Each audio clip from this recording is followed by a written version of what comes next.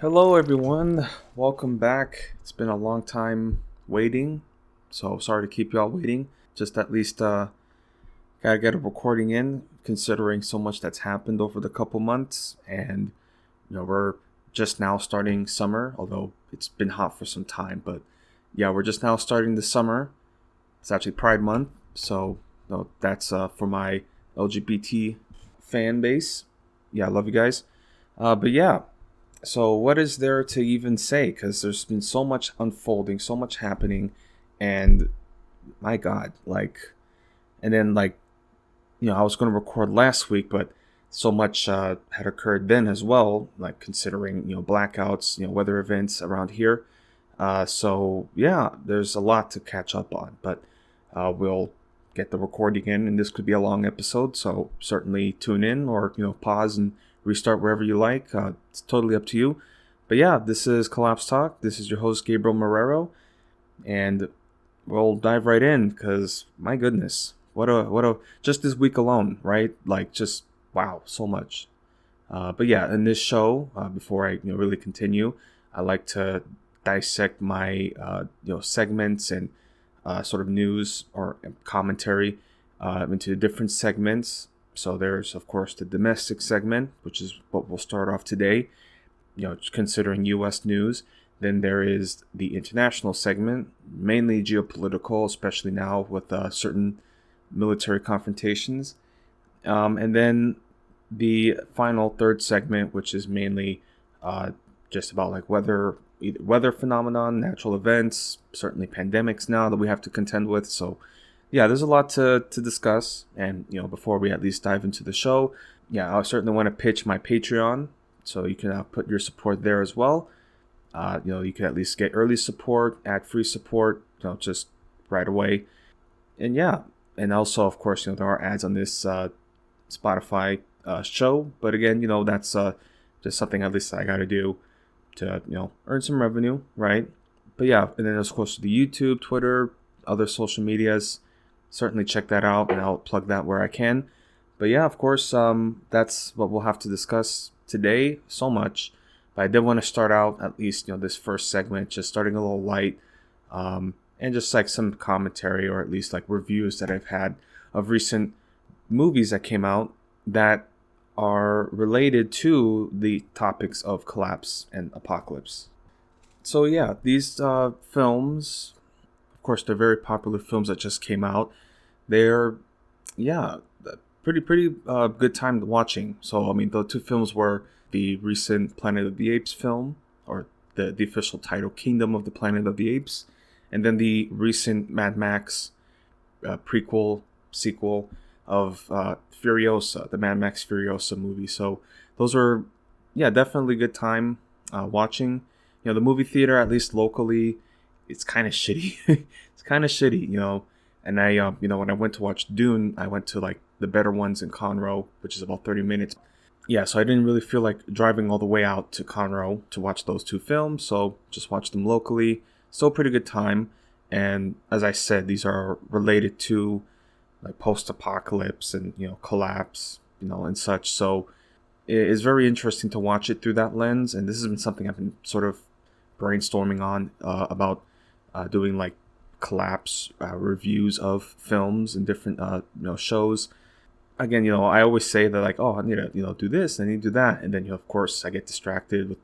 Again, this is where I'm like probably ADD or such, so it's hard for me to stay focused long term on projects. That's something I still have to work on, but at least for these two films, I'll just offer some quick reviews, or at least discuss at length about the different themes pertaining to them, because I mean, it's like you have Planet of the Apes, which is always been a sort of deep philosophical sci-fi genre. Of course there was the Caesar trilogy, which of course is considered like one of the best sci-fi movies to come out recently.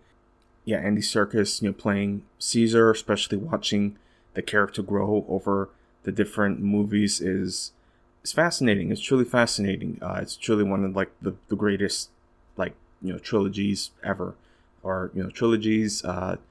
Just like characters for any sort of film. And then of course now, because we get to speculate at the end of the last film what the ape society would look like over time, and then now we see this new one, hundreds of years later, that follows essentially the ape civilizations, or at least different clans and tribes, like just struggling for power. Yeah, of course I don't want to spoil too much, but then again, you can listen at your own discretion. Yeah, so it's certainly interesting to follow that and to follow those themes, because now, yeah, if the ape civilization over time grows and then different clans form up, eventually they're going to struggle over power. It's sort of like, this is why like the original trilogy, like characters like Koba are so powerful, because they represent that sort of greed and sort of struggle for power. And not just, also that, like, the bigotry towards humans, like, that's another element explored. Like, yeah, so to see that sort of grow into the new film, and just to speculate how the ape society would change and basically just follow through the same cycle of violence that humans do, especially when it comes to, like, civilization and the power structure. Because, again, like, the antagonist in the movie, who is called Proximus Caesar, he is said to have learned about the history of humanity, especially about the Romans. So it's interesting they call him Caesar in the original movies, and then now we see that sort of bastardization of his legacy. But of course they say it's for Caesar, and that's, again, it's fascinating, because now it's like a whole religion formed around him. He's sort of like this mythic figure, messiah figure that, yeah. So, yeah, again, I don't want to spoil too much, but again, those are like themes that are interesting about that series. I will say, I did enjoy it. There were some parts where I'm like, I wasn't exactly sure, but, this is like starting a whole new saga. So, and that's sort of how I felt about like the first movie. Again, I was like younger when I was watching the first movie. So it was surprising to watch, because like you didn't exactly know what you were going into. And it's a good movie to at least start out a whole trilogy. So yeah, so for this, depending on what they plan with it, it was interesting to see the characters that they're starting out, the world that they're starting out, and what they're setting up for future installments. So we'll see. So that's a cool experience to watch. And yeah, again, like the CGI is great. It's certainly like a new world, and it's just, again, like you have talking apes, like I'm in. Like it's a great film. Yeah. So that's at least, the Planet of the Apes movie that came out. And then there was Mad Max, the Furiosa film that came out. And, for this one, I'll say I enjoyed that. In fact, I kind of enjoyed it better than I did the Planet of the Apes. So if you want my opinion there. Again, though, because I just love like the Mad Max like world and the aesthetic, the vehicles, the gas guzzling vehicles. It's just, because as I said, the Planet of the Apes films is like post-apocalypse, right? So when everything is settled down and now they're starting to rebuild, where Mad Max is just like, it's technically post-apocalypse, but I mean, like, it is just apocalypse. Like, that's just, the it's like, again, it's just like the documentary of the Australian outback. Like, that's interesting. And then of course that made me rediscover the older films. That, I mean, I definitely rewatched Fury Road, and I'm just like, okay, like, this is why I love this movie again. Like, like, because I hadn't watched it in some time. It's not that I didn't want to watch it or I didn't like it. It's just like, you watch something so much that you kind of get used to it, and then you put it down for a moment, and then you revisit it, and you're like, this is why I love this so much. So yeah, that's sort of how I felt rewatching Fury Road, and then also watching Fury Road after watching Furiosa and seeing that character, because she's easily like like outside of Mad Max, like, of course, the best. Max Rockatansky, right, who is the protagonist. Of course, he's a little more stoic, and you see, and also just like bringing up like the older films, because of course you watch the 70s sort of film where it's not so openly like apocalyptic. It's rather like mid-collapse. So you're just watching this society like sort of, break apart.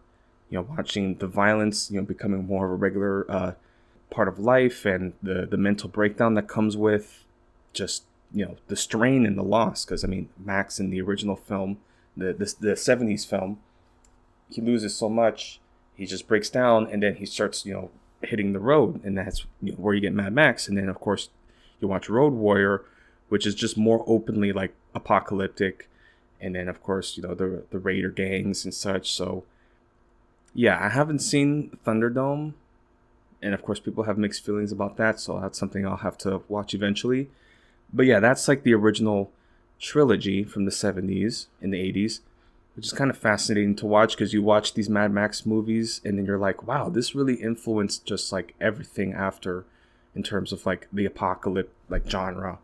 So people want to act like Mad Max is sort of like a niche thing, where it's like, no, like it's influenced so much, like just aesthetically, thematically, The Lone Wanderer, right? Yeah, so it's kind of crazy to think about. And then you have like the Mad Max movies with Mel Gibson, where the apocalypse, of course it's like out there, right? It's outlandish and cartoonish almost, but it's somewhat grounded.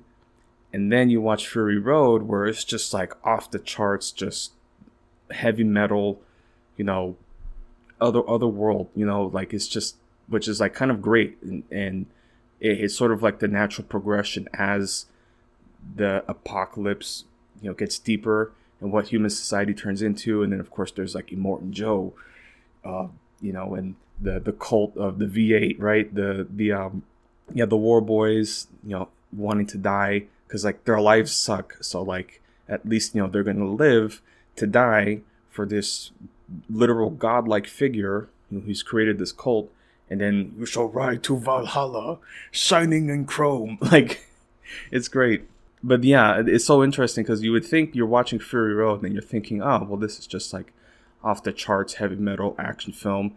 But then you actually kind of look a little deeper, and there are some real commentary, right? Like, this is how, when you're watching Fury Road, you're kind of seeing this, this militarized system of like patriarchy, right? Where you have a larger than life figure, typically who's old and out of shape and just past their prime, but they're still riding off this legendary image that they've created.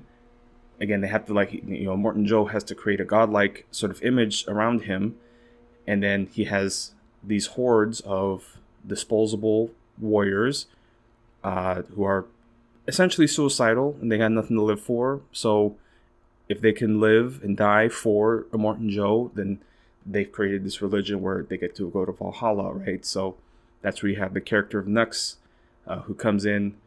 You kind of see that sort of like deprogramming of like a war boy who's known nothing but like war and violence and pain, sort of opening up and softening up.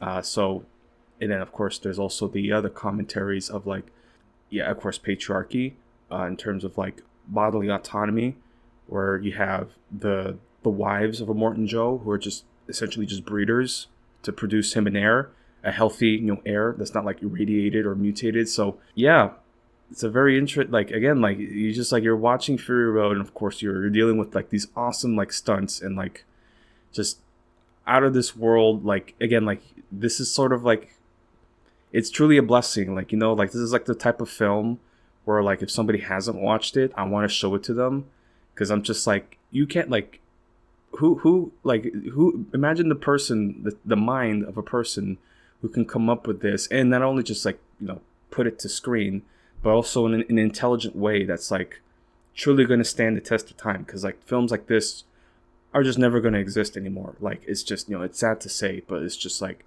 it's crazy to think about. And then of course you read the behind the scenes, and it's like, it's truly a miracle that a film like this came out. And again, you can say the same thing about like Dune, right? But at least Dune was like, Dune has been established as like a book series for some time now. So, people were already guaranteed to show up.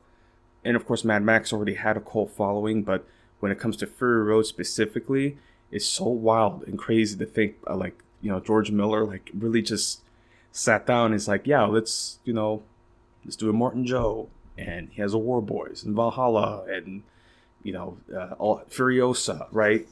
Yeah, so that's just at least what I have to say there. Again, like I could talk at length about this film and like the themes behind it. Well, again, I was just talking about Fury Road. I need to talk about Furiosa. So, with Fury Road, there are so many themes and topics, about like, commentary and social dynamics and, societies, how they're formed, as particularly, patriarchal, warlike societies that are built to sustain, one man or at least a group of men. Just how people's lives are basically like treated as resources thrown away at will. And then, of course, there's that. So then there's Furiosa, and at least what I can get from that, of course, there's the story of Furiosa and how she was initially kidnapped.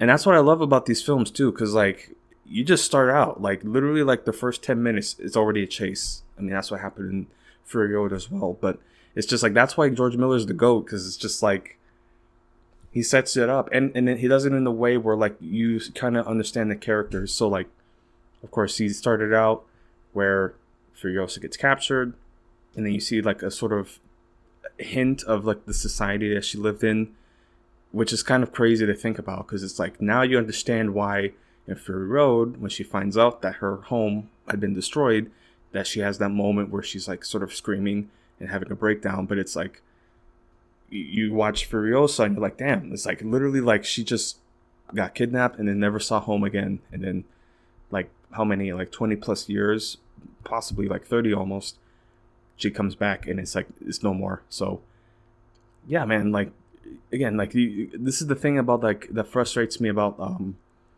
sort of discourse about the the culture war, right? Because like these guys, they want to latch up to any subject matter because they're permanently unemployed.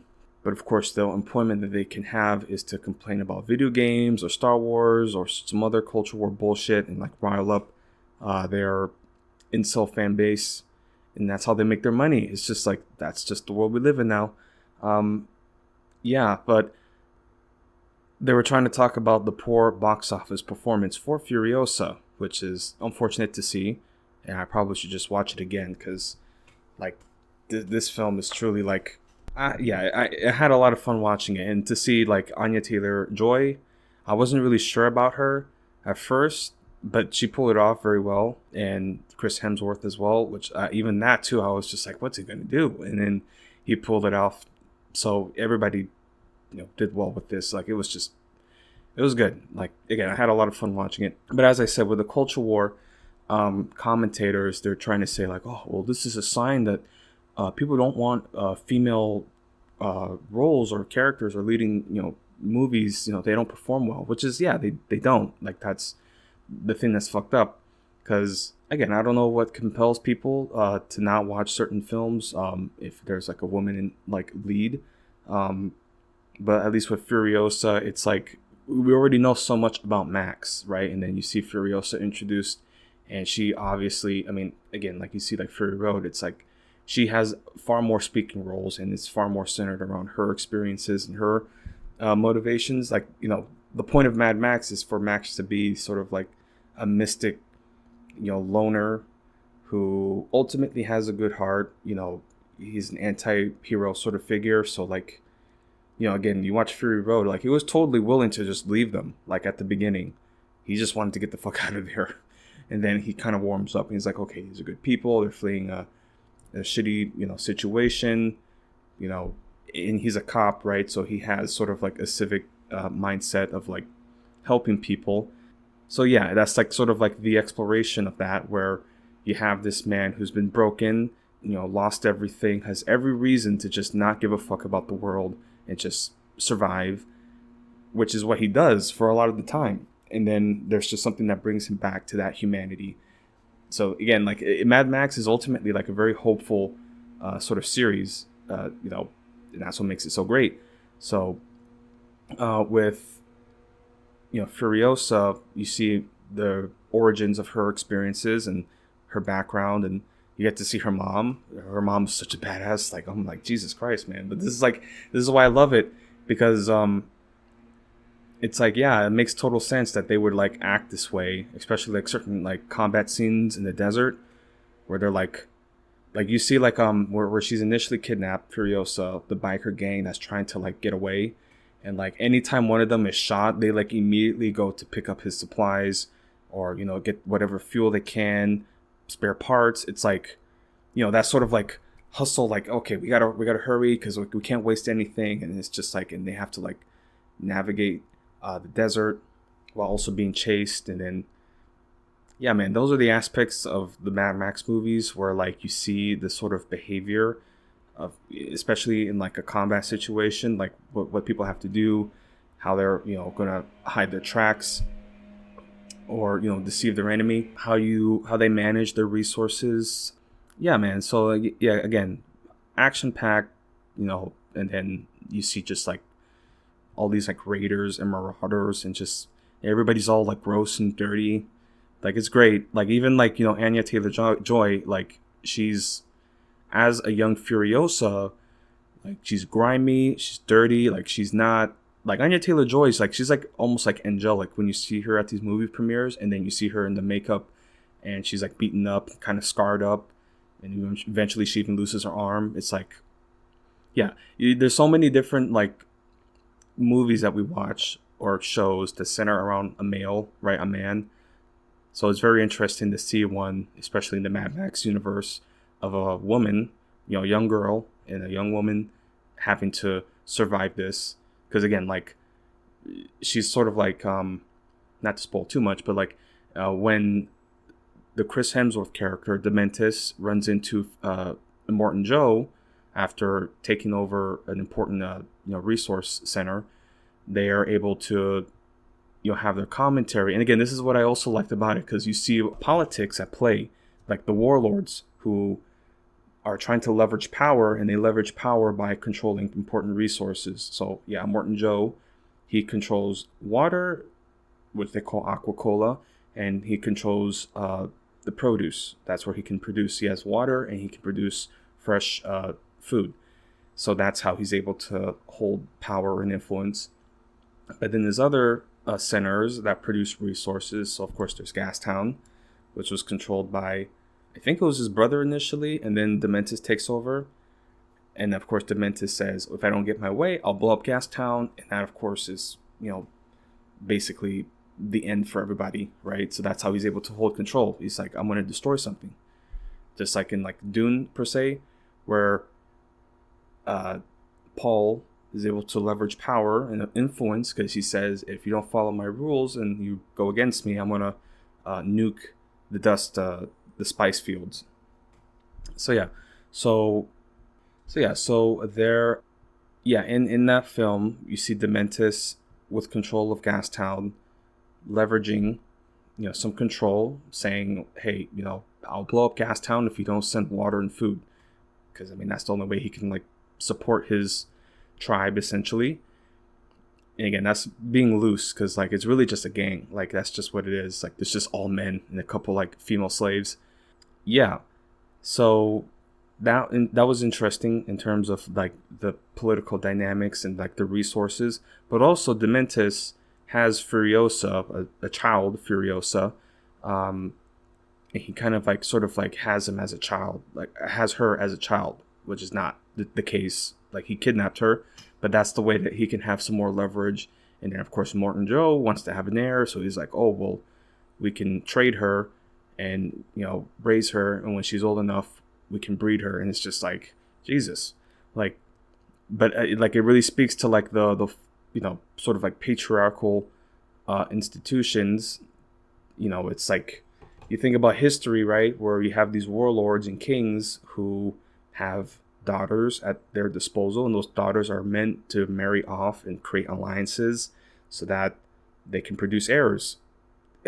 Like, that's just the sad reality, at least historically. So, it's like, yeah, to see that dynamic play out in the apocalypse is interesting, to say the least, because they're not even his wives. Like, they're just straight up just call them breeders. So it's just like, get as many healthy women as possible and try to breed them to produce an heir. Of course, all his sons are all fucked up. Like, it's so funny. Like, the there's like, oh, there's this, these are my sons, Rectus and Scrotus. Like, it's just like, and they're all like mangled and fucked up. So yeah, it's fucked up world. It's so interesting. I was watching this, and in front of me, the row in front of me, there was a whole Mexican family. And sometimes these Mexican families they're funny because it's like they brought their kids to this. Like they brought like these young girls. I'm just like, and the whole time I'm like, there's like body parts and shit, like people exploding, and just like like little hints about cannibalism. Like like Mad Max is not a kids movie. This is not a family movie. And yeah, man, it was just interesting to watch like these like younger girls essentially just like react to the film.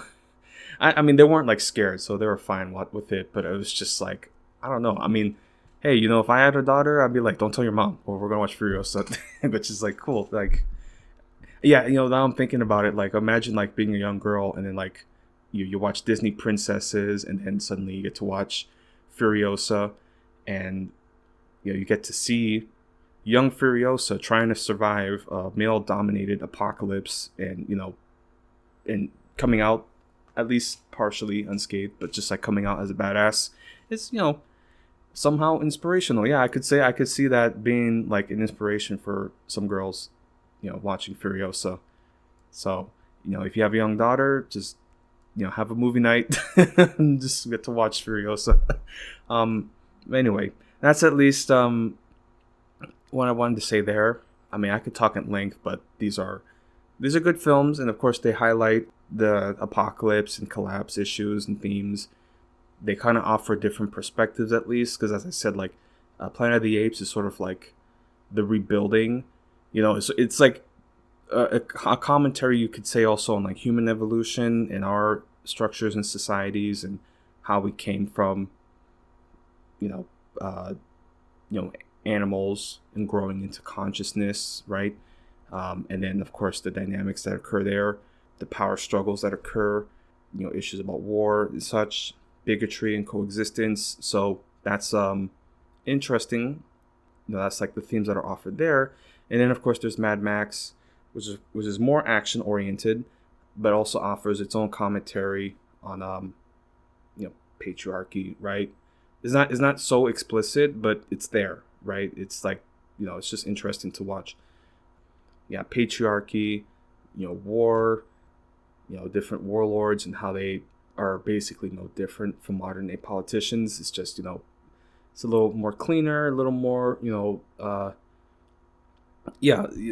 course, modern politicians today, of course, they're more cleaner, more, well kept, but the dynamic is still there, where it's about power and control. And absolutely, like, if our society broke down, like, all these different mayors and politicians would assume control, or at least, anybody who has the most guns, right? So it's just, yeah. And this is like in Australia, I think about like what Mad Max looked like in America. And there was like another like comment I saw where it's like, yeah, imagine like the apocalypse in Australia just only happened in Australia and the rest of the world's okay. Like, but you can't even imagine that right now. Like, there are places right now in the world that are just like a collapsed, society. I mean, like there's recent news about Sudan and the civil war there. Yeah, it's just collapsed like entirely, and like there's just like roving, bands of, convoys in the desert right now in Sudan, like, which is an issue that I'll highlight later. But yeah, I mean, so it's not even hard to imagine that. Like, these are there are areas right now that are already Mad Max, and just everything is broken down, and that's going to continue. So yeah, so that's at least my opening comments there. So with those opening comments and just like opening commentary, I did want to talk on certain domestic issues that have unfolded. And as I said, a lot has occurred over the last couple of weeks. Certain, demonstrations and political movements are growing. And of course, with the summertime, it could be very active. So who knows what's going to happen soon enough. And also, we just had like the recent 4-year anniversary of George Floyd's martyrdom essentially. His passing.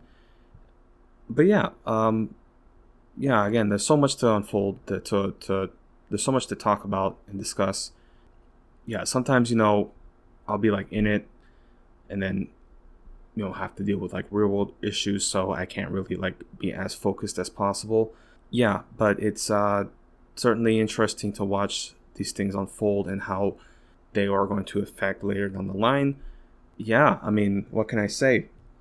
First and foremost, they want to talk about the recent judicial proceedings concerning Donald Trump. Of course, as we all have heard now, and sort of like history unfolding, we have the conviction of Trump on all 34 counts, felony charges, and these are state crimes, state charges.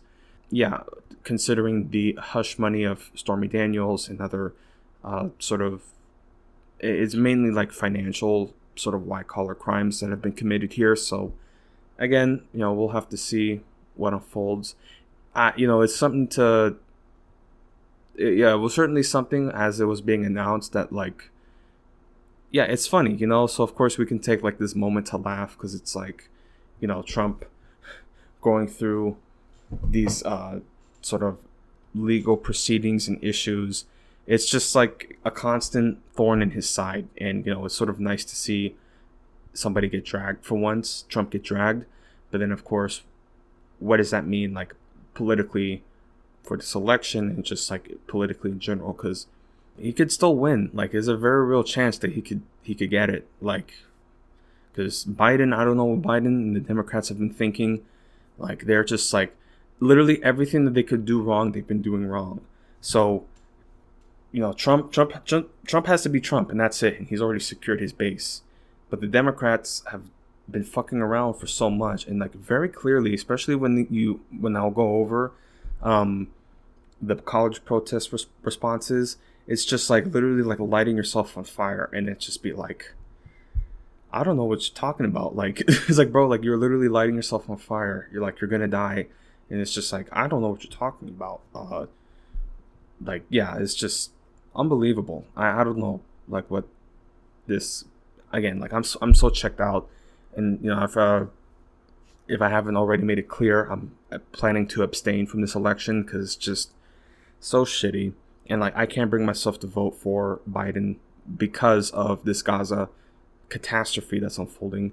In fact, I had recently received a canvassing text because they said I wasn't registered, and they're like, oh, we're going to send you some forms. I'm just like, don't contact me again. It's just like, again, I live in Texas, all right? So the popular vote very clearly doesn't matter, okay? In our electoral system, it's the electoral college. This is Texas. It's always going to go red. So it doesn't matter. It's fucking, It's like, why? It's like, why canvass for Biden when like not even the popular vote has an effect? Like literally, like the state is never going to flip. Okay, like never. It's never going to flip. So it's just whatever. Yeah, man. And again, I'm just so like, I'm just completely like disillusioned with our political system. So it's just, I don't even know. I don't know. Anyway, I don't want to talk about that right just yet. I did want to just highlight at least the guilty verdicts for Trump on all 34 charges and what could happen next, because the sentencing is in July and they might even have a debate soon enough. So it's just going to be weird to see, because we've never been in this position where like a former president, now convicted felon, who still plans to run for president. It's just like, what the fuck? And then of course, like our legal system, I mean, these Trump people, they're talking about like, because it's a New York case, so they're talking about the New York judicial system. But it's like, we have our Supreme Court, which is squarely in the conservative field, and it's just like, who knows what they could rule on in certain cases of, say, how do I say this, whether he can run as a convicted felon, like, because they're going to have to make some interpretation on that. And it's like, what the fuck? Like, again, like, this is weird, man. Like, we're in Very strange territory, legally, judicially, constitutionally. And of course, Trump, of course, is saying pretty openly that he's going to retaliate against his opponents. So, yeah, man, like this is very strange, very weird. But yeah, at least, I'll just highlight these guilty verdicts. So, reading from Associated Press here, Donald Trump became the first former American president to be convicted of felony crimes Thursday, as a New York jury found him guilty of all 34 charges in a scheme to illegally influence the 2016 election through a hush money payment to a porn actor who had said the two had sex. Trump sat stone-faced while the verdict was reading, as cheering from the street below could be heard in the hallway on the courthouse's 15th floor, where the decision was revealed after more than 9 hours of deliberation. Quote, "This was a rigged, disgraceful trial," end quote, an angry Trump told reporters after leaving the courtroom. Quote, "The real verdict is going to be November 5th by the people. They know what happened and everyone knows what happened here," end quote. So, yeah, it's just like, just to see him sort of like walk up, like he was just so defeated and so deflated. I mean, again, it's funny. It is. It's pretty funny to watch, but then it's just like, what's now funny is the fact that he actually has a very real cult following from very dangerous people. So, like, Jesus Christ, like, who knows what could happen? Like, he could just say a tweet. Like, he could really start some incitement. Like, you think about January 6th, and it's like, he, of course, did incite that, but there's some plausible deniability there. But yeah, who knows what's going to happen when he actually gets the hammer down on him, what he could say, because he could just make a tweet and then who knows what could activate from that. So continuing here, Judge Juan M. Merchan set sentencing for July 11th, just days before the Republican National Convention in Milwaukee, where GOP leaders who remained resolute in their support in the aftermath of the verdict are expected to formally make him their nominee. The verdict is a stunning legal reckoning for Trump and exposes him to potential prison time in the city, where his manipulations of the tabloid press helped catapult him from a real estate tycoon to reality television star and ultimately president. As he seeks to reclaim the White House in this year's election, the judgment presents voters with another test of their willingness to accept Trump's boundary-breaking behavior. Trump is expected to appeal the verdict and will face an awkward dynamic as he returns to the campaign trail tagged with convictions. There are no campaign rallies on the calendar for now, though he traveled Thursday evening to a fundraiser in Manhattan that was planned before the verdict, according to 3 people familiar with his plans who were not authorized to speak publicly. And I even think I read somewhere where like his like sort of donation page website had been flooded with like millions of dollars of donations. It's just, again, like it's just, we live in such stupid times, man. Like I'm just, sometimes you just go about your day and then you come across people. Like, again, like I see Trump flags like all the time, and it's just like, wow, man, like these people are like right down the street. Like, and it's just so stupid. Oh my God, it's so fucking dumb. And it's like, okay, it's like when you see somebody, because a Trump supporter will tell you they're a Trump supporter. It's just like the ultimate badge of, I am a fucking douchebag. I'm a fucking asshole. That's like, it's like a gang, right? Like, and of course there's the people who wear it openly, right? And then of course there's the quiet people, which is more nefarious, and they hold like real positions of power, right? Like, say like a cop, right? Like everyday cops are most likely Trump supporters, but they can't be so openly psychotic about it. But then again, the cops that these days, like they're pretty much just like, they could just like openly say Hail Hitler, and it's like, what the fuck? Like nothing could happen to them, Anyway, so here, reading about the verdict, or continuing, he's expected to appear Friday at Trump Tower and will continue fundraising next week. His campaign was already moving quickly to raise money off the verdict, issuing a pitch that called him a political prisoner. So now concerning the charges here. The falsifying business record charges carry up to 4 years behind bars, though Manhattan District Attorney Alvin Bragg would not say Thursday whether prosecutors intend to seek imprisonment, and it is not clear whether the judge, who earlier in the trial warned of jail time for gag order violations, would impose that punishment even if asked. Again, like, it's just so fascinating, like, what rich people can get away with. Like, this Trump guy was openly talking shit, and he would even be at the press conference and he would still talk shit, and he'd be like, well, I can't say too much because there's gag order. It's just like, but this is political repression, and it's just like, oh my god, dude, this fucking, oh my god, he's such a baby, like, finally facing some real world consequences after all these decades of playing like a slumlord con man, right? Inheriting his own con man father's like real estate slumlord empire. You know, it's just crazy to think about. Like, he has never faced for a single moment in his life actual real world consequences, and now he is. And I guess, you know, part of it is because, like, yeah, our system is pretty openly corrupt. So in essence, there are some aspects of political retaliation happening from, you know, the establishment, right? Our current established institutions. And yeah, it's like, you know, because you would think about our, like, say, like, there's obvious like insider trading happening, say, from congressmen, right? Yeah, man, it's just, you know, there's a pretty open, you know, corruption that's happening within our establishment. So when you see the Trump people, they're like, well, how would you feel if Chuck Schumer or Nancy Pelosi were being prosecuted? And it's like, yes, please. Like, I'm totally cool with that.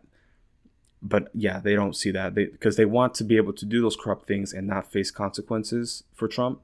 So that's, I mean, they see the hypocrisy of it. They just don't think, because they think everything that's not them is woke left.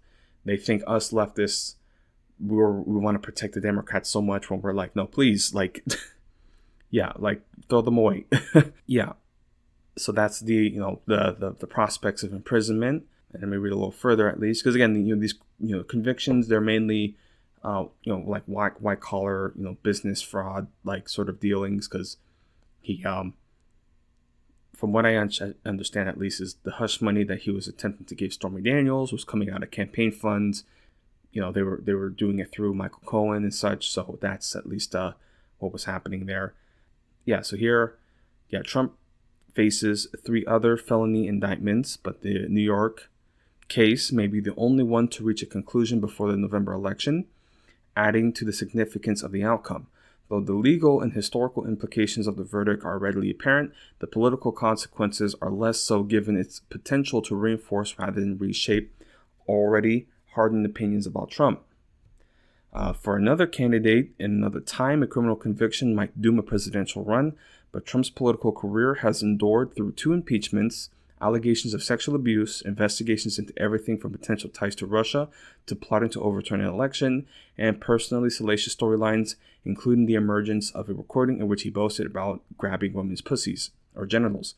Yeah, so that's again, that's just his fan base. Like, they don't care.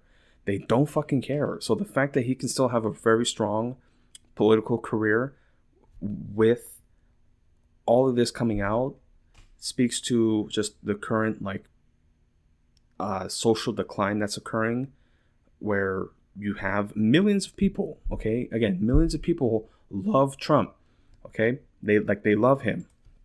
Again, let me look here, election, just look at the popular count. So Trump received 74 million votes, okay?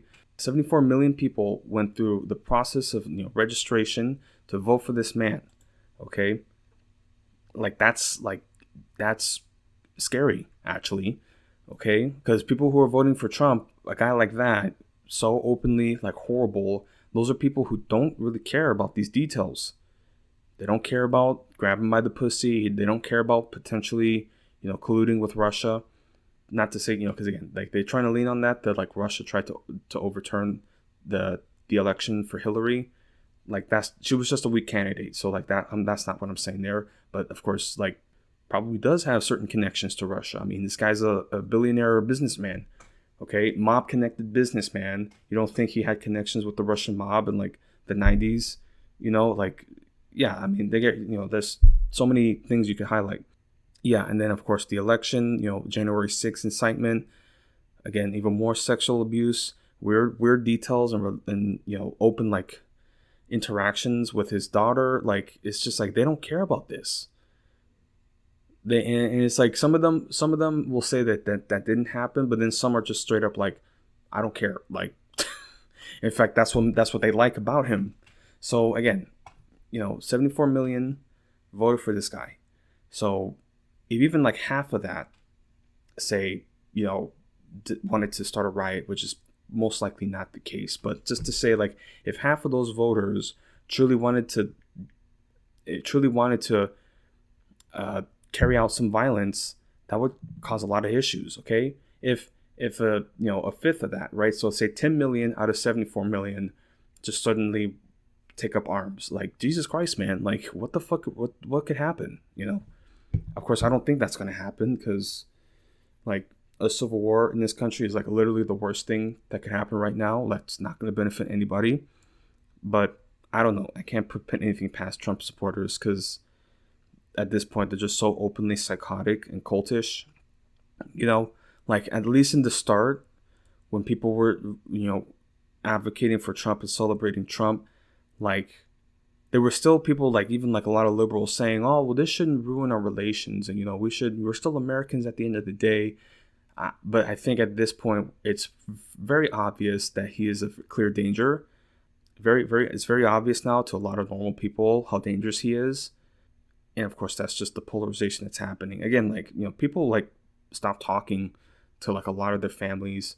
Like, I certainly cut off a lot of people because, yeah, I mean, you vote for Trump. It's like, what does that tell you? What does that tell me about your personality and your values if you can vote for a guy like this, even if you don't like Hillary Clinton, right? Or Joe Biden? It's just like, what does that say? Like, somebody like, oh, I don't agree with the Democrats' choice, so I'm going to vote for somebody who's far more dangerous and harmful to our country. It's just like, nah, I'm sorry. Like, that's, at that point, that's like a difference. That's not like a difference in politics. That's like difference in ethics and morals. Like, I can't, like, to me, you're just not a good person. Anyway, so that's at least Trump here with the allegations and the verdict and the potential political ramifications here.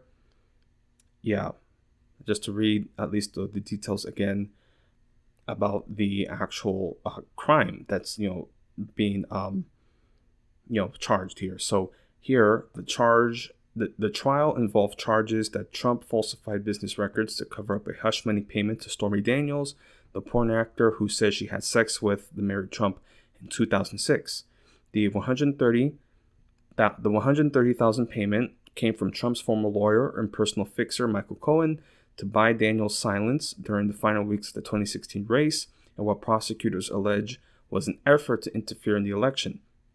When Cohen was reimbursed, the payments were recorded as legal expenses, which prosecutors said was an unlawful attempt to mask the true purpose of the transaction. So Michael Cohen personally paid out Stormi Daniels, and then Trump used campaign funds to compensate Cohen as a legal expense. So that's the crime that was committed. Yeah, and then see here, Trump's lawyers contend they were legitimate payments for legal services. He denied the sexual encounter, and his lawyers argued at trial that his celebrity status made him an extortion target. Defense lawyers also said hush money deals to bury negative stories about Trump were motivated by personal considerations such as the impact on his family, not political ones. They also sought to undermine the credibility of Cohen, the star prosecution witness who pled guilty in 2018 to federal charges related to the payments by suggesting he was driven by personal animus toward Trump and fame and money. The trial featured weeks of occasionally riveting testimony that revisited an already well-documented chapter from Trump's past. His 2016 campaign, threatened by the disclosure of an Access Hollywood recording that captured him talking about grabbing women sexually without their permission, also faced the prospect of other stories about Trump and sex surfacing that could harm his candidacy. So yeah, that's at least here, just the trial details and just other past details. And it's just interesting the way he acted in those days, trying to like cover things up, and like they're very obviously true, but his fan base doesn't care. So I think he's less concerned about the consequences to his following because they're pretty set with him, but rather now there's the threat of jail time. So I think that's what just concerns him the most, because he doesn't want to go to jail. Even then, if he did go to jail, he go to like the one in like Goodfellas where like they're cooking in the kitchen and such. Like it would be a good, like he would want to go back. Like they're not gonna put him in Rikers or some fucking like penitentiary, you know? Yeah, I mean, come on, let's be real, okay? Like, even if he went to jail for like 4 years or something, he would probably live a good life. Like, he wouldn't have any issues. He's not gonna get shanked in the shower. Like, come on. But yeah, that's just at least there. But it's still jail, right? Jail is jail. So, you know, it doesn't even matter how good it is. Like, you have no freedom. Yeah. So that's at least the Trump convictions there. All 34 charges, you know, business fraud, essentially, falsification of records. But yeah, that's at least something to follow concerning the conventions that will come down the line, the debates. They've already scheduled certain debates. I mean, I think even the first debates are in June. So it's like, yeah, who knows what's going to happen there. And of course, you know, Biden, he's like half asleep half the time. So it's like, who do you vote for? The convicted felon or the diaper wearing dementia patient who's just sort of sleepwalking on stage. He's like, oh, you smell pretty. It's just like, yeah, this is just. And then there's like RFK Jr. with the fucking brainworms. That's another thing. It's like, what the fuck? Yeah, they're just casually like, oh yeah, no, they uncovered brainworms, and it's just like, what? My goodness, ugh, what are we doing? What's happening to this world? So yeah, that's at least Trump, and again, he has more charges. Okay, so there's other things that are unfolding, and it's just like, dude, like, what the fuck? So anyway, so that's Trump and his charges there, and then there's other stories to highlight. So we've had, for the last couple months, weeks now, a growing movement, a student protest movement in support of Palestine, in support of a ceasefire, humanitarian assistance to Palestine. So that's what's been happening, and these are unprecedented protests. I mean, we haven't seen protests like this since, of course, the Black Lives Matters, George Floyd protests, and again, like, we just had our anniversary, so there's a lot of, it's good to see at least a lot of students, young people, making the connections now of Black Lives Matters and Palestinian movement and starting to build that international solidarity. Like, there's certain moments politically where I'm like black-pilled, but then I see students protesting and willing to risk, like, and these are like Ivy League schools, so like these are well-established students risking a lot. I mean, that's all I'll highlight here. There are certain colleges threatening to withhold degrees, retaliating.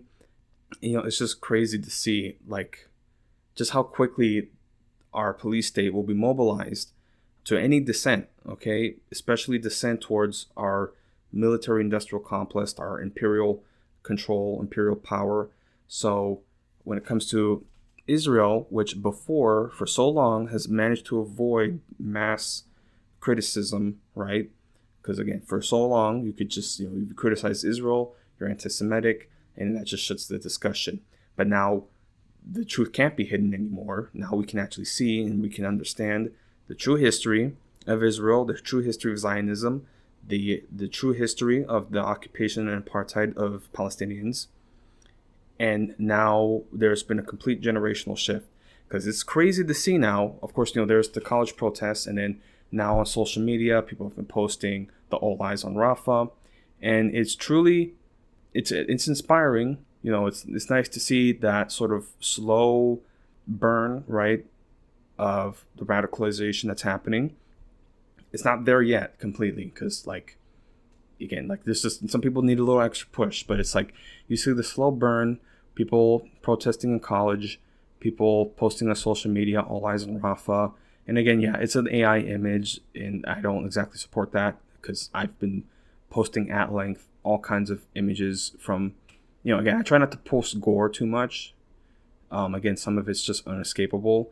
But yeah, of course, I'm not going to show body parts. That's too much. But yeah, at least, actually showing the conditions that people are living in, the violence, the victims, at least, just so people can see the faces of those, especially children. And again, as I said, it's mainly photos before the war. So at least, you get to see them happy and healthy, because it's just you see so much love and so much life that the Palestinians have. And just to see it be extinguished and then also being gaslit into being told that no, actually this genocide isn't happening. All these young lives aren't being destroyed. They're human shields. It's Hamas. It's this and that. It's such a dystopian feeling, especially when you can pretty easily find all the war crimes that are being committed by the Israelis, just being openly racist. They're fucking assholes. Okay, it's you don't even have to be educated on Zionism. You just have to watch oh, look at these Israelis in this house that was recently evacuated, and they're going through the food, and they're smashing up pictures, and they're stealing watches and jewelry. And these were families who had been living under occupation their whole lives, just trying to maintain some sense of normalcy. And now they've been bombed out, and they're actually trying to be erased.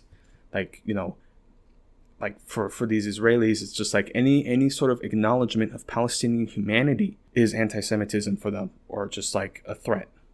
So, the fact that college students are recognizing Palestinian humanity and willing to speak out for that, it faced severe consequences, as I'll highlight in a moment, speaks to a shift, a change. And it's inspiring to see people willing to make these risks to speak out for this injustice. So, again, that's just what's been happening. But then, of course, there's the response and the violence that comes with that, because, Israel is so interlinked with American imperialism. And of course, just in general, the American imperial decline is just unescapable and avoidable. So, yeah, they're in panic mode, both internally and externally. The U.S. is in panic mode. We're on the back foot. And now we're seeing, of course, the response. Look how violently the police responded in, say, California, right? The UCLA encampment that they cleared out. The night before, it was a mob of, thugs just coming in there, actually being just openly racist, and saying the N-word. They were threatening to beat up this elderly woman.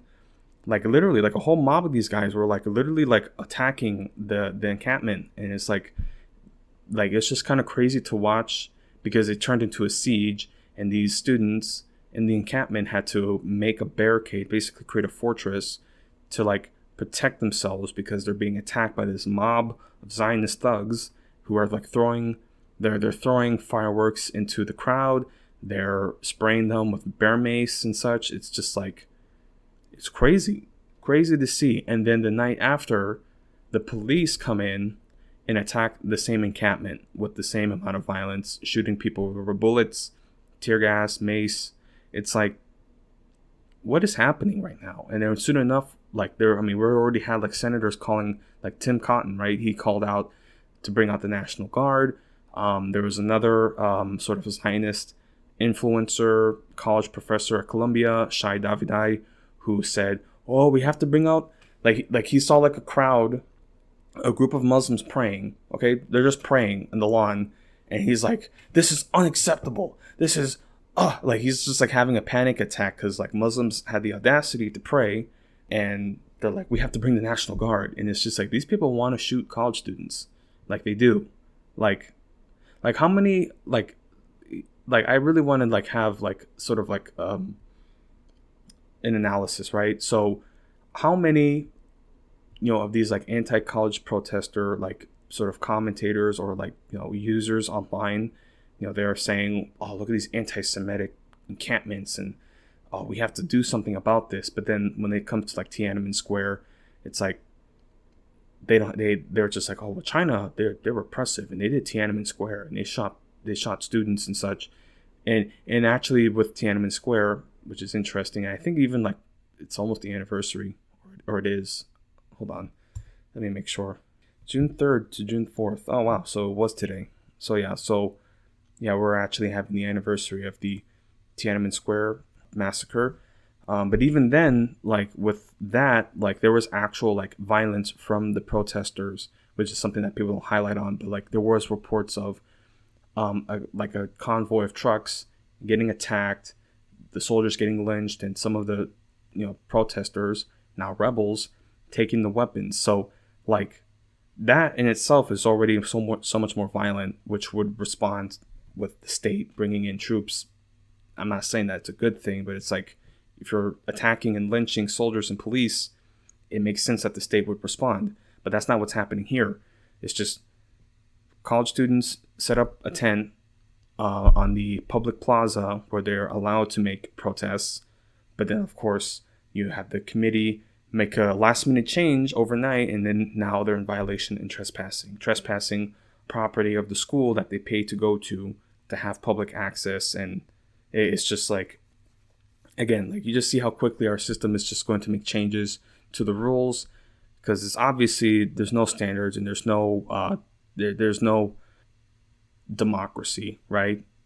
Because again, it's so interesting. You listen to like conservatives talk about schools being like these woke centers of communism, and then you actually go to school there, and it's very clearly meant to uphold the status quo. And of course, with these institutions who receive donations, especially from like the military-industrial complex, like they're going to bend over backwards for them. So, yeah. So again, I've been speaking at length. Now I actually want to read some articles about certain retaliations that are occurring. So, reading from USA Today concerning, retaliations to, protesters and students. So here, USA Today, the graduation is an important moment for many Americans. More than just pomp and circumstance, the ceremonies mark when students are handed the most coveted testimonial in academic life, a diploma. But for some college students who participated in pro-Palestinian protests, campus activism has cost them their degrees, at least for a while. Quote, 4 years and just a criminal record, nothing else, said Yusuf Haswe, one of 4 students at the University of Chicago who had their degrees withheld pending an investigation into a protest encampment. Quote, a decade of high school and college, worked on the toilet because I decided to express my free speech, end quote. Students being denied conferment, some of whom have faced arrest, expulsions, suspensions, and other disciplinary actions, say they're in limbo and are being made into examples as they await appeals processes and the results of university investigations. They're preparing for an uncertain future. In the worst case scenario, they'll be saddled with debt and will have no degree to show for it. But while the stakes are high, they told USA Today that none of them regret their part in the campus protests over Israel's military campaign in Gaza.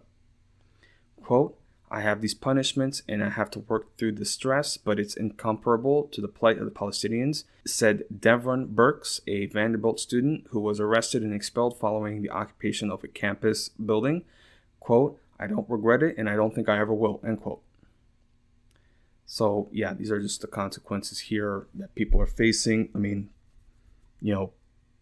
it's inspiring to see the sacrifices that are willing to be made. And of course, you might say, oh, well, these people are throwing away their future. But it's like,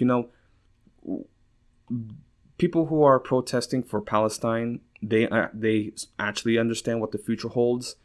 And at a certain point, it's like there really is no future to look forward to. So it's like, sure, yeah, they'll be without a degree and without a degree, with little prospects for jobs. But it's like there's plenty of people right now that have degrees that are also struggling for work.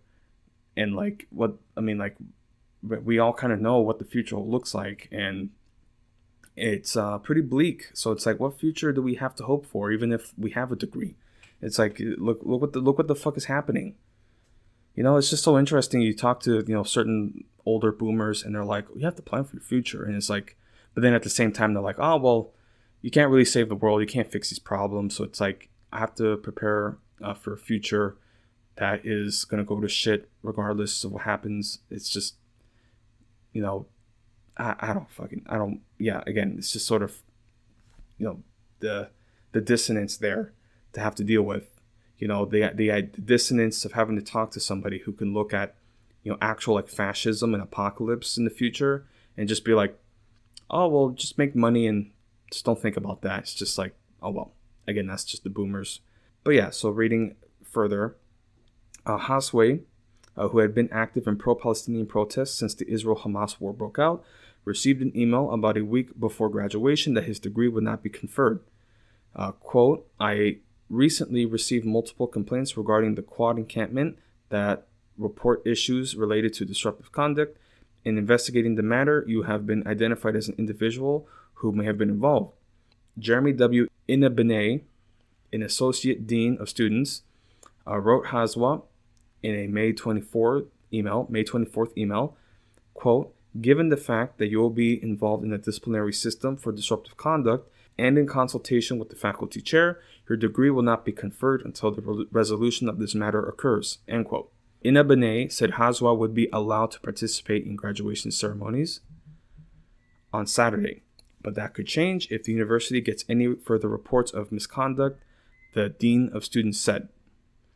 Hasway is a political science student who has family in the West Bank. He suspects the university singled him and 3 of his classmates because they were among a group of arrested on trespassing charges for participating in a pro-Palestinian sit-in in the fall.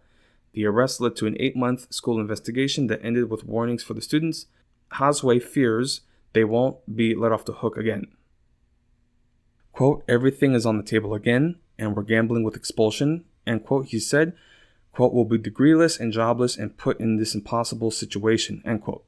While the university did not answer specific questions about the arrest, it said in a statement on disciplinary proceedings that, quote, the degrees can be conferred expeditiously depending upon the resolution, end quote. Yeah, so that's at least certain disciplinary proceedings. But then, yeah, there's other issues here and other sort of testimonies here. So here, Burks, the expelled Vanderbilt student, is preparing for a frightening scenario, no degree and a lot of student debt. The 21-year-old, along with about 24 other students, occupied an administration building for more than 10 hours before campus police broke up the demonstration. Most of them were placed on interim suspension, while Burks and 2 others were arrested on an assault charge and later expelled. In a statement, the university said that 3 students pushed a community service officer and a staff member as they forced their way into the building, a claim Burks denies. Burks, who uses they-them pronouns, spent hours in a holding cell before being released. Barred from campus, Burks was evicted from their apartment and for the last several weeks has slept in Airbnbs and on friends' couches. That's, again, this is like, Trump talks about political retaliation. Here's real political retaliation that, was happening, which is, of course, being, washed under the rug. Instead of being applauded on a stage at a 30,000-seat soccer stadium, Burke celebrated graduation a few days early at a backyard in Nashville in front of a few dozen students, faculty members, and local activists. Burks received a mock diploma and a superlative, quote, most likely to go on a date after this. So, likely to have some, fun there. Now at home in Georgia, Burks is looking for work while in the midst of a arduous appeals process to obtain the degree. The psychology student has already had 1 job offer rescinded. Quote, this has been the most stressful time, Burks said. Without my degree conferral, I can't move on with my life, end quote. So yeah. And there's just other details here pertaining to Harvard and Princeton. But yeah, it's just students all around facing, again, like this is real political repression that's happening because of expression. And of course, they're going to make rules and changes where say like, oh, it's going to be hate speech to say free Palestine, or, they're may charge with like incitement to violence or whatever. And it's like, look at how forcefully the state responds to just actual peaceful protests. Or, they'll say something like, well, the occupied building. It's just like, who cares? Like, it's a fucking building. This is not like the 60s and the 70s where like actual students would come with guns and stuff, like actually take over. Okay. Like, we're not even at that point yet. Okay. Like at that point, that's like, actual violence and intimidation. It's just straight up just set up on the lawn, set up a tent, okay, which is like already something that students can do, and it's just already like the state brings out riot police, and of course there was the violent response in UT Austin. It's just ridiculous, man. Like how quickly the state can be mobilized, and this is the dynamic that we're seeing. So in Charlottesville, there's the university there.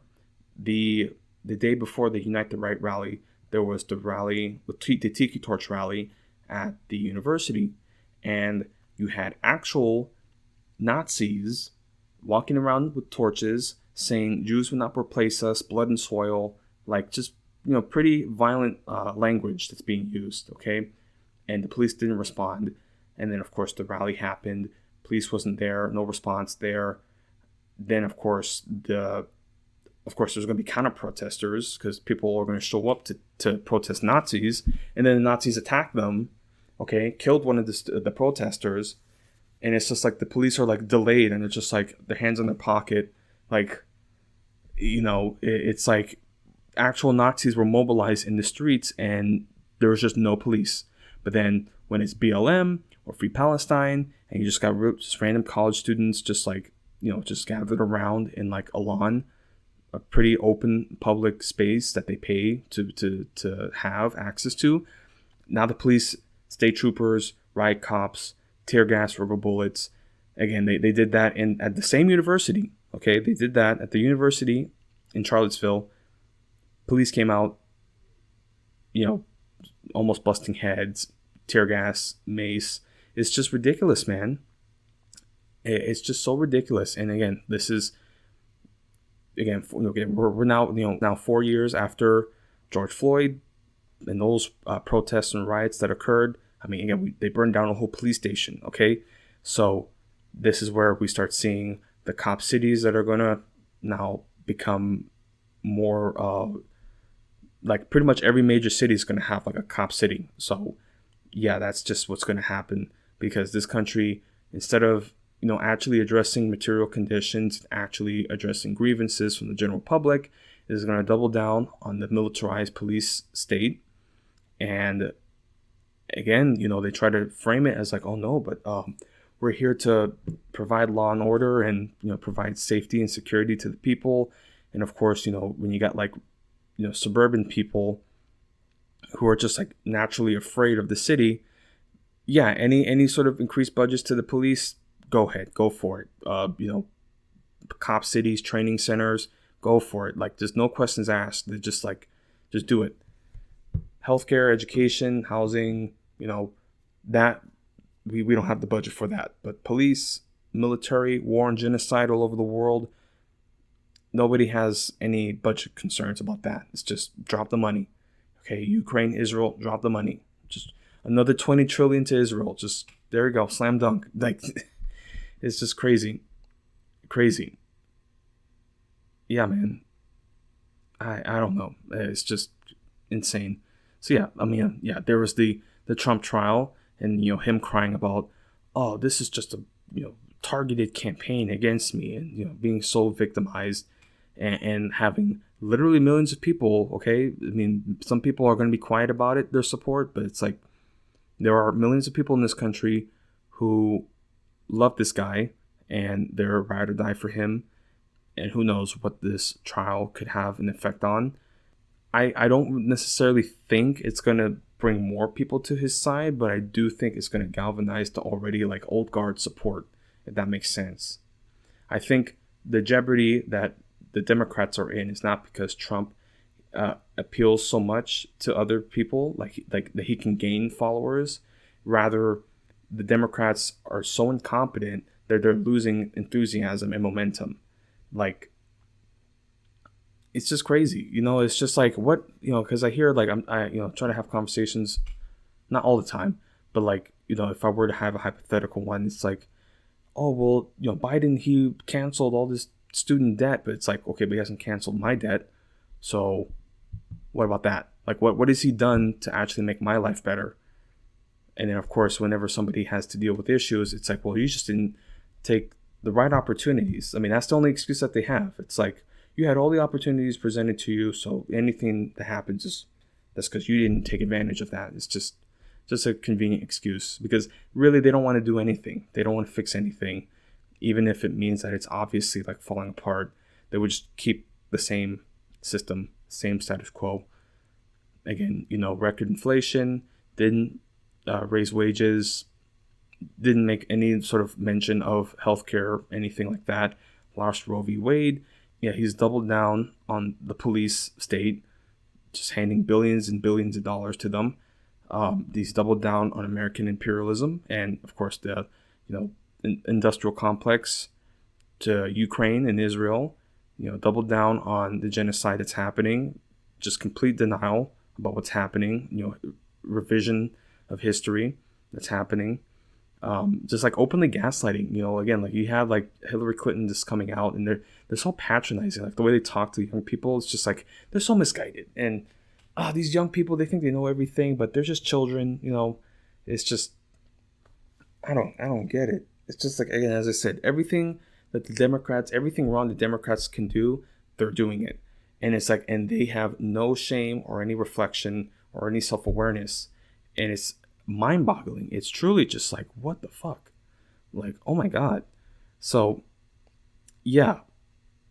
Man, these protests have just been unbelievable. Just really an eye-opening experience to see, not, again, the police were going to mobilize no matter what, but to see the revisionism that's happening and to see like the frustration and the condescending attitude that so many people are having towards young people, old boomers, out-of-touch boomers, who of course get to insulate themselves with their wealth, who don't really have to worry about the future. They're just like, these young people, so entitled. It's like, what? Like, again, like the idea that they have is like, if you watch the world burn, you just ignore it. That's what they do. Again, that's the attitude of a lot of people. Again, some people are still not informed about this war at all, and it's just and I can already sense that like the more I speak openly about Israel, again, especially from like some members of the family who are Jewish, I try to at least put those little seeds, but then they're saying that I'm speaking ill on Judaism, and it's just like, no.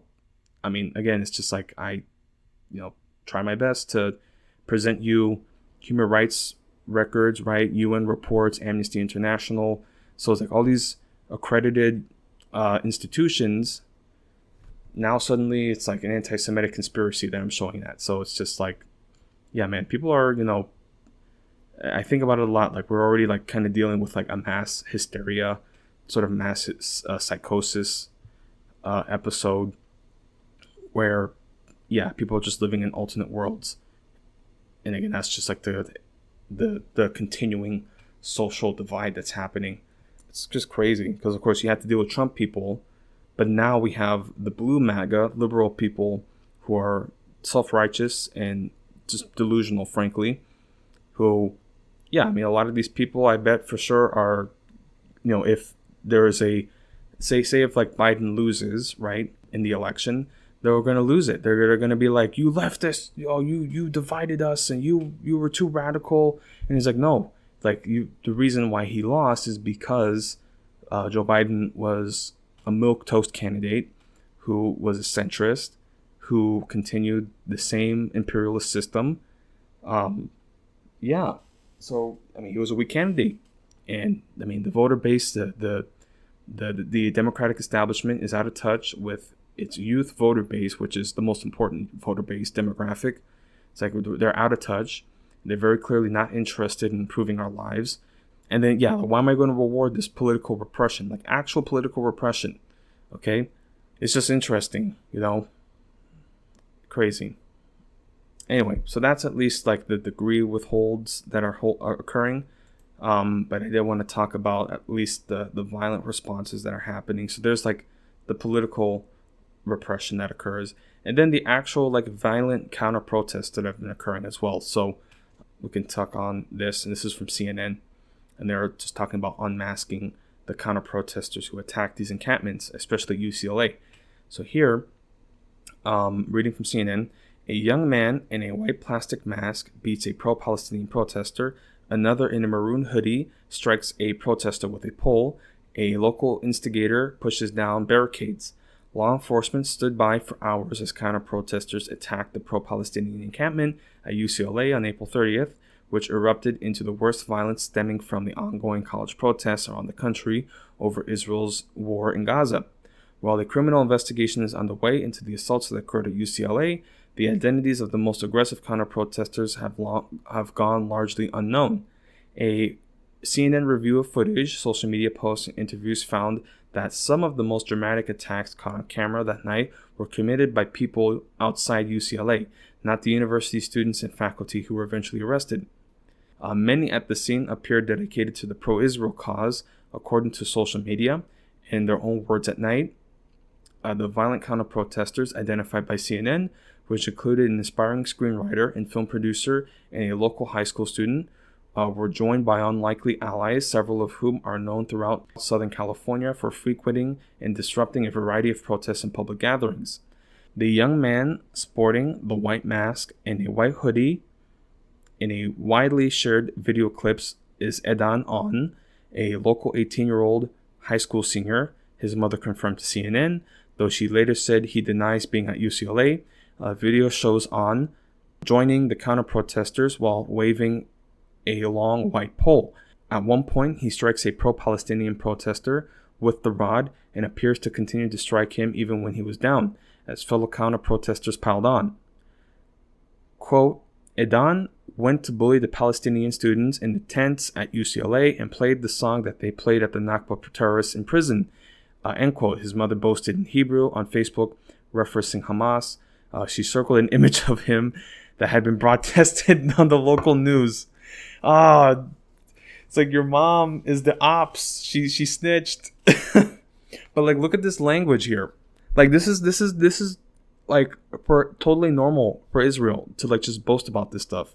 So he went to bully Palestinian students, and that he played the song that they played to the Nakba terrorists in prison, which is torture. So she's openly saying, yes, I raised a psychotic bully. Right. Yeah, and then she, again, like, for Zionists like this, they're not the brightest people. Like, they're really not. And, like, yeah, it's just crazy. And this is the side that our current administration is defending. Okay? This is what our administration is defending. They're calling these press secretaries that piss me off so much. Like, they had the audacity to compare these college students, the encampments, to the anti-Semitic violence that happened in Charlottesville. Like, that's like, it's so fucked up. Like, these guys are going to hell. Like, all of them, they're going to hell. Like, and just like the condescending attitude, and like, you know, you see the reporters, they're really like, hey, like, this is a real serious like issue. Like, this serious violence at these universities. What do you have to say about this? Well, we don't condone anti-Semitism. And it's just like, oh my God, like, unbelievable. And then if Joe Biden loses, it's going to be such a shock. Oh my God. What, like, yeah, it's just unbelievable.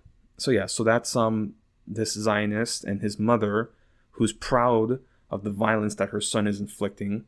Because again, like, this is the ideology at play, where they want to groom young men, their children, into perpetuating the violence. So it's like, that's where the humanization happens, where like, your child is not a child, they're a soldier to be trained for the next generation of the apartheid and the occupation. And of course, you know, as the generations continue, it becomes more radical, more extreme with the violence. Just unbelievable. Yeah, man. So right, here we're continuing with the mom. Quote, he is all over the news channels, his mother wrote in a now deleted post. Some counter-protesters have been spotted on campus days earlier, drawn by a high-profile pro-Israel rally as inflammatory videos and claims rapidly spread across social media. Many at the scene Tuesday hid their faces behind masks and scarves.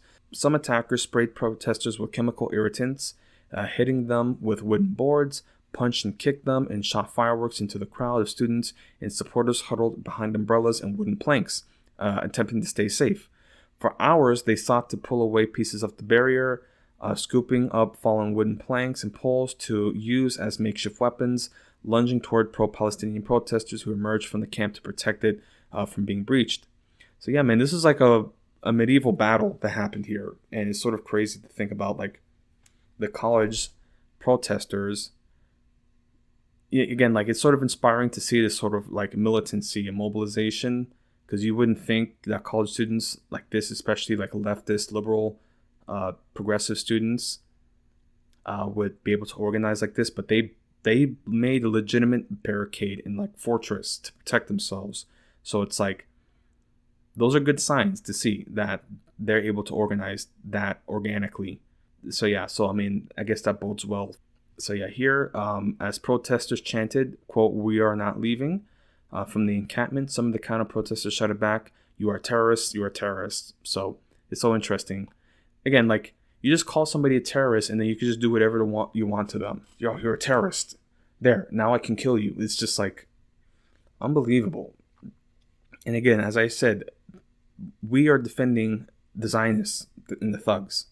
That's our government doing this. Yeah, this administration. It's just like, well, how is this any different from like the more I see like what's happening here, the more I'm convinced that if 9/11 happened under Al Gore in like the early 2000s, like the liberals would have been on board with like all the invasions and such. So it's like, who knows, man? Like, it's kind of crazy to see this happening under a supposedly progressive and liberal administration, which really is not, but who knows? So video footage shows that some counter-protesters instigated the fighting, while others did little to intervene. Then police did little, as a large group of counter-protesters calmly walked away, leaving behind bloody, bruised students and other protesters. The Los Angeles Police Department and California Highway Patrol referred all questions about the incident to the UCLA Police Department, which did not respond to multiple requests for comment. So again, it's just like these cops stood by and they let these thugs beat up the students, and then they went in the next day and attacked them, and yeah, it's just crazy to think about.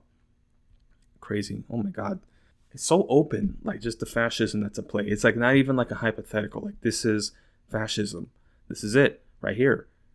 Like, you're watching now the police collude with right-wing mobs, thugs, attacking left-wing liberal protesters.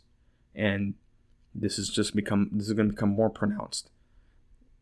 Yeah, I mean, there was another example, I think, in Arizona where like the cops were like watching this group of, frat boys essentially throw away like, the tents and garbage from the encampment. And it's like, this is what's happening. Or, in Ole Miss, there was another demonstration, and then these fucking white boy frat guys, they came out, and one of them was like straight up just like acting like a monkey, because like, I mean, there's a lot of black people like protesting for Palestine. It's just like, man, like, look at these dynamics. It's like, you have the Palestine side, which is like very diverse, very, open-minded crowd. And then the Israel side, where people are saying, I mean, straight up, they've been saying like, oh, well, you should be raped, or, you should die. You should go to Gaza. Oh, if you're gay, you should go to Gaza. They'll throw you off a window, like you see the Israel side, and they're so openly violent and psychotic, and just like, they're just racist. Like, they're just so openly saying the N-word. And then this is what our administration defends. And it's just absolutely crazy to watch. But again, this government can do what it wants, at least the younger people. Because again, like, young people, especially the liberal voters that the Democrats need desperately, like, they're already like showing like 90% are in support of Palestine. Like, it's a complete generational shift. And as I said with the social media posting, like, there have been people who, again, typically are like, they're liberal, but they're mostly apolitical. Like, they just vote Democrat and they don't ask questions. But now they're like openly saying free Palestine. And I thought I'd never see this. Like, because there was one thing when they were posting like relief efforts, right? To, for the UN and such, like, that's one thing. But when you have people who before didn't really say anything politically, now are saying free Palestine, end occupation, ceasefire, it's like, man, like, there is a shift happening. And it's gonna, I don't know how far it can get, but yeah, that's at least reading here about these protests, these college protests, and sort of the political response from our institutions. And this was at least, of course, the colleges denying degrees, withholding degrees, and then also just like the fascist mobs and thugs that are going to attack it. Yeah, man. So that's one thing to highlight. But later, I'll also highlight on the police response. Of course, in this bout, these weeks of protests, there was the UCLA response, the campment getting cleared out, and then of course there was also the Columbia building occupation that took place, and also police violently responding there. So yeah, our police state and apparatus is working overtime to address this growing movement that's going to continue to become more radicalized. I mean, again, you had like Eric Adams. Again, like, these are Democrats. Okay, so this Democrat saying, "Oh, there's a movement influencing our children." They're just, again, like, that's what they have to say, because they can't. Again, like, they think that young people are just like so impressionable, and I mean, to a degree, yeah, because like that does happen. But at the same time, it's like, young people are just like incapable of forming their own beliefs and their own views, and it's sort of insulting, especially in my personal life, where like I have to deal with people who are like, "Oh no, but you've been radicalized," and it's like I'm not a puppy, okay? Like, I can form my own views and beliefs. Like, Jesus Christ, man. It's like you have to, like, literally, like, the only way to like act functionally normal today is to like live in a complete denial, either denial or alternate reality that like upholds the status quo, like, in order to like just, I guess, function. Because again, like, it's so disturbing to see how like some people, especially in my own personal life, don't know shit about what's happening, and then they kind of have a sense of like the decline that's occurring, so they just have to tell you, "Oh well, just don't think about that." It's just like, yeah, I don't even know how to do with that. It's just like, it's sad, because I thought, I was raised better than that, and I thought, I was surrounded by people who were a little more open-minded, and it turns out, actually, no, like, they're very close-minded individuals, and, they just, if they don't understand something, they're just immediately afraid. So since a lot of the times they don't understand me, they become fearful, and it's just like, I have no bad intentions, but, it's just my ideas and the way that I think and the way I see the world. That's what scares people. It's just like, well, that's not on me. I mean, why do I have to change because you're closed-minded? Again, I don't want to dive too much into my personal life, but that's just like sort of symbolic of the social divisions that are occurring. Because in many respects, socially, we're experiencing, the alienation that's happening, the generational shifts, the partisan shifts that are occurring. I mean, there's some real like lines in the sand being drawn, so it's sort of, it's, sad to see, really, because that means like, you get friends and families and neighbors turning against each other. That means that there's, increased, fracturing, tribalism, and that's just part of the collapse, the social unrest, the social divisions, and just relations being torn apart, basically. Yeah, so that's at least something to highlight later. But I did want to highlight concerning the police state, that's being formed, and how that's having a direct effect on our lives. So, because, I mean, all these finances and resources are being diverted to the police state, that it becomes a direct detriment to our own infrastructure and to our own services. So here, reading about Atlanta, which has been having, projects like Cop City, diverted for like millions of dollars in funds. And we have a major city like Atlanta, now currently experiencing water issues. Yeah, so that is just one example of the deterioration that's occurring, but the increased prioritization and the funneling of resources towards the police state. So instead of actually fixing the infrastructure, addressing healthcare, doing all these different changes that can actually make our lives better, they're going to double down on the police state, because ultimately it's about control and dominion, and it sort of feels like, like we're going to have like, a Mad Max situation where it's just like you have warlords having complete dominion over certain portions of the territory, and like just like no concern for any sort of social services or any sort of civil services. It's just pay tribute or die. Like that's just like what's going to end up happening. Yeah, man. I mean, we're in a decline. Like we're entering a dark age, and like it's going to become increased prioritization of police, of the military, and eventually, as our imperial control declines worldwide, it's going to become inward. So, we might not be able to have control over the world as we might have, but at the very least, the militarization internally is going to increase, and it's going to be about maintaining the control no matter what.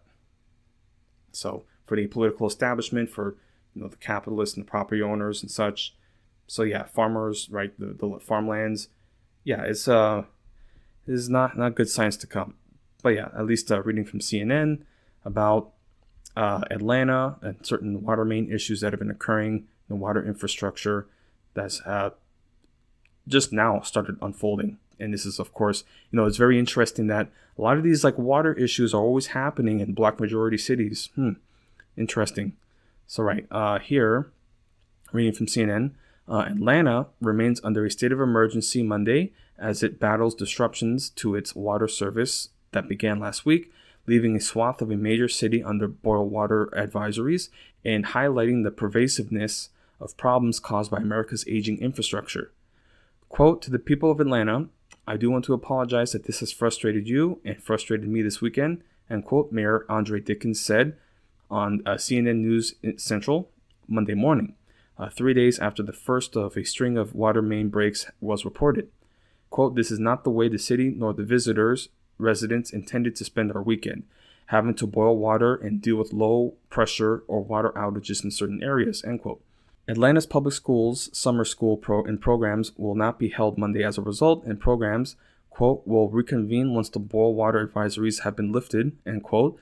A notice from the school district said non-essential employees have been told to work remotely. The city has been plagued by water woes since Friday, when the first two of a series of water main breaks emerged along two pipes, one a 36-inch pipe, the other a 48-inch pipe that, Dickens said, were about a century old. One of the pipes that failed was installed in 1910, while another dated to 1930, the mayor said. So yeah, I mean, we're literally using like a century-old pipe system to supply water. It's just like crazy. It's just crazy. Like, yeah, like, oh, this is only about like 100 years old. No changes. We don't have to make any changes to that. And then, of course, there's other details that came out about Flint, Michigan, right? Where like they knew how outdated it was and they just didn't do anything about it. Again, like they would much rather wait until the crisis occurs to actually start fixing it than, make the necessary repairs that are needed to keep it from breaking in the first place. So that's just America right there. Here we go. So repairs were completed on one break near downtown Saturday evening, hours before Dickens declared a state of emergency. Repairs on the other break at 11th and West Peachtree streets in Midtown have yet to be completed, and crews were working on it Monday around 1 a.m. Crews began turning off water to several blocks within the area, causing a geyser erupting from the break to eventually dissipate. Dickens said at a news conference held at a scene later in the day, his administration is, quote, laser focused on addressing the issue, he said. Officials were, quote, pleased with the direction that the repairs are going now, said Al Wiggins, Jr., the director of the city's Department of Watershed Management. He would not provide a timeline for the restoration of service. Right, so right now, most Atlantans have water. It's just we want to make sure that they boil it out of a precautionary measure, Dickens told CNN, noting the testing of water samples had come back negative. Quote, I'm very hopeful that in the next hour or so we can lift the advisory, end quote, said Dickens earlier. As of Monday morning, officials did not have a reason to believe the water main breaks were connected, Wiggins said, though he noted crews had not yet been able to conduct a thorough inspection in Midtown. Dickens said there were, quote, some minor breaks Sunday, two of which he visited, one at 1190 Atlantic Avenue, near the Atlantic Station shopping district, and the other in the city's Candler Park neighborhood. The Department of Watershed Management said repairs were completed on the latter by Sunday afternoon, restoring water to 35 homes. So yeah, that's at least just there, that sort of crisis that unfolded. And again, this is the South, man. Like, this is deep South. So like, without water, like, that's a serious issue. I mean, dude, like, with the storms that have been happening in Texas, like for the last week, we've been having blackouts. So I've been having to deal with that. But luckily, we had running water still. So that was a plus side. But I'm just like, this is what the future holds. Boil water notices, and in and out blackouts, and it's just like, what the fuck, man? Like, in a city like Atlanta too. Like, Atlanta is a pretty important city, and unfortunately, I mean, it's a black-owned city, so it's like sometimes the state doesn't give it the right attention because of certain demographics. So it's just like, my goodness, man. This is like a increasing trend where like there's just a black-owned or black majority town or city where the state is just like, they just don't give a shit, or actively like make life worse for them. And again, like, this is the South, man, because like, again, Reconstruction didn't go far enough, man. Like, it's just so bad to think about. People try to pretend like racism like is not a thing. It's like, bro, this is the South. So you can't be saying that in the South, okay? Like, these people still, wear Confederate shit. Like, it's my heritage.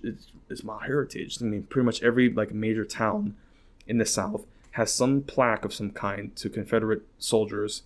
Like, yeah, man, you don't think race is going to play a part, especially in a city like Atlanta?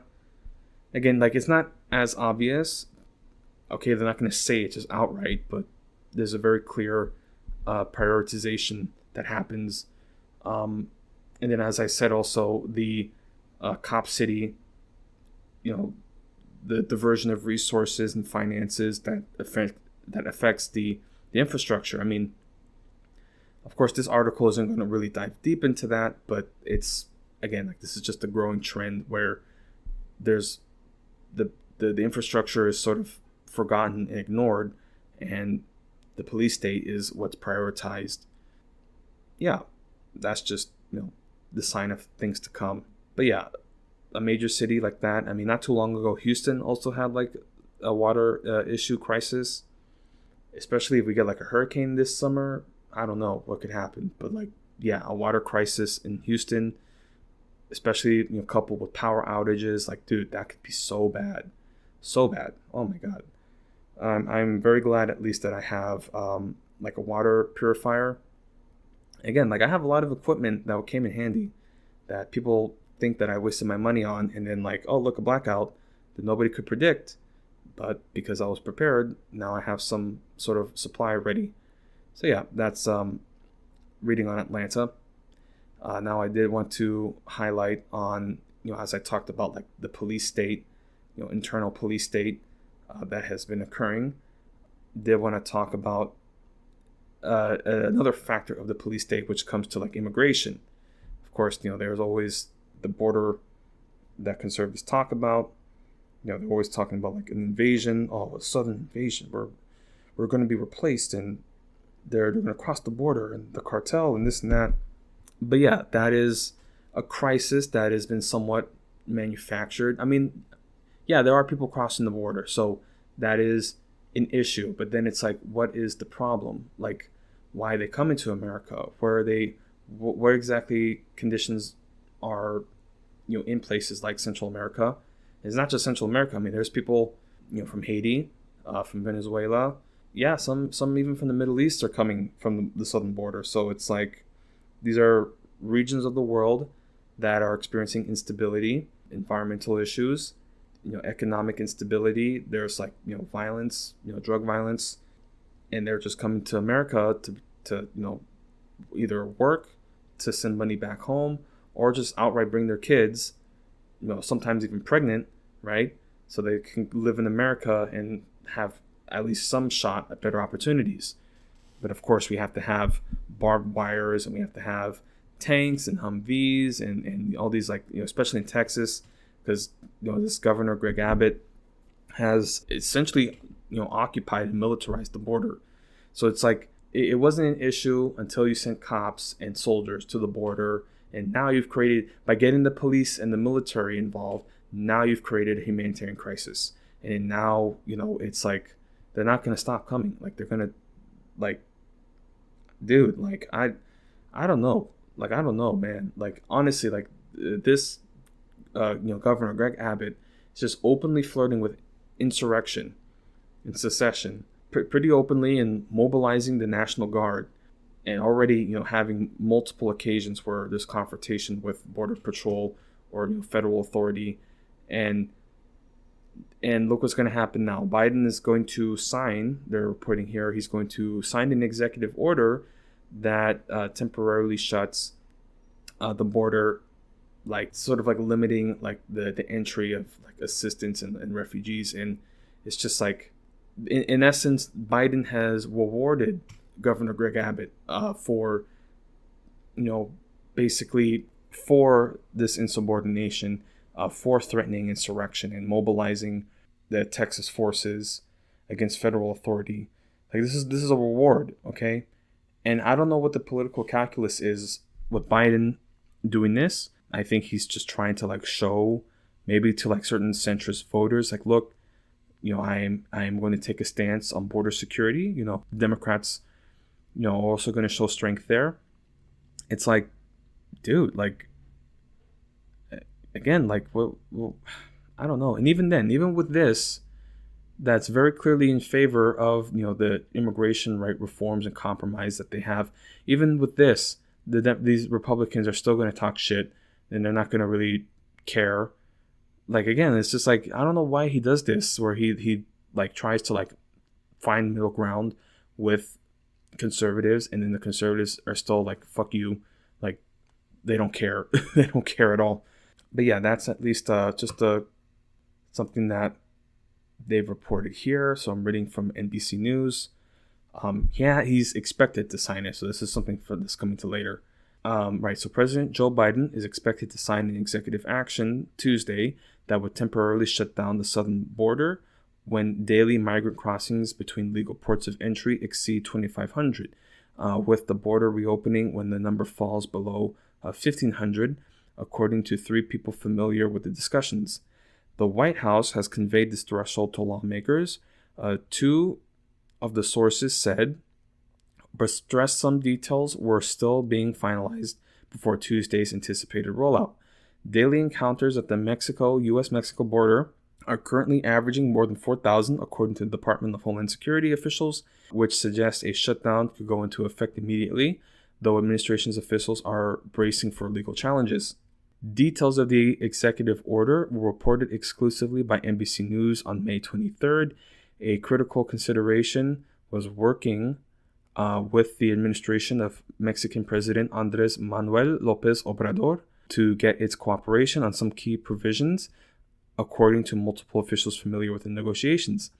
On Sunday, Claudia Sheinbaum, whose candidacy was supported by López Obrador, won election to succeed him as president.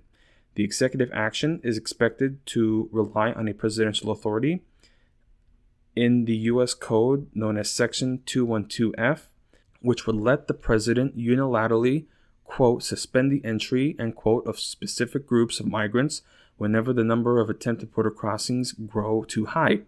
A shutdown would not block trade, travel, or entry by immigrants presenting themselves lawfully for asylum at ports of entries, but it would block migrants from applying for asylum if they cross the border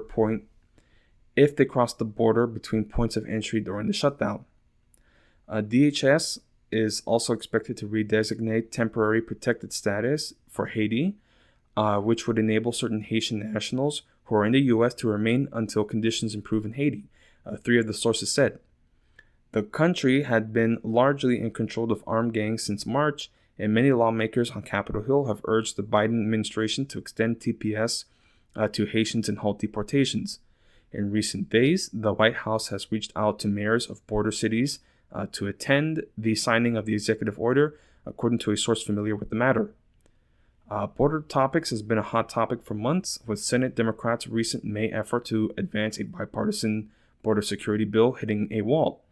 In February, senators released details of a bipartisan agreement that would have imposed tougher immigration and asylum laws and allowed Biden to shut down the border when it becomes overwhelmed. The president explained in January remarks urging lawmakers to pass the bill. Just days after, Republican senators killed the bill. Their own party had negotiated with Democrats. So again, that's like the epitome of the Republicans. It's like, okay, we come to an agreement. Great, let's vote on this. We don't agree. Like, it's just like they just want to cause issues. Like, that's it. They just want to obstruct and cause issues. Dude, I just don't understand it. Border security appears to be a weak spot for Biden, according to polling. Former President Donald Trump has a 30-point edge with registered voters on the question of which candidate would handle immigration and border security better, including a 23-point edge among Latino voters, according to a late March CNBC national poll. If elected, Trump has vowed to launch the biggest domestic deportation operation in his second term. During his administration, Trump made it harder for foreign-born workers to enter the U.S., with visa denials rising by over 20% in both fiscal year 2018 and 2019, and refugee admissions decreasing. There are 179,725 encounters along the southern border in April, a slight decrease from recent months, according to U.S. Customs and Border Protection. Over 1.5 million encounters have been recorded this fiscal year to date, meaning fiscal year 2024 has so far outpaced fiscal years 2023, 22, 21 in encounters according to the data. So that is just, reporting on the crisis. Again, I don't want to pretend like there isn't border issues and security concerns, because there are. Okay, like the cartels are a real issue in Mexico. And yeah, obviously, like just having people just rush over the border, that would cause issues and instability. But again, it's usually the instability, right, that's occurring is coming from the racist attitudes towards those migrants coming in. And again, there's talks about like, oh, there's going to be competition over jobs, but it's like, look at the jobs that they work. It's like nobody's competing for that. Like nobody's competing for that. Like for agricultural labor or, construction, right? Like those are not jobs in competition. I mean, of course, there are contractors, right? But it's like, that's still like a very small portion of the general public. Like you don't hear like, you don't talk to young people being like, oh man, like they denied me at the construction place. It's just like, that's not what young people look for, right? Or young working people. Yeah, man. It's just like, it's just the sort of, as I said, it's like the white replacement anxiety, because white people don't want to be replaced and they don't want to end up as minorities in their own country, so they believe. And again, it's just like, and it's the thing too, like even that argument alone, like the job competition argument, where it's like, oh, they're going to compete over jobs. And it's like, hey, you guys realize that you can both have jobs, right? Like it's the boss who's denying you. It's the boss who's hiring the immigrant for lower wages, because that immigrant has more to lose. So they're willing to put up with, far worse conditions. That's the thing about being an American citizen, right? Like you have to be paid benefits, right? Although a lot of jobs now are just like straight up like independent contractor, like positions. So like that's, yeah, again, it's like, it's just an argument that's pushed by, capitalists. And again, like you see stuff, you see like conservative influencers or conservative commentators who try to portray themselves as like, oh, well, I'm the red-blooded, blue collar American. And it's like they went to Ivy League schools, like the Fox News commentators, Tucker Carlson. But it's just like, yeah, it's just like all of them, Sean Hannity, right? Like they're just like, it's just white, anti-white, it's white anxiety of replacement. That's really the real reason of it. But then of course they try to make it, more about economics, and even then it's like, that's not a real thing that's happening. Like, the central, the Mexican immigrant, who's working construction, who's, trying to just like provide a better life for their kids. That's what they do it. Yeah, that's not a threat to your national security. That's not the cartel. Like, Jesus Christ, man. It's so crazy. And of course, that's another thing that they say, like, oh, well, they should just stay in their homes and fix their own countries instead of coming here. And it's like, okay, but when they do that, historically, when they vote for a government that actually looks out for their interests and needs, they get cooed. They get called communist or socialist, and they get cooed. So, like, a lot of this instability that's happening around the world, a lot of this migrant crisis has been occurring because of the West, the United States, meddling and creating instability. So, it's so interesting, Like, I have, with my father remarrying, he's married to, a Venezuelan family. And it's sort of interesting getting to know them over the years, because they're a very right-wing family, and they come from the sort of establishment, right? Because I don't know how much they had, but like from what I can hear, like they had money, they had land and such. So it's very much like that, like Cuban sob story, like the Miami Cubans, right? It's like, oh, my plantation. Oh, so yeah. And it's just sort of interesting to like hear them talk about Maduro in Venezuela, because really what they really want is the US to invade and overthrow the government, which is just like, why would you want that? Like, for your own country. And then like imagine the migrant crisis that's going to happen there. Like, we invade Venezuela and then create this unimaginable migrant crisis. There's going to be more of them coming here. So it's just like, but that's like, that's just like the attitude that most people have when it comes to foreign policy, and then the consequences of that foreign policy, which turns into refugees and migrants coming to America because we destroyed their country. And yeah, it's the same attitude that a lot of people in the UK have, like Brexit people, like, oh, we're under invasion, stop the boats. And it's just like, what did you, like, you guys conquered the world, and then you're complaining about Black and Indian people, or just like Arabs coming to the UK because it's the imperial center. So yeah, that's at least the border proposals for the moment. And yeah, at least that's what I'll highlight on with the domestic segment, with Joe Biden doing what he does. I don't even know what his motivations or like what his calculations are. It's just like, I don't know, man. Like, dude, for whatever reason, the Democrats, as I said, everything that they can do wrong, they're doing it. Like, it's just like, hey, like, don't alienate your voter base, don't attack them, okay? don't put riot police at them. And it's just like, they don't listen. It's just like, and then we have the Democratic convention later. Oh my God, it's gonna be so bad. This summer is gonna suck. Yeah. Oh my goodness.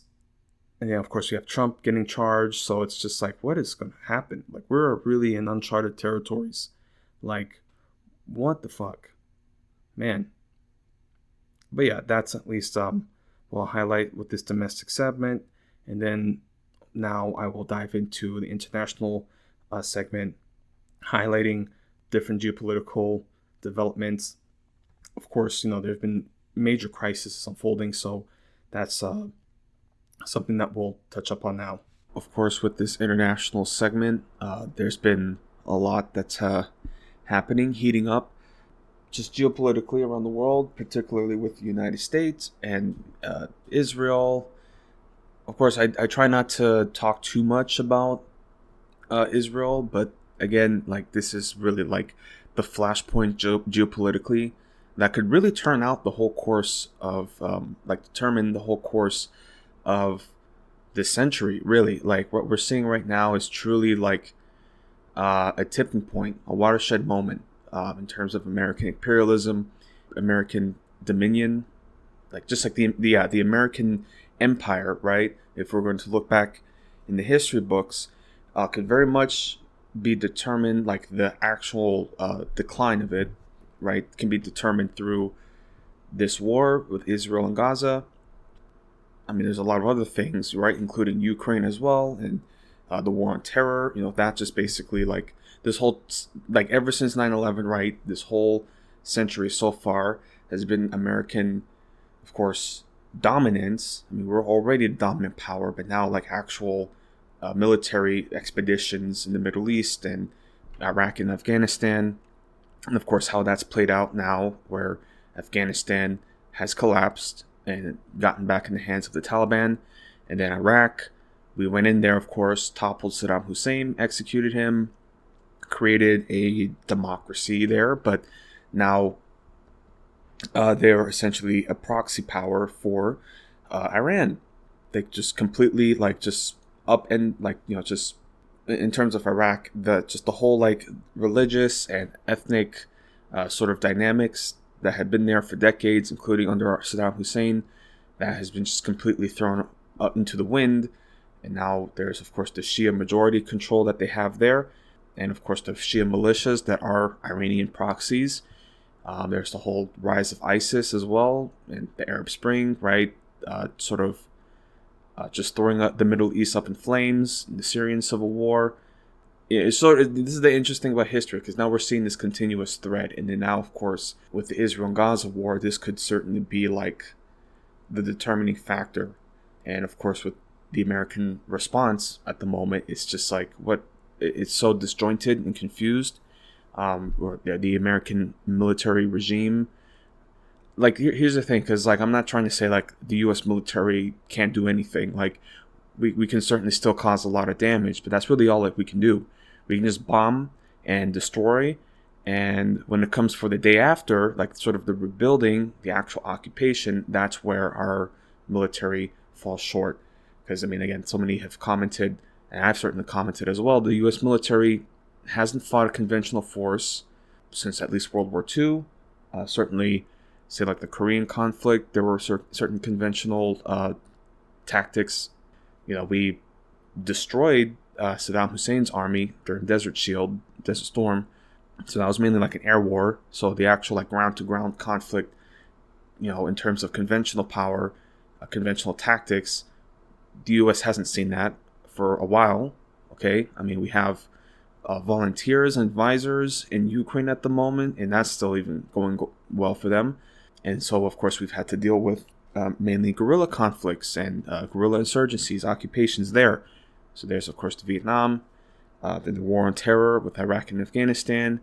And again, like, we can cause a lot of damage, but we just can't, like, control the day-to-day life on the ground, on the streets. That's where it becomes more difficult, where you're in a Humvee, basically, and that's all you're doing. You might go to a house, maybe do a search there. Yeah, you're just basically waiting to get shot at, or waiting for a bomb to go off, and then that's when your engagement starts. So the enemy always has the initiative. And yeah, so now we have Israel and Hamas, which, I mean, the Israelis, what they're dealing with in Gaza is truly, a meat grinder. It's truly a bloodbath. I mean, they're of course killing a lot of civilians. That's the only measure that they have for victory in this conflict. But if you actually follow like military, certainly retired Israeli military officials, they're just saying straight up, like, we're losing. We don't have a strategy. This is a confused strategy. We're going into places that we already cleared out, and we're still getting bombed, and we're still losing soldiers, and they've been losing heavy casualties. Like, they've been getting ambushed, and like, heavy deaths and casualties, and just like injuries. Again, like, it's like, when it comes to these sort of conflicts, especially like asymmetric, guerrilla conflicts, the guerrilla side is always going to suffer the heavy casualties. I mean, again, in Vietnam, we killed somewhere between like 2 to 3 million Vietnamese, and look what happened, because it's their country, that's their land. Like, they have nowhere else to go. They literally have to stand and fight where they're living. When it comes to Israel, and as a colonizer nation, including support from the United States, yeah, I mean, we could kill a lot of Palestinians. I mean, again, they were trying to like play cover for the death tolls, but it's just like, look at the devastation. They're saying like the Gaza like rebuilding efforts would take like a century. Like, this is like a scale of bombing that hasn't been seen since World War II.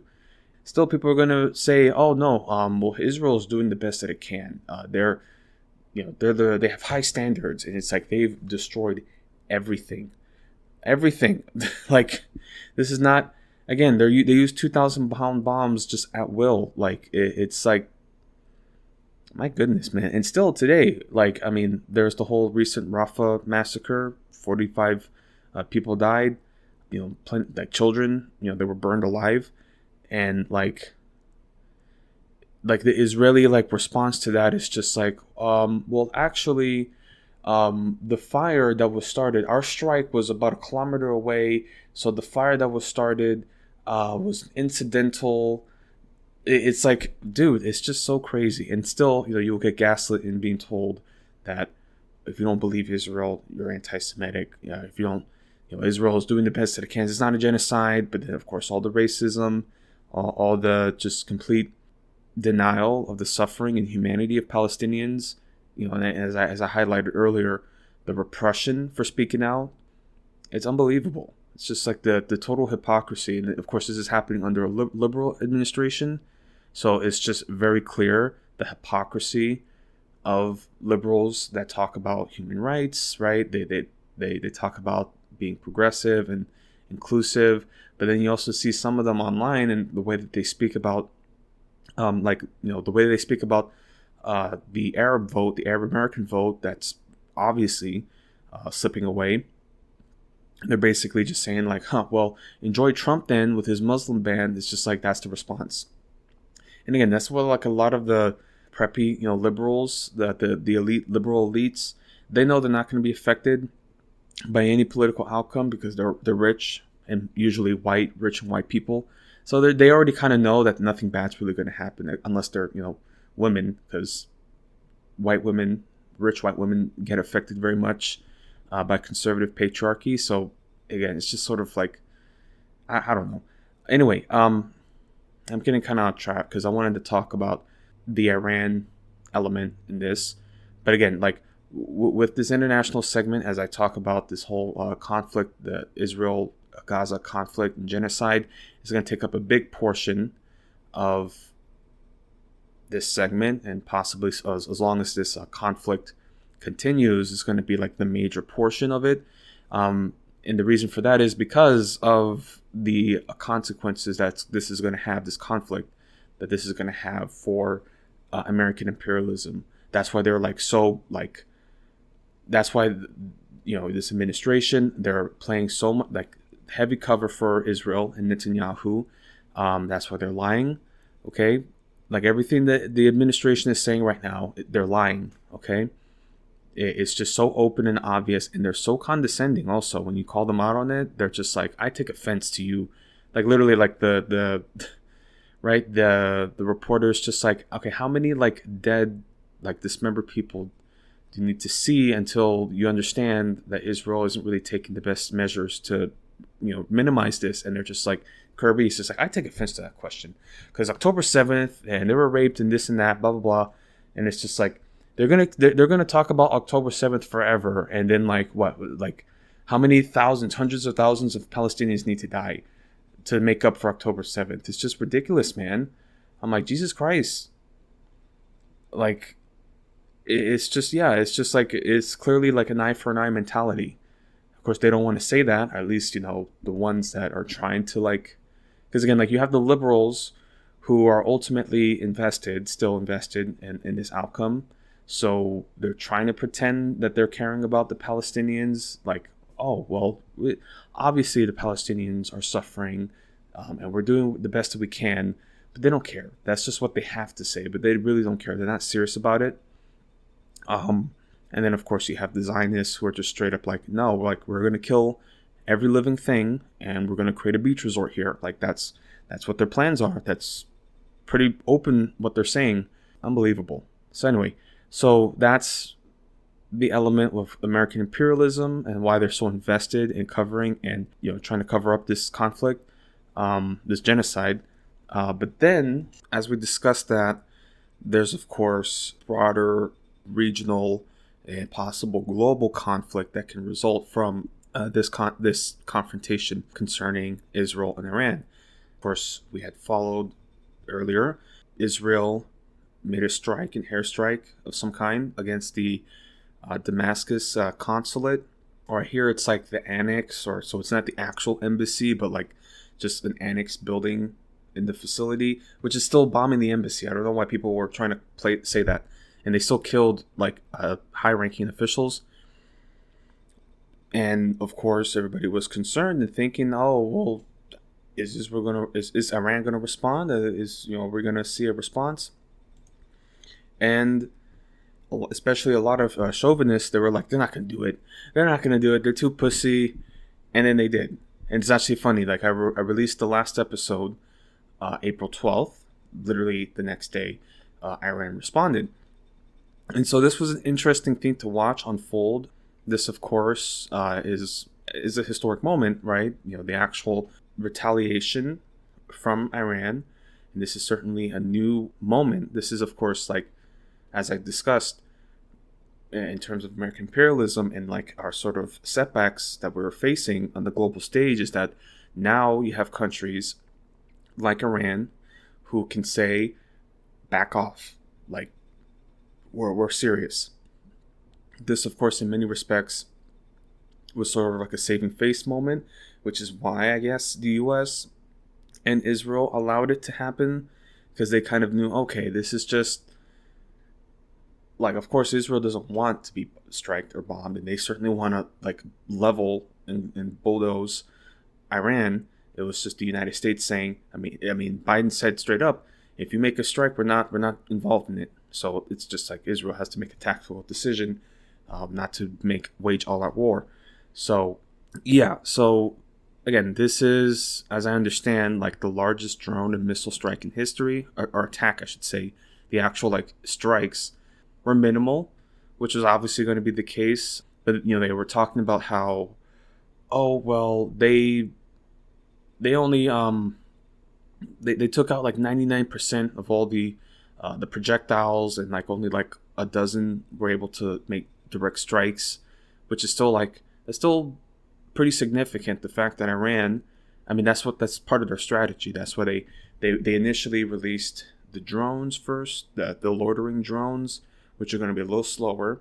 So they released that a couple hours advanced, and then they launched the cruise missiles, which were going to be much quicker, right? And that could hit within an hour. And then I believe they even used hypersonic missiles as well. So like, it was like they timed it. And so it was a coordinated strike, and also made in a way that once they reach the airspace, or at least, as they're loitering and cruising to their targets, once they hit the airspace of like, because Jordan was also involved, Israel, obviously, and I think even Iraq. Like, it's kind of crazy to think about places like Iraq that are sort of like caught in between. Like, they have to hear, they have no control over their airspace. So just imagine, like, you're just seeing missiles just flying overhead, and it's not your country, it's like another country bombing the country next door to you, and you're just caught in the middle. So yeah, it's crazy to think about. But yeah, I mean, this was just interesting to watch live.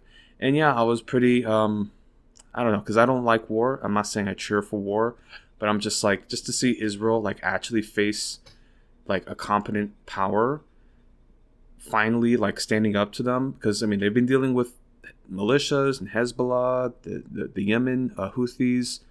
So I mean, they've been doing their damage, especially Hezbollah. I mean, last night, and even right now, serious wildfires as a result of a missile strike that is like burning down entire towns. So it's just like, this is the situation Israel has created for itself. Okay, so again, I don't feel sorry for them. It's just like, this is what you created. You wanted to be constantly at war and wanted to constantly bomb people. Well, now you're getting a taste. Again, like, this is nothing compared to what the Palestinians in Gaza are dealing with. But the Israelis, they don't have the stomach for this siege mentality. It's just for prolonged sieges. I mean, again, they can't. They're not going to be able to stand it, because like, it's not going to be worth it. And like, again, a lot of them are already leaving, so it's only a matter of time before there's like truly like a mass flight of Israelis going back to where they came, because they actually have options to go back. Okay, Palestinians don't. It's just crazy to hear some people like talking about Egypt. They're like, oh, why don't they just let them in? Why do they constantly have to tell them? It's like, why doesn't Israel stop creating refugees? Interesting.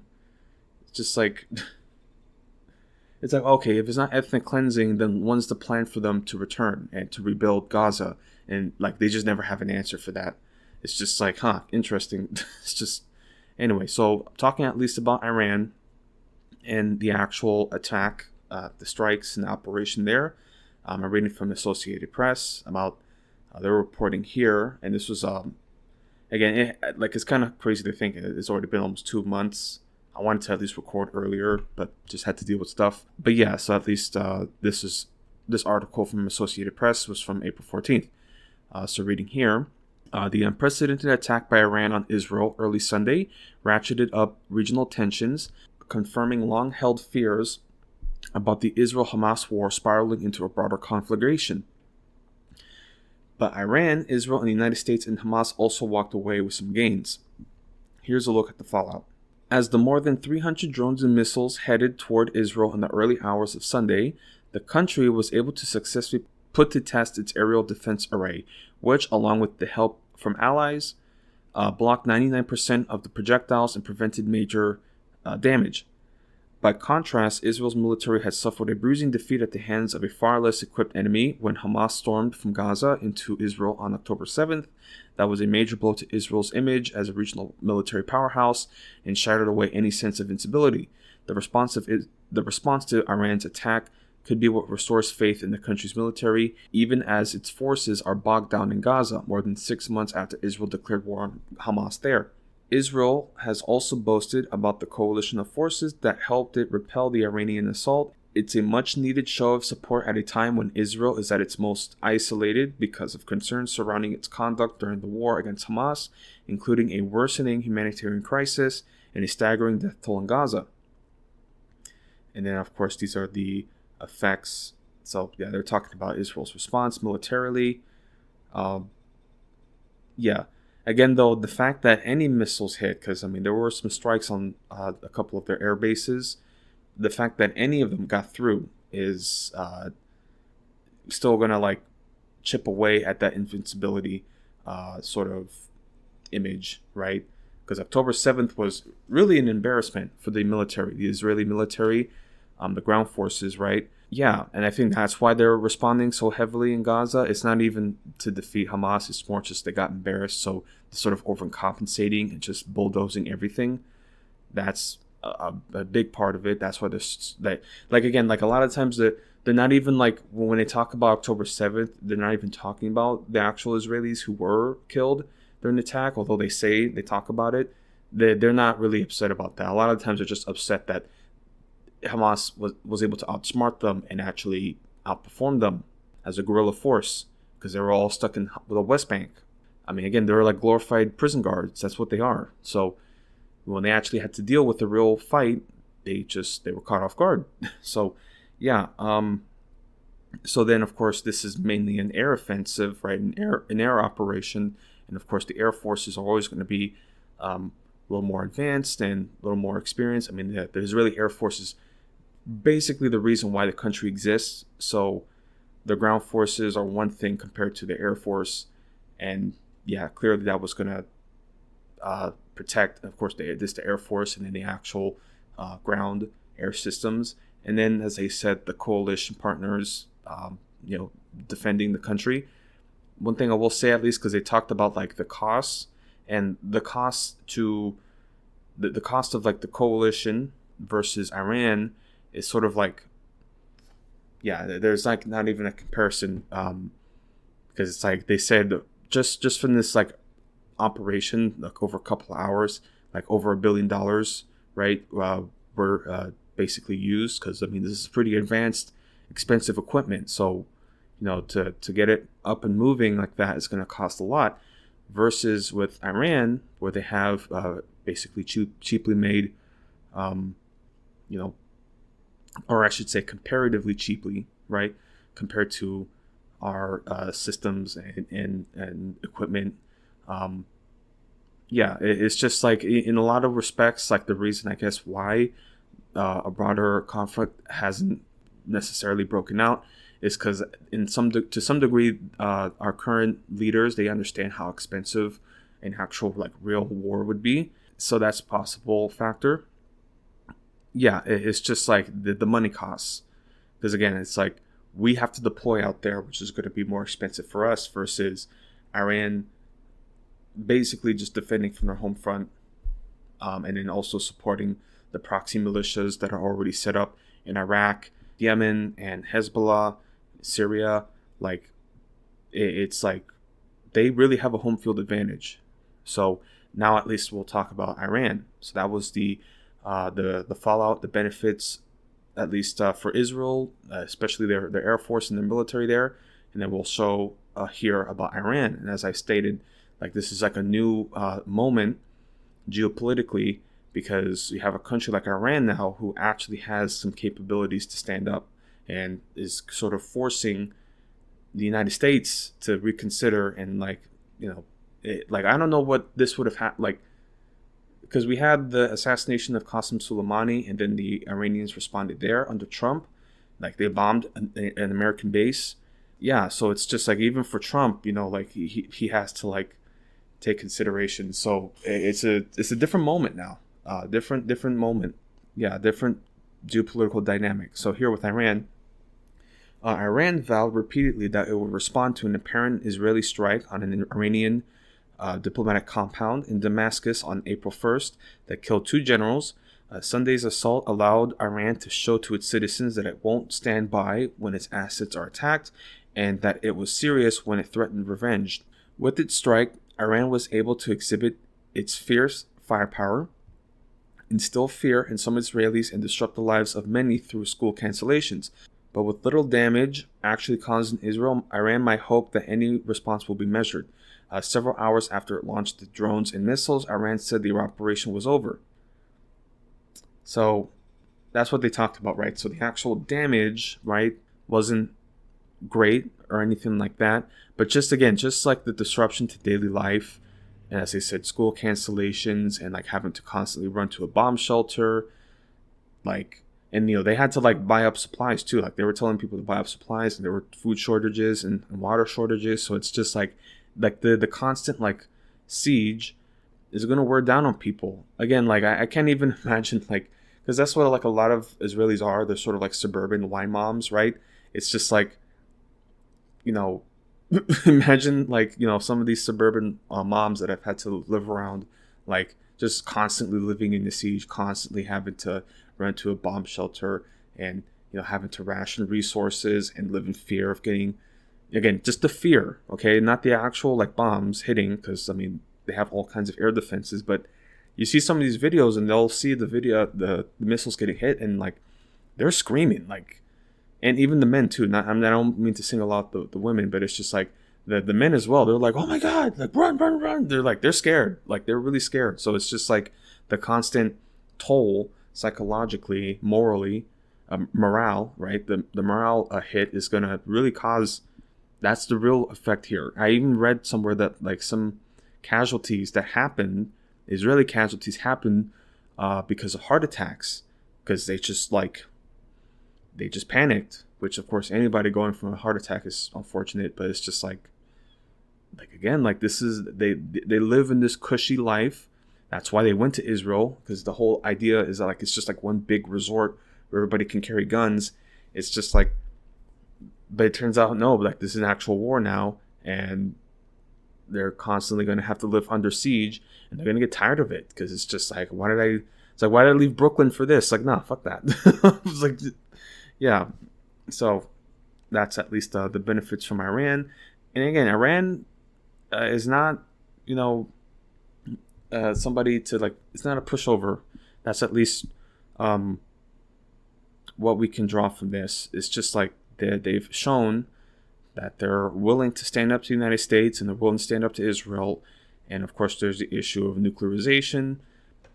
And I certainly would say that they're close to nuclearization, but it's like, Trump threw away the nuclear deal. So it's like, what other options do they have? The United States and Israel, is very clearly trying to, act aggressively with them, and they're going to go the North Korea route and develop nuclear weapons because that's their only deterrence. Like if you really think about it, all these other countries have developed nuclear weapons because the U.S.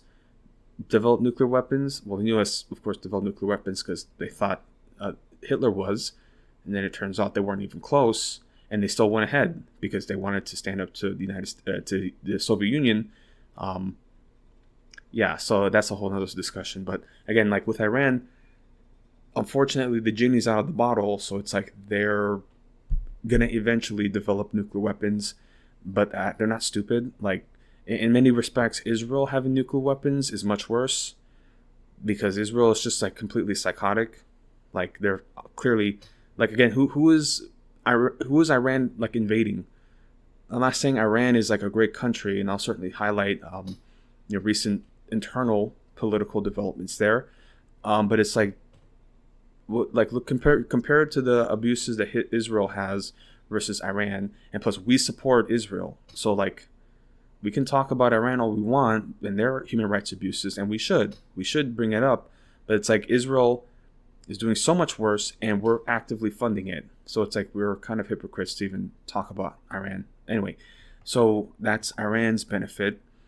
Now here I'll talk about the United States and our continued support for Israel, why we're so like invested in this conflict. Like if Israel collapses, and again, this is like, I don't know, I mean, in some respects I don't think Israel's going to survive this decade, like because it's very hot for them, and this is only going to keep getting worse the more that they do, because they're very clearly, again, there's the whole like ceasefire talks that they're trying to propose, but it's like, especially Netanyahu, he does not want a ceasefire. He doesn't want this war to end, and his government coalition is collapsing. It's like, dude, like this is like, I don't know what's going to happen, because like their government might dissolve at any moment, it seems. So it's just like unbelievable.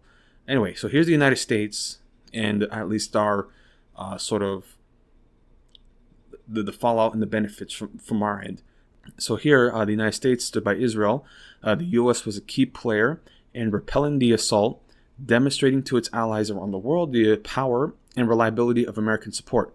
Now, as Israel mulls how and whether to respond, that alliance will be put to the test, with the Biden administration seeking to exert its leverage on Israel and prevent it from carrying out a response that might worsen the conflict. So, yeah, I mean, they said essentially if there is a response inside Iran, the United States won't be involved. And Israel did make a response, like a limited strike, they say. So I'll talk about that in a second. But yeah, of course, the United States has to support Israel.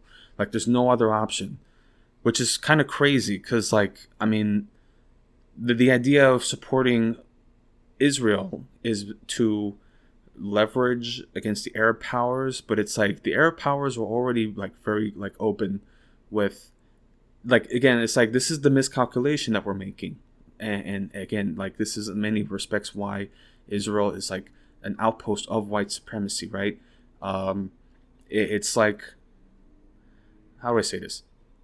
Because like the Arab nations were already sort of warming up, because it was either going to be, say, again, you have countries like Saudi Arabia, Egypt, who are regional dominating powers, and they clearly are going to have to face off against Iranian influence and control and power, which is already happening now. I mean, Iran has already demonstrated it has regional capabilities, right? And again, it has proxies. Again, as I said, Lebanon, Syria, Iraq, proxies. I mean, practically a proxy state, essentially, with Yemen, the Houthi rebels, who essentially now are the de facto government of Yemen. Yeah, like they can exert influence and power. So it's just like these Arab countries were already open to the United States. And now, of course, with Israel doing all these horrible things in Palestine, they're going to reconsider that. And there's many even like sort of rumors talking about Mohammed bin Salman already sort of making underground, like under the table talks with Iran to like sort of normalize relations there, because of course China brokered the deal. So it's like those relations are already starting to thaw out, and even starting to maybe even cooperate, because I believe this Palestine dynamic, Israel-Palestine genocide, is, is like, for the first time, the Arab and also the Iranian powers, or just the Iranian and Iranian proxies, right? They're now they're taking a moment to realize, oh right, the United States is the enemy. The Western supremacy and colonialism that we've all experienced, that's the enemy here. And so that's why we have to show solidarity to Palestine. So again, this is a turning point for American imperialism, for Western imperialism, and that's why, as they showed here, the United States had to support Israel against the strike from Iran. And in many respects, this is also a sign, because again, there was also like British and French air assets that were also used to protect Israel here. So like, although in many respects, because like countries like Ireland and Spain, Norway, and many other countries are now going to start showing support for Palestine, just outright recognition, and then even France was sort of hinting at it. It's really a good sign of things to come, that like there's sort of a shift happening, even though they're still sort of saying, well, it should be a two-state solution with East Jerusalem as the capital.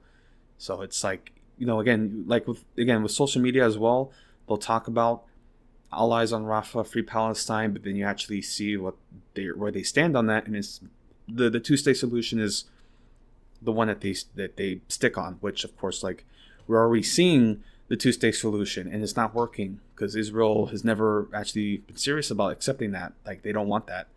They pretty much have said it already. Like, oh, here we've seen the results, so there will be no two-state solution. That's what Netanyahu has said, especially this completely radicalized Likud government, and the administrators with Ben Gvir. They're saying they won't accept a two-state solution. So it's just, who knows, man? It's just a whole clusterfuck. But yeah, so that's at least the benefits for the U.S. And then now I'll talk about Hamas, then the benefits at least from this incident. So with Hamas, their sort of benefits from Iran here, because Iran and Hamas, they have support, but it's not like, they're not like an outright proxy, say like Hezbollah is. But now, of course, with this conflict, and Hamas, they'll accept help from anybody. So with this conflict now and the direct involvement of Iran, it's certainly going to demonstrate the shifting relations that are happening there. And of course, again, as I said, Iran's influence and capabilities within the region.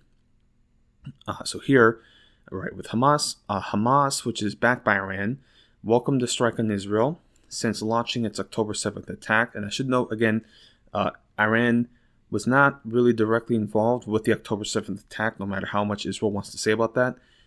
They might give them some material support, but again, it's a very sort of loose relation. Of course, now the relations are getting much tighter. Right, so Hamas had hoped that regional partners might come to its assistance and drag Israel into a broader war, while some have done so, including the Iranian-backed Hezbollah in Lebanon and Yemen's Houthis. Iran had not directly entered the fray until Sunday. Hamas could hope that the attack is the first salvo in deeper Iranian engagements in the war in Gaza. It also could hope that violence in the West Bank, where an Israeli teen was killed and settlers rampaged in Palestinian towns, continue to heat up. At the very least, Iran's attack may have emboldened Hamas to dig in its heels in current negotiations over a ceasefire, hoping the increased military pressure on Israel might lead it to accept the militant group's hardline terms for a deal. So that's at least the reporting there. The different sides involved in this attack from Iran and the benefits from that. So as I said, because Israel, of course, has like super advanced air systems and air force, so it wasn't really going to be a heavy sort of strike and damage from Iran. But again, it's enough to signal that there is a changing dynamic and that Iran is a capable military force in the region. And then here is at least talking about the supposed response from Israel. So, the Iranian attack happened on April 13th, and then the Israeli response happened a couple days later. We'll talk about that here. They're saying a limited strike at least for that.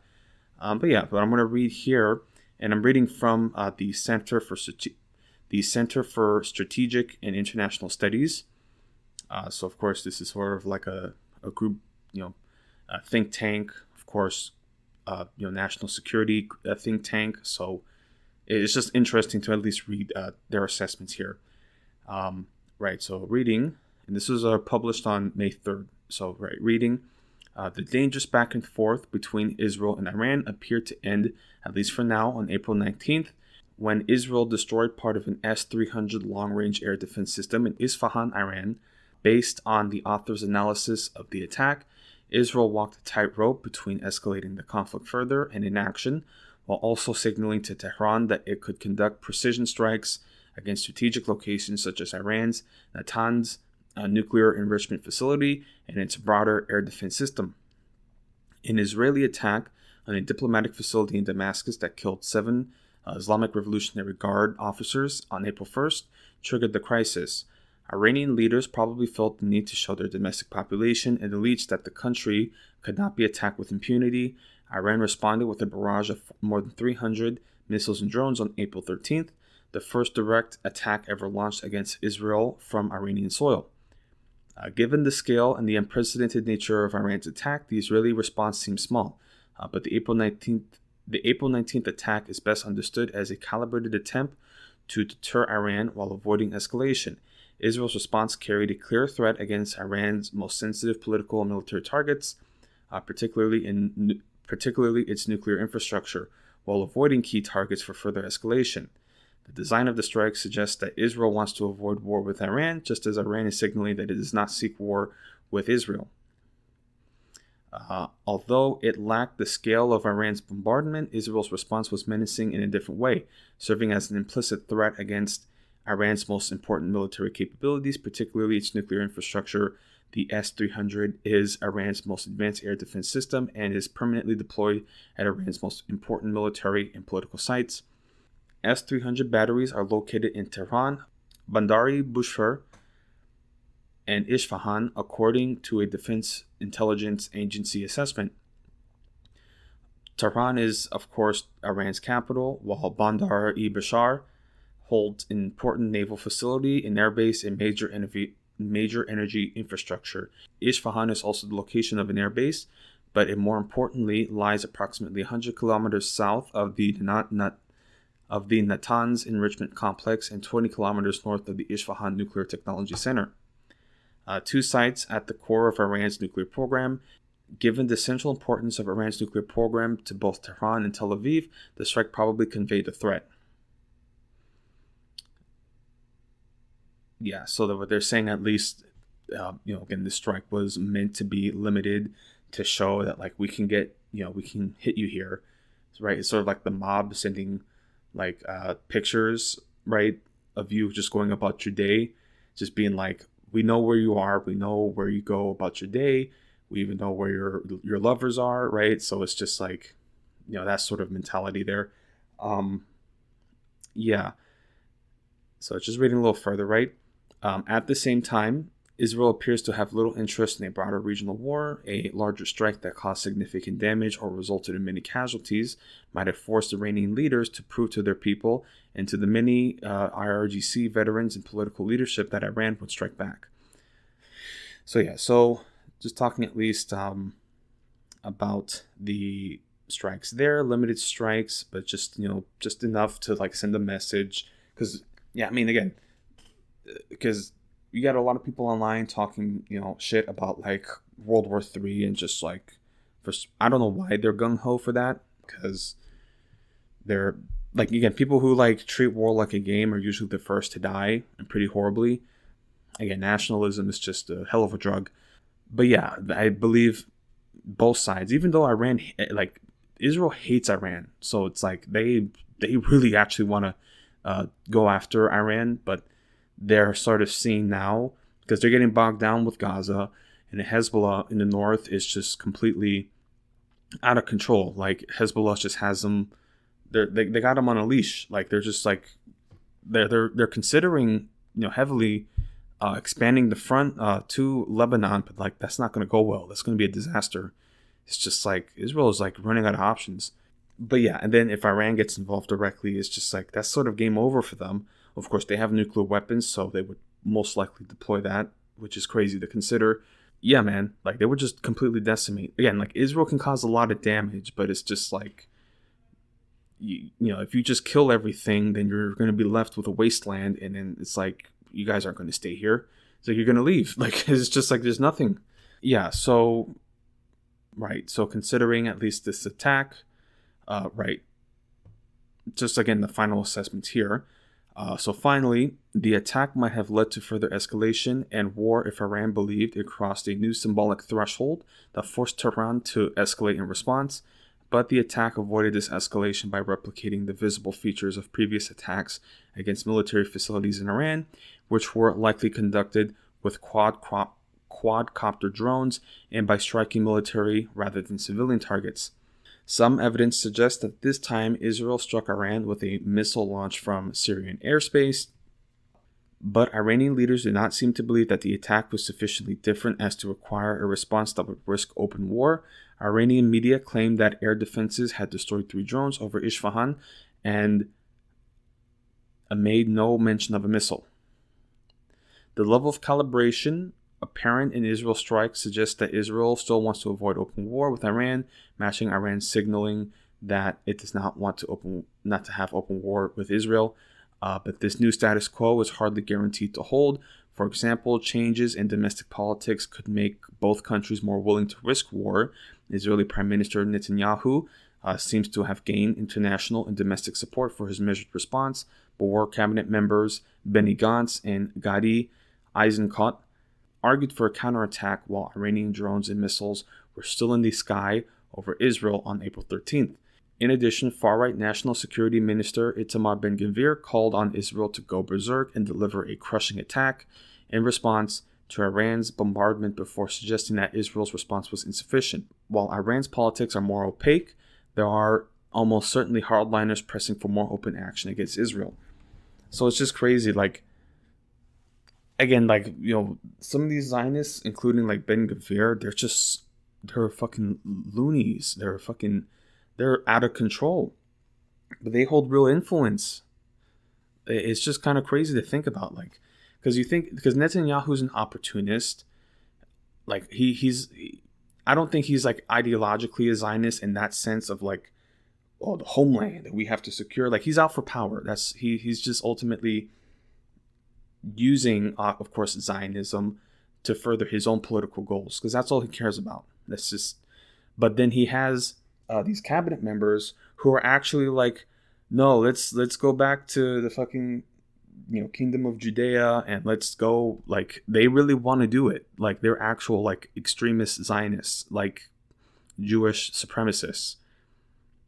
It's really crazy to think about. And again, like, these different cabinet members, they're seriously like about to dissolve the government. So like the next coming weeks domestically for Israel is going to be very challenging. And there's even like a video that came out of a Israeli soldier, masked up. They altered their voice, saying pretty openly like, we will launch a coup for Netanyahu. Yeah, because it's just like they're going off the rails, man. So this is just crazy to think about. Israel tries to portray itself as like winning this war, but it's like there's so much instability. They have no strategy, and Netanyahu's obviously, taking the country for a ride and just creating as much instability to further his political position. And then our Congress pretty soon is going to have him speak at Congress, and then you're going to see so many Democrats like standing ovations and clapping for this fucking asshole. And it's just like look at the shit that this guy is doing. He's like, oh my God, man, wow. Again, it's just so crazy to think about.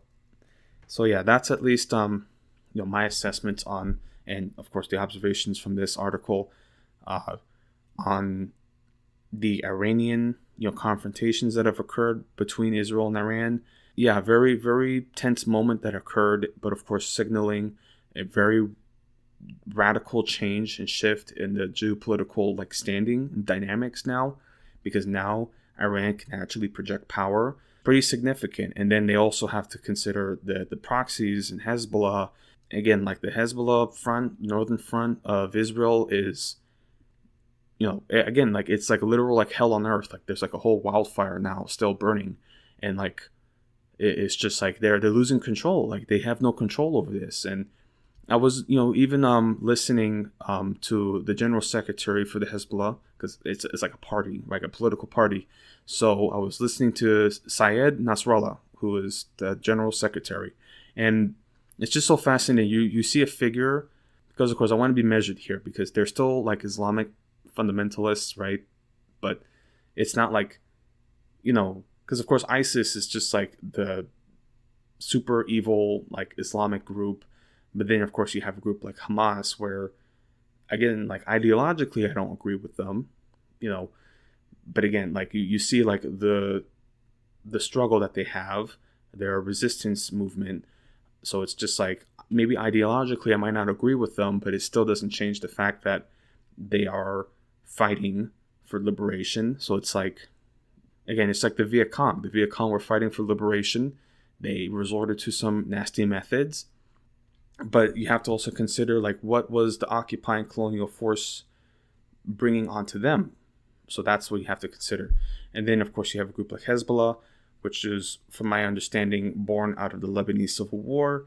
So it's they're Shia militia group, and they were a major factor in removing, well, first the international occupation in the United States. There was the bombing at the Marine base that killed hundreds of people. So that sort of ended our operations in Lebanon, also creating problems for other foreign occupiers, and mainly, the occupation of southern Lebanon by the Israeli forces and the eventual defeat in the early 2000s.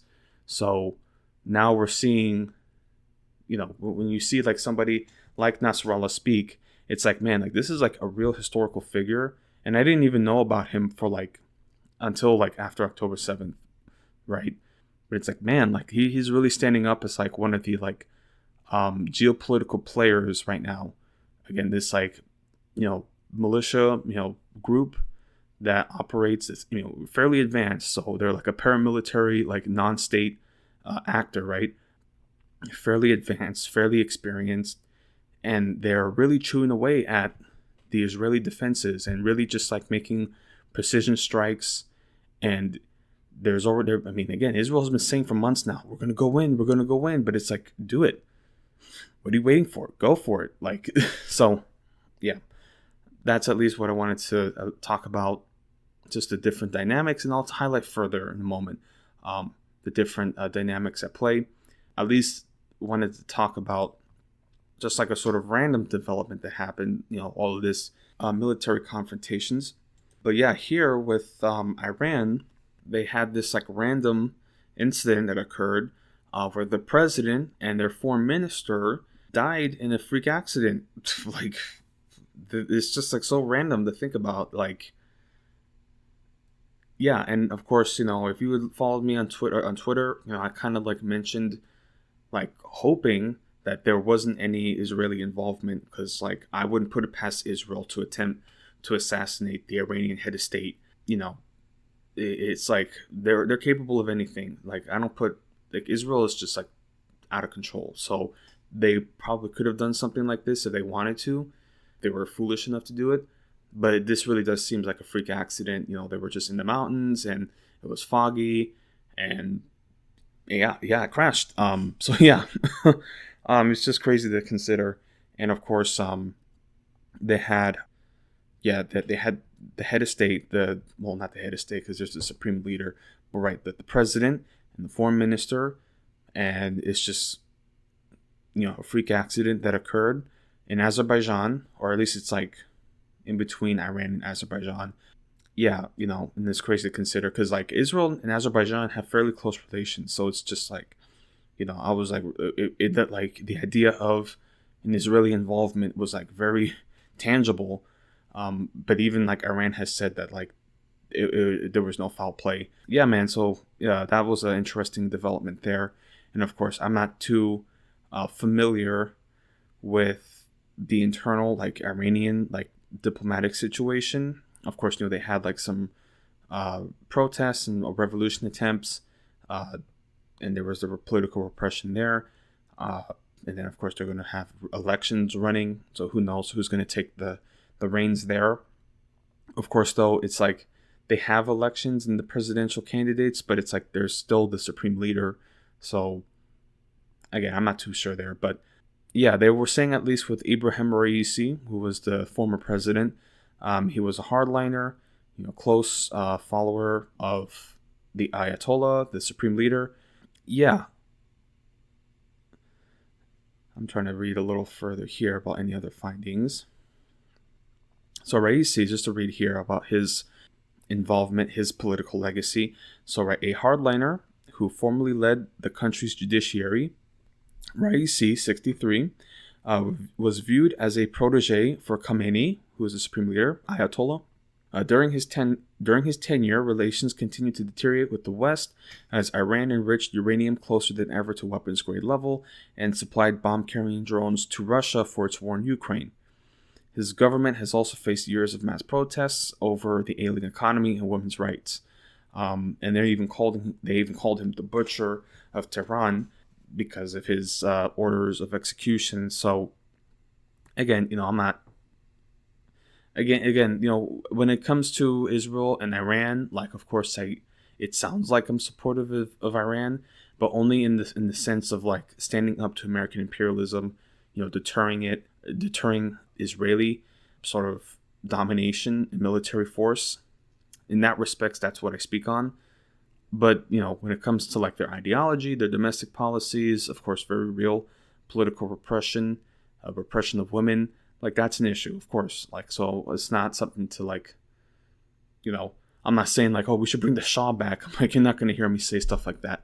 But it's just like, when it comes to the fight of American imperialism, yeah, there's going to be certain actors that you might not agree with, but they're still serving out that geopolitical end of asserting dominance and, standing up to that American imperialism. So it's just whatever. I mean, because it sounds like somebody might say something like, oh, well, you just want American soldiers dead or something. It's like, no, man, like, we shouldn't be deploying at all. Like, it's like we do all these things around the world and it's like not even to make our lives better. So it's like, what is American imperialism actually like doing to help us? And then like what? We get these soldiers to get deployed and they come back to America and it's like they can't find jobs. And they're always homeless and drug addicts and killing themselves. It's just like, what? Again, it's just like ridiculous. This country doesn't really do anything to benefit us. And yet we do all these horrible things around the world. For what? So, yeah. So it's just, in terms of this struggle against American imperialism, when I make comments about Iran or other actors that are not the most savory, it's not because I like them. It's just they found themselves in the same struggle as many other in the global South. I mean, it's just like it's only natural. Like these countries, like, they have to assert their independence and sovereignty. Like, they just have to. Like, it makes total sense that Iran would have influence. Like, what's the benefit of constantly like intervening and constraining them? In fact, the reason why this theocratic regime exists is because of American and Western imperialism in the region. So it's like we create these problems for ourselves and then we still get entrenched and then it doesn't even work out in the end. Like, look what's happening. Like, this is clearly not working out, but we created this mess. It's just, yeah. Anyway, so that's at least Iran. And talking about this freak accident with his Iranian president. And I was reading from Associated Press, just, little tidbits there. But yeah. And still, I'm going to talk at length about Israel and this conflict with Palestine in Gaza, because, again, so much has occurred. And of course, we're sort of at the critical moment of the Rafah operation, which is the last safe zone that the Palestinians in Gaza have. And it's like, even then, it's not safe. And of course, we saw the bombing of a shelter where like 40 Palestinians burned to death. And Israel's trying to say, oh, it was a kilometer away and it was an incidental, cause. Like, it's just like, again, like, the fact that Israel is just like so blatantly lying and this administration is just playing cover for it. And they're acting, and again, like, it's just, and this is happening under a liberal regime, okay, or a liberal administration. Ridiculous, man. It's sort of in a way good. It's not good, the suffering that's happening. It's not good. But what's beneficial is that for the first time, in a true way, we get to see the hypocrisy of the American, sort of American liberal establishment. We get to see that hypocrisy because it's very clear that they don't care about the human rights and the suffering of Palestinians, and they'll do whatever, they'll say whatever to protect Israel. And especially within younger people who, of course, are like very liberal and progressive.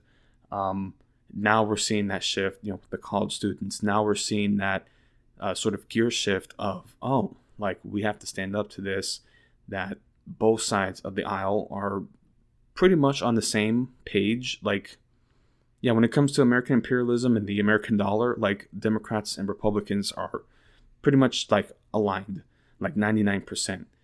The liberals wanted to at least be more measured or appear to be more measured, whereas Republicans are just straight up psychotic and just like, no, go all the way, cowboy, mentality. It's just the Democrats and Republicans, they only differ on social issues for gay people and women and for, people of color. Like, that's the only difference. And that's why Democrats constantly have to run on those issues, because when it comes to healthcare, when it comes to wages, cost of living crisis, housing, they don't give a shit. They that's not a platform. It doesn't exist. Like, you can't. It's just crazy. Yeah, man. That's why they have to run on those issues, like those social issues and supposedly they care about human rights. But then here we see when they have to take human rights over American imperialism, then they're going to choose the imperialism. That's just what they take. So again, here with the Biden administration, which has pretended at least to say that, we're doing what we can, and we're again, they always say that Biden's deeply concerned about the casualties of last night's attack, and it's just like, it's just so crazy. Yeah. And of course they said that Biden had the red line for an operation in Rafah, and then now Israel is bombing and invading Rafah, and now they're saying, well, we still don't see any issues there. Like, they have tanks in the center, like they're operating within the urban center. Oh, well, we still haven't really assessed that yet. We need Israel to investigate themselves and to tell us their findings, whether or not they violated international law. That's the thing you have to consider. Every time they say, oh, well, we're gonna wait for Israel to release their findings, it's like, it's a cover-up. That's all it is. They're just giving them time to make a cover-up, and it's just so open. Oh my God, it's just, every time I see these spokespeople, John Kirby, what was that, Vedant Patel, I think the other one, all of them. And it's so crazy too, because like, you're seeing like a whole like diversity, right? Like, this is like diverse American imperialism, like the DEI imperialism. So they're gonna have like a black queer woman sitting up there, and she's just gonna be like, well, we condemn in the strongest terms anti-Semitism on these college campuses. It's just like unbelievable, just insane what we're dealing with, and this is just like Anyway, so here's at least reading again from Associated Press. I've read quite a few from the AP, but reading about the Biden administration, and they're talking about how they actually don't really see an issue with the Rafah operations that are happening, even though they said it was a red line. So here from the AP, acknowledging only, quote, an uptick, end quote, in Israeli military activity, the United States has gone to lengths to avoid any suggestions that Israeli forces have crossed a red line set by President Joe Biden in the deepening offensive in the southern Gaza city of Rafah. In just the past week, Israeli strikes that hit displaced families sheltering in tents drew international condemnation, and Israel confirmed that its forces were operating in the city center. Still, Biden administration officials say Israel has avoided massive attacks on what have been thickly crowded neighborhoods of Rafah and kept strikes more limited and targeted than earlier in its nearly 8-month-old war with Hamas. That refrain underscores an increasingly isolated U.S. position. Critics charge that Biden, who declared early last month that he would not supply offensive weapons if Israel launched an all-out assault on Rafah, has come up against a domestic red line of his own and decided not to cross it, challenging ally Israel, which has support from Republicans and many American voters in an election year. Administration officials, quote, keep moving the goalposts when it comes to the Rafah operation, saying, we won't let the Israelis do X, Y, or Z, end quote, said Colin Clark, an international security expert and research director at the Sofan Center, a research center. Quote, and then somebody says, well, aren't they doing that already? End quote. Quote, so they've been playing semantics around what the Rafah operation constitutes, he said. I think if it weren't an election year, you would see the president being a lot more forceful, end quote. Again, it's like, I don't even think that, honestly, because I think that what's happening is that he's kind of showing weakness and sort of just allowing Israel to do what they want. And with the boomer vote, like, there's pretty much unconditional support for Israel. But with the younger vote, there's just a complete shift. And the younger vote is where Biden needs the most support from, because they're the largest voting bloc right now. Like the voting bloc for young people is going to keep growing, and it's like you're risking alienating the democratic legitimacy with young voters who are pretty universally in support of ending the war, and it's like. And again, also that too, like he's just showing weakness to Netanyahu. And again, like he'll say something. Again, like Biden made proposals earlier, pointing out a three-part plan, and then Netanyahu's just like, no, we're not going to accept that. So he's showing weakness. It's just in general to Netanyahu, and then Netanyahu is going to stand in Congress, and he's even going to like, dude, oh my God, this fucking like speech from Netanyahu is going to suck, because he's going to like start talking shit to us. He's going to be in our Congress and in our Capitol Hill, and he's going to talk shit about young people in America. He's going to talk about the terrorist supporters, and you got to do more to, deal with your young people who support the terrorists. And it's just like, and this is what Biden is going to allow in our country. So again, I don't understand. And again, like he's just old. Like I don't think like he has the mental faculties to like handle this constant like war and stress and like. Anyway, so here, just reading a little further. Administration officials insist Israel has changed its tactics in an effort to reduce civilian deaths as the military sweeps through the city and targets Hamas operatives, even as humanitarian conditions worsen. Some 1 million Palestinians have fled the Rafah offensive and are sheltering in squalid tent camps, and aid is only trickling into the territory. United Nations estimate as few as 200 to 300,000 people still remain. Quote, we have been clear about what this isn't, which is not a military operation, State Department spokesman Vedant Patel said Thursday. He referred to Israeli strikes on the outskirts of the city and seizure of an adjoining border region with Egypt as an uptick.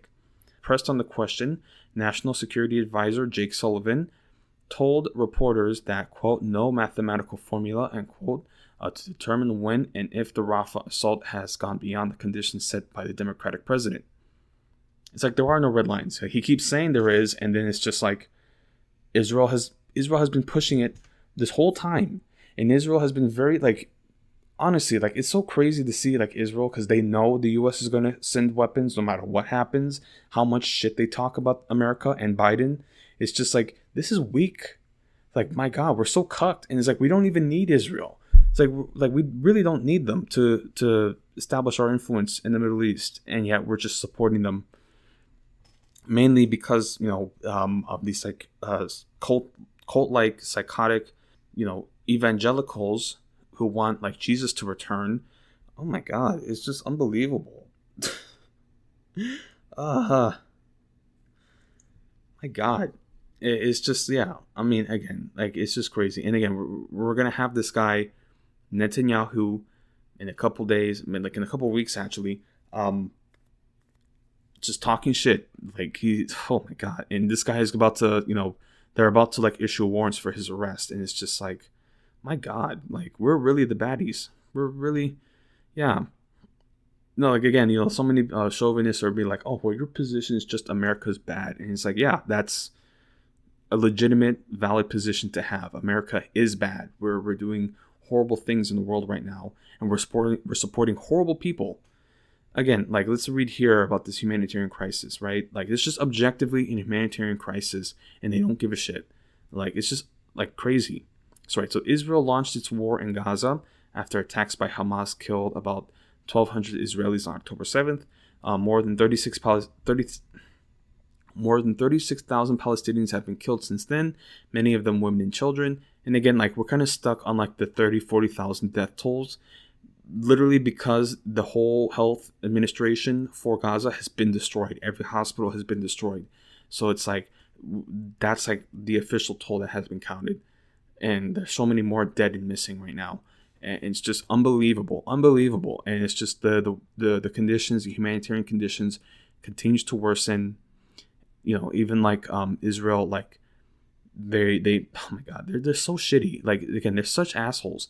Like, they'll release a tweet, and this is like the official, like, IDF or like Israeli ministry, like, Twitter account. Okay, like, they're fucking shit posters, but of course they're committing a genocide. So it's just like, it's completely deranged. And they're just talking about, like, look at all this humanitarian aid that's sitting in these parking lots under United Nations control. They're not the ones issuing aid, so anything that's happening is their fault. Meanwhile, like, this whole reports about, first off, like, you have Israeli just mobs, okay, lynch mobs attacking the truck drivers. Okay, so they're attacking truck drivers. They're literally, like, setting them on fire, the truck and the aid. They have their children participating. They have their children grabbing the food and just stepping on it.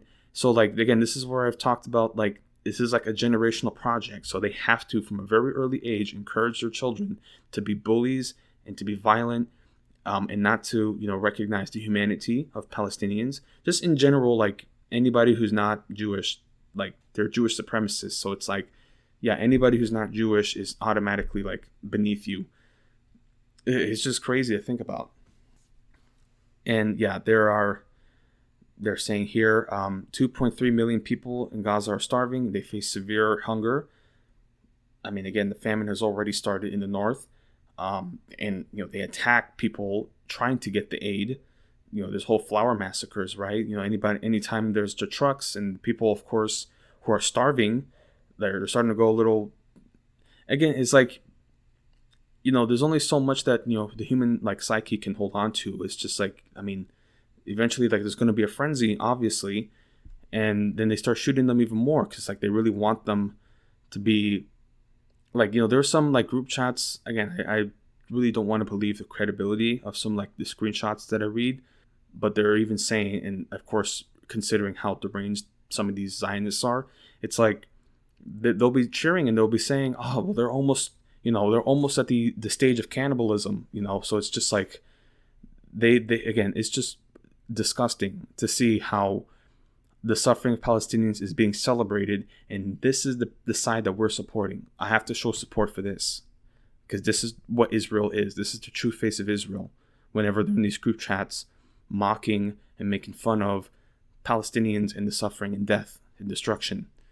Or they'll even say, like, whenever Palestinian parent is literally holding their child, their dismembered body, because it's just like, what the fuck, like they're going mad. Like people are losing their minds because they're watching their children blown apart, blown to pieces. And then you'll see some comments where it's like, oh, that's a fake, that's a doll, that's not real. It's just like crazy. And they'll never, even if Israel collapses tomorrow, these Israelis will never ever experience that suffering. They won't. It's never going to happen. It's just crazy. They're so insulated.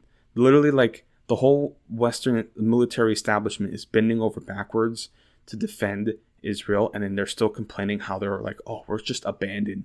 The whole world is against us. It's just, wow, it's just crazy. Not even because they've experienced anything, but because, like, oh, again, like if they're, say, their grandparent was a Holocaust survivor, now it's like forever, like, I'm a victim for the rest of my life because my grandparent survived the Holocaust, so I can, do what I want. It's just like, dude, there's only so much you can hold on to. And of course, like what's happening now in Gaza and Rafah, again, so much worse than anything that happened on October 7th. But of course, if you say that publicly, oh my God, it's just like, it's a complete shock, even though like this is objectively like the worst humanitarian crisis like possibly ever right now. Because yeah, I mean, like it's happening right now. We have the benefit of hindsight for other atrocities that occurred, and it's still happening, and it could stop at any moment, but we're just gonna, the US is gonna continue to support it. Unbelievable. This is happening in 2024. If you would ask me if you would ask me this like sort of like end war sort of Gaza confrontation, like regional confrontation for Israel, like I probably would have said, like, if this was going to happen before October 7th, maybe 2040, 2050, when there's like further, far greater instability globally, right? Environmentally, just things adding up. And then eventually, of course, Israel would face, its eventual decline. But yeah, in many respects, that's already accelerating. So again, yeah, Israel may not survive this decade. Like if this continues like this, because like there's only so much that these people can take. And they're not even like, that's the thing, because they don't want to like fully mobilize their military and their population. They're just not cut out for that. It's just going to be a slow burn. Yeah. So reading here, because that was at least like the red line that they talked about for Rafah. And of course, there's not going to be any changes towards that policy and towards the aid that's sent out. Yeah, man, it's just unwavering. I mean, this is, again, like what's happening now in Gaza is explicitly what the United States wants to happen. So whatever Israel does, that's just, even though they'll try to talk about, oh, we're concerned, the president is concerned, really don't give a shit. They don't give a shit because they know that they're going to benefit from this whenever Gaza does get cleared out. And of course, there's talks about like the gas resources off the coast. So that's pretty much the only reason why they want to expand that and why they're allowing Israel to do what they are doing. Yeah.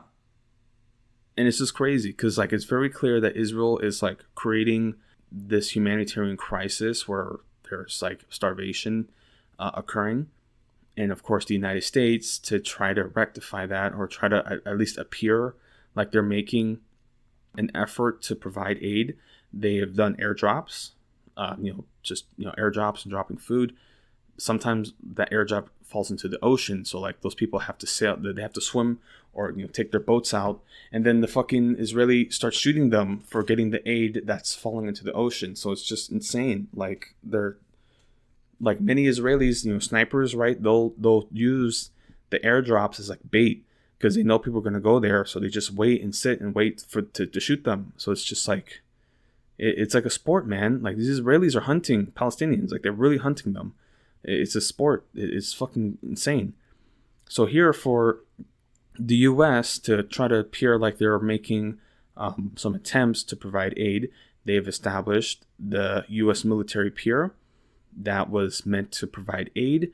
But now that pier, of course, had broken apart due to, like stormy weather, and the waves, breaking it apart. Even like a service person was injured due to the instability.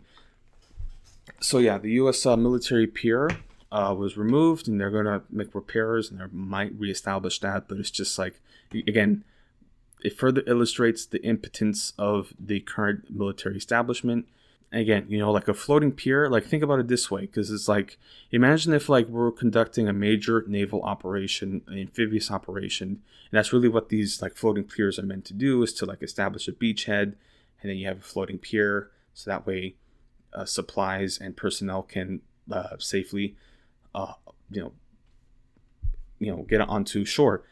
And then just imagine, say like D-Day, right? One of these like floating piers, right? And then like it starts breaking apart in the middle of bad weather. That could be a real liability. So like, to see something like this happen in Gaza, and it's just one pier, okay? Like there's a whole region of like 2 million people suffering a humanitarian crisis, and then we're just going to build one little pier to provide aid. It's just like unbelievable, man. Unbelievable. And this is like a $300 million pier. It's just crazy, right? So reading from Reuters, just at least about the repairs that they need to make now. A U.S. military-built pier off Gaza's coast is temporarily removed after part of the structure broke off, the Pentagon said on Tuesday, and the latest blow to efforts to deliver humanitarian aid to Palestinians. The pier was announced by U.S. President Joe Biden in March and involved the military assembling the floating structure off the coast, estimated to cost $320 million for the first 90 days, and involve about 1,000 U.S. service members. It went into operations 2 weeks ago. Pentagon spokesman Sabrina Singh said a portion of the pier had separated and that the pier would be towed over the next 48 hours to Ashdod port in Israel for repairs. Singh added the pier would take over a week to repair and then return to its place off the coast of Gaza. U.S. officials who spoke on condition of anonymity told Reuters earlier on Tuesday that bad weather was believed to be the reason that the part of the pier had broken off. Just reading a little further, right? Since the pier began operations, the United Nations has transported 137 trucks of aid from the pier, the equivalent of 900 metric tons, said a UN food program spokesperson.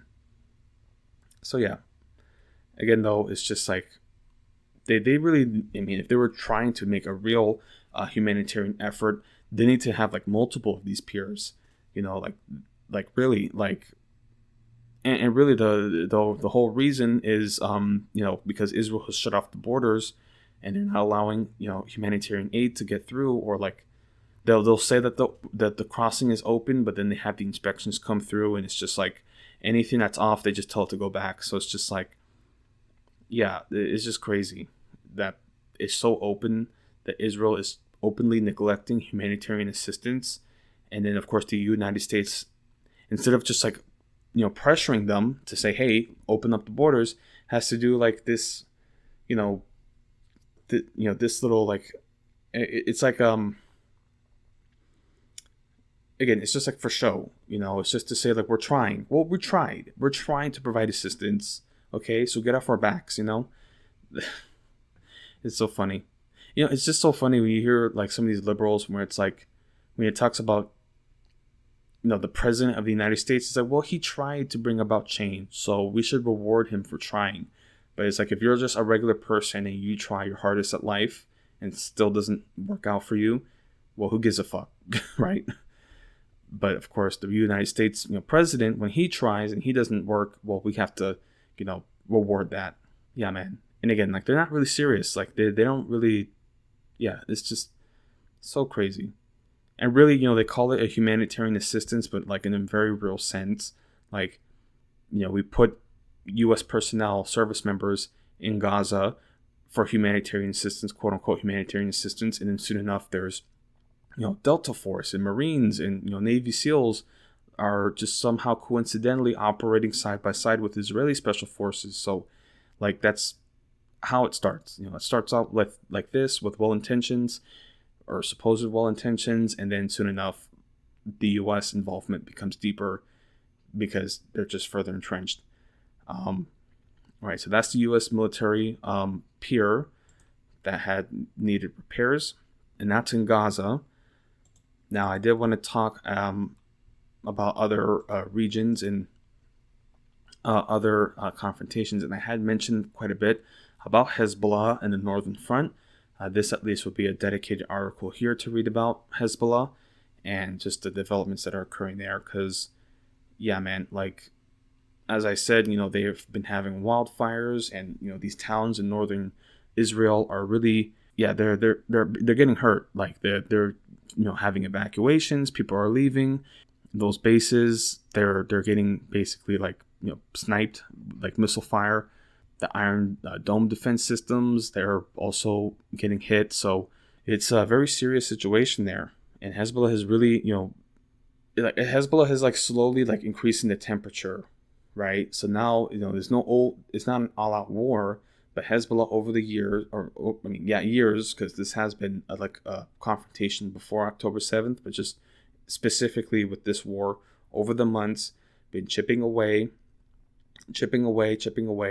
And so if Israel wants to start a major operation in southern Lebanon, they're going to be at a weaker position. And that's, not good news.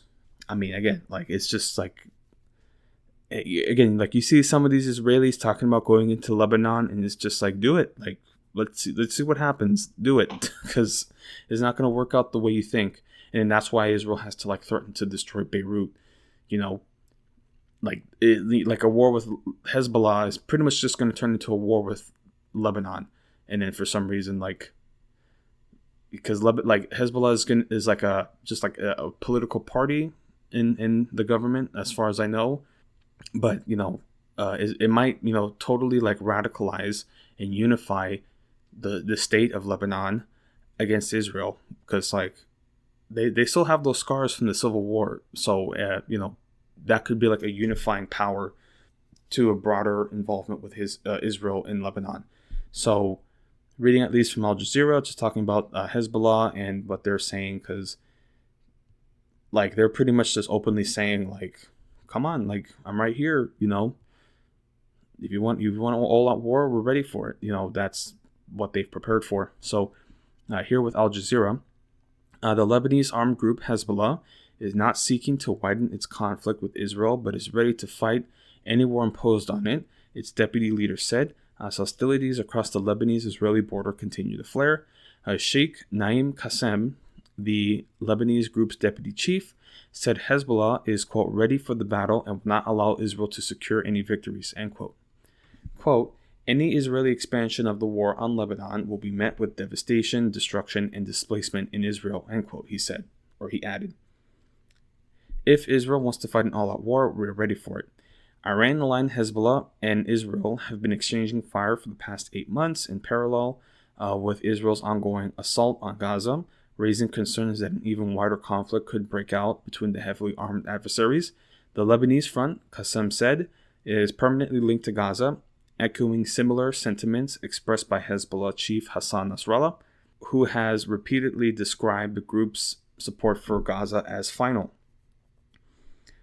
So I said Sayed Nasrallah earlier, which I think was his son, so I got him confused. So Hassan Nasrallah. The cross-border violence, which has oscillated for months, escalated in recent days. Hezbollah announced on Tuesday that it had launched a squadron of one-way attack drones at an Israeli military barracks for a second consecutive day, calling it a response to a deadly Israeli attack on Lebanon. Meanwhile, sirens sounded in northern Israel. So that's at least the deputy secretary here. Yeah, the deputy chief said here, just talking about, that they're ready for anything that Israel might bring. And this is Israel, talking about how, they're saying that this is not sustainable. Like, just like this current dynamic, because like Hezbollah is really causing a lot of damage for Israel in the northern front, and Hezbollah has capabilities to strike pretty much like anywhere in Israel now, like, and they can even launch like a whole naval blockade if they wanted to. So it's like they could really like cause Israel some damage, right? So here, not a sustainable reality. The hostilities have been the worst between Israel and Hezbollah since they went to war in 2006, and tens of thousands of people on both sides of the border have been forced to flee their homes. Israel's war cabinet is due to meet later on Tuesday, so that's today, mainly to discuss the Northern Front, an Israeli official said. The Israeli government spokesperson David Mencer on Tuesday said the fighting in the north was, quote, not a sustainable reality. He said Israel was committed to ensuring the security of tens of thousands of Israelis who have been evacuated from the area and to ensuring they return home. Quote, it is up to Hezbollah to decide if they can accomplish by diplomatic means or by force, he said. Quote, we are defending this country and no one should be surprised by our response, end quote. Amos Hochstein, a senior advisor to U.S. President Joe Biden at the heart of diplomatic efforts seeking de-escalation, said last week that a land border agreement between Israel and Lebanon implemented in phase could dampen the conflict. Israel has gone to war several times in Lebanon. Education Minister Yoav Kish, a member of the right-wing and ruling Likud party, who is not part of Israel's war cabinet, told Israeli Army radio on Monday that Israel, quote, must go to war to drive Hezbollah beyond the Litani River, end quote, which meets the Mediterranean Sea near the Lebanese city of Tyre, 19 kilometers, 12 miles from the border. Israeli strikes have killed some 300 members of Hezbollah since October 7th and around 80 civilians. Attacks from Lebanon on Israel have killed 18 Israeli soldiers and 10 civilians, the Israeli military says. Rockets fired from Lebanon set off wildfires across swaths of northern Israel on Monday. Hezbollah said on Monday that it launched a squadron of drones against an Israeli target in response to Israel's killing of a Hezbollah member. While Hezbollah has used drones in the conflict, it marked the first time it had declared launching a squadron of them. The group said Tuesday's drone strike had been in response to what it described as an Israeli assassination in the border town of Nokora. Yeah, so that's just showing like the further escalations and the raising temperatures on this front, the northern front. And of course, Israel is, they try to project power and strength and control, but really, like, this is not something that they were expecting. And again, like, they're already having trouble with Gaza. Like, they've been getting bogged down there. Hamas has not been defeated. It's sort of crazy because, like, Israel has to, like, manage how much they can mobilize, because if they completely mobilize, right, if they mobilize their entire population, like, that might just collapse their whole government, because there's many divisions in Israel at the moment, internal divisions. So, like, they can't risk complete mobilization because it's just like people are just going to leave. Like, they don't want to go to war.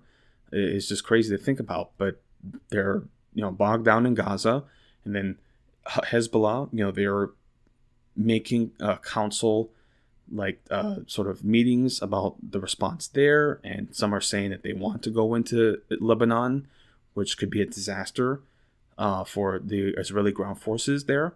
And then they have Iran. So it's just like crazy to think about that they have so many problems to deal with, and the only reason why they survive is because of the U.S. just like unconditionally sending aid.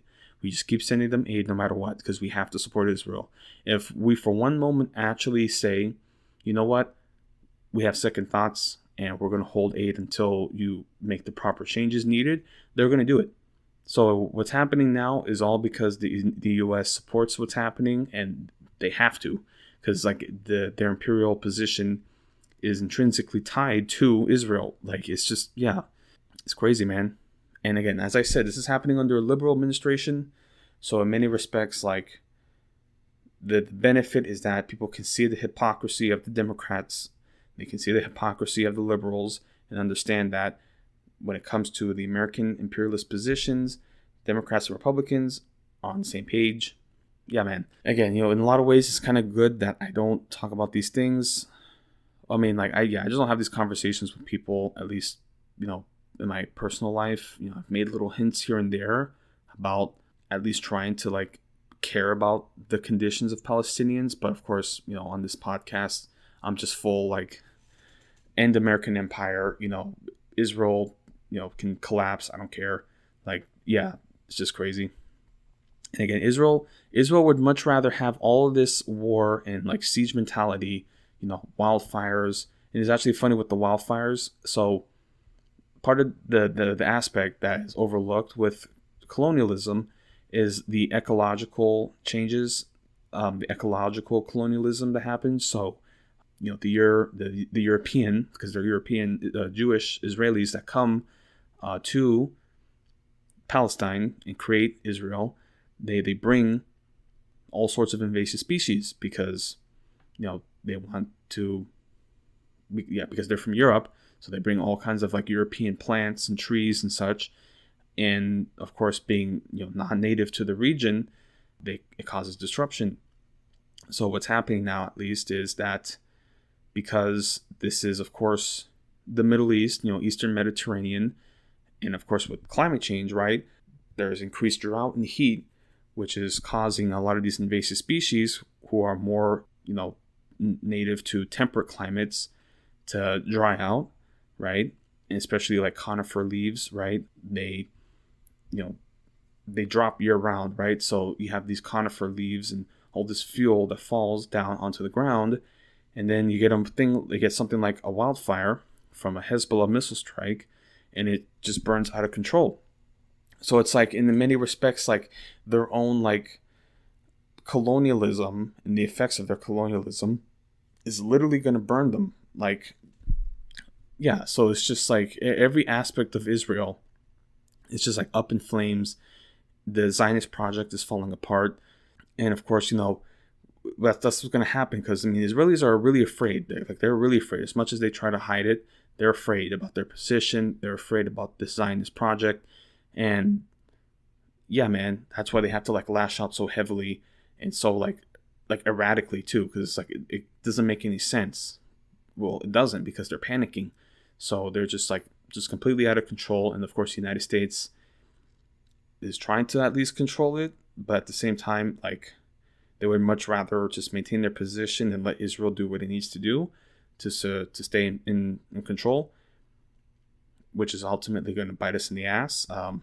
Yeah, so it's just crazy to think about like the history books, especially when like say like China takes over the world.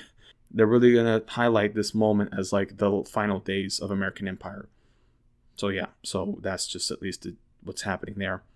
So that's Hezbollah and the northern front that's happening, breaking out, and the possibility for an expansion there into Lebanon, which I don't think is going to go well for Israel. It never does. Anytime they go into Israel, it's a disaster for them. So yeah, so that's at least something to look out for. Yeah, so now at least continuing. So I was talking about all these different military confrontations that were occurring, military assistance, humanitarian assistance issues that are happening with Israel and Gaza. So that's like one area where Israel is being isolated in the very material and physical sense. And in here, they're also becoming isolated diplomatically and legally, that they're becoming isolated. So, for the first time now, we're seeing a change, a global shift, especially with global South nations standing up for Palestine, having solidarity with Palestine, and taking Israel to the highest court in international law, in the ICC and the ICJ. So, and just to clarify, because I didn't think I did a good job explaining the ICC and the ICJ, just at least, give my summary, or not my summary, just like a summary that I heard from some other commentators. So the ICJ is like a court between states, right? So South Africa took Israel to court, and then also highlight here other nations now signing on to this to assist the prosecution. So that's the ICJ, the International Court of Justice. So that's the ICJ, and then the ICC, the International Criminal Court, is against individuals, and that's where we see the ICC prosecutor Karim Khan issue a proposal. So it's like a request to issue warrants for Netanyahu, for Yoav Gallant, and then also for Hamas leaders as well. And again, that's just a request, and then they have to issue the arrest warrants, and then they also have to continue with the prosecution. So that's mainly that there. And it's so funny too, where they're talking about Karim Khan, because like Netanyahu was saying, he is the greatest anti-Semite of our time. And then it turns out that Israel actually recommended Karim Khan. So it's just like, yeah, man, Israel is just becoming increasingly isolated, which of course, it doesn't matter so long as the U.S. supports Israel. That's all they care about, which means that the United States is going to become more isolated and like delegitimized more than it already was. Okay, like everybody kind of already knew that the U.S. was like, shitty, but now to actually see it play out, the actual genocide happening. And again, I was listening to the president of Colombia, Gustavo Petro, who has all but completely cut ties with he has cut ties with diplomatic ties with Israel, and just saying outright, we don't support genocide. And many other Latin American countries are also following suit. He was at a conference and he was talking, Gustavo Petro, talking about what's happening now in Gaza is a signal to the rest of us, meaning global South nations. It's a signal to us about the military power of the United States and the West, about what will happen if you make changes without our approval. So it's like, yeah, what's happening in Gaza, the United States implicitly supporting it, and it is totally willing to do that in other parts of the world. So yeah, so that's where, in terms of like imperial decline, what happens is that the imperial power in decline will use whatever means or method, whatever form of violence it needs whatever method and means of violence and control that they have to have, over their dominion. So yeah, it's just man. I mean, yeah, consider like all the expeditions like France and the UK had after World War II, and all the horrible things that they had to do in Algeria, in Malaysia, and Vietnam, or Indochina, really. Yemen, right? Like the Yemen civil war or revolutions that happened against British rule. The British did some fucked up things. So it's like, Africa, they did all kinds of unspeakable horror just to maintain their empire, which was clearly in decline. So it's just, that's just the world. That's just the way empires go as they are experiencing decline. So here, with Reuters talking specifically on the Gaza genocide at the World Court. So I'm reading from Reuters. Yeah, reading from Reuters about Palestine, like the Palestinian authorities seeking to join the genocide case at the World Court. So reading here, and this was published today, June 3rd, or yesterday. Palestinian authorities have filed an application with the International Court of Justice to join South Africa as a party in its Gaza genocide case against Israel, the court said. In a statement, the ICJ, also known as the World Court, said the Palestinian authorities filed an application for permission to intervene in a declaration of intervention in the South Africa v. Israel case. On May 31st, the Palestinian authorities officially recognized the authority of the ICJ to resolve all disputes that may arise or have already arisen under Article 9, which paved the way for them to request to join South Africa's case against Israel as a party. If granted by the court, the request could allow the Palestinian authorities to also add an ad hoc judge of their choosing to the ICJ panel, which currently has 16 judges, 15 of the court's regular judges, and one Israeli ad hoc judge. So, I mean, this is a significant development because this is the Palestinian Authority, which is really meant to serve as like an Israeli puppet, right, in occupied West Bank. So the fact that they're willing to join on this case is a significant sign. Yeah. So reading further, South Africa and Israel have been invited to furnish written observations on the Palestinian application for permission to intervene as a party. The Palestinian authorities became a signatory to the Genocide Convention in 2014 after they were granted United Nations Permanent Observer State status. And of course, the General Assembly has even voted to recognize Palestinian statehood.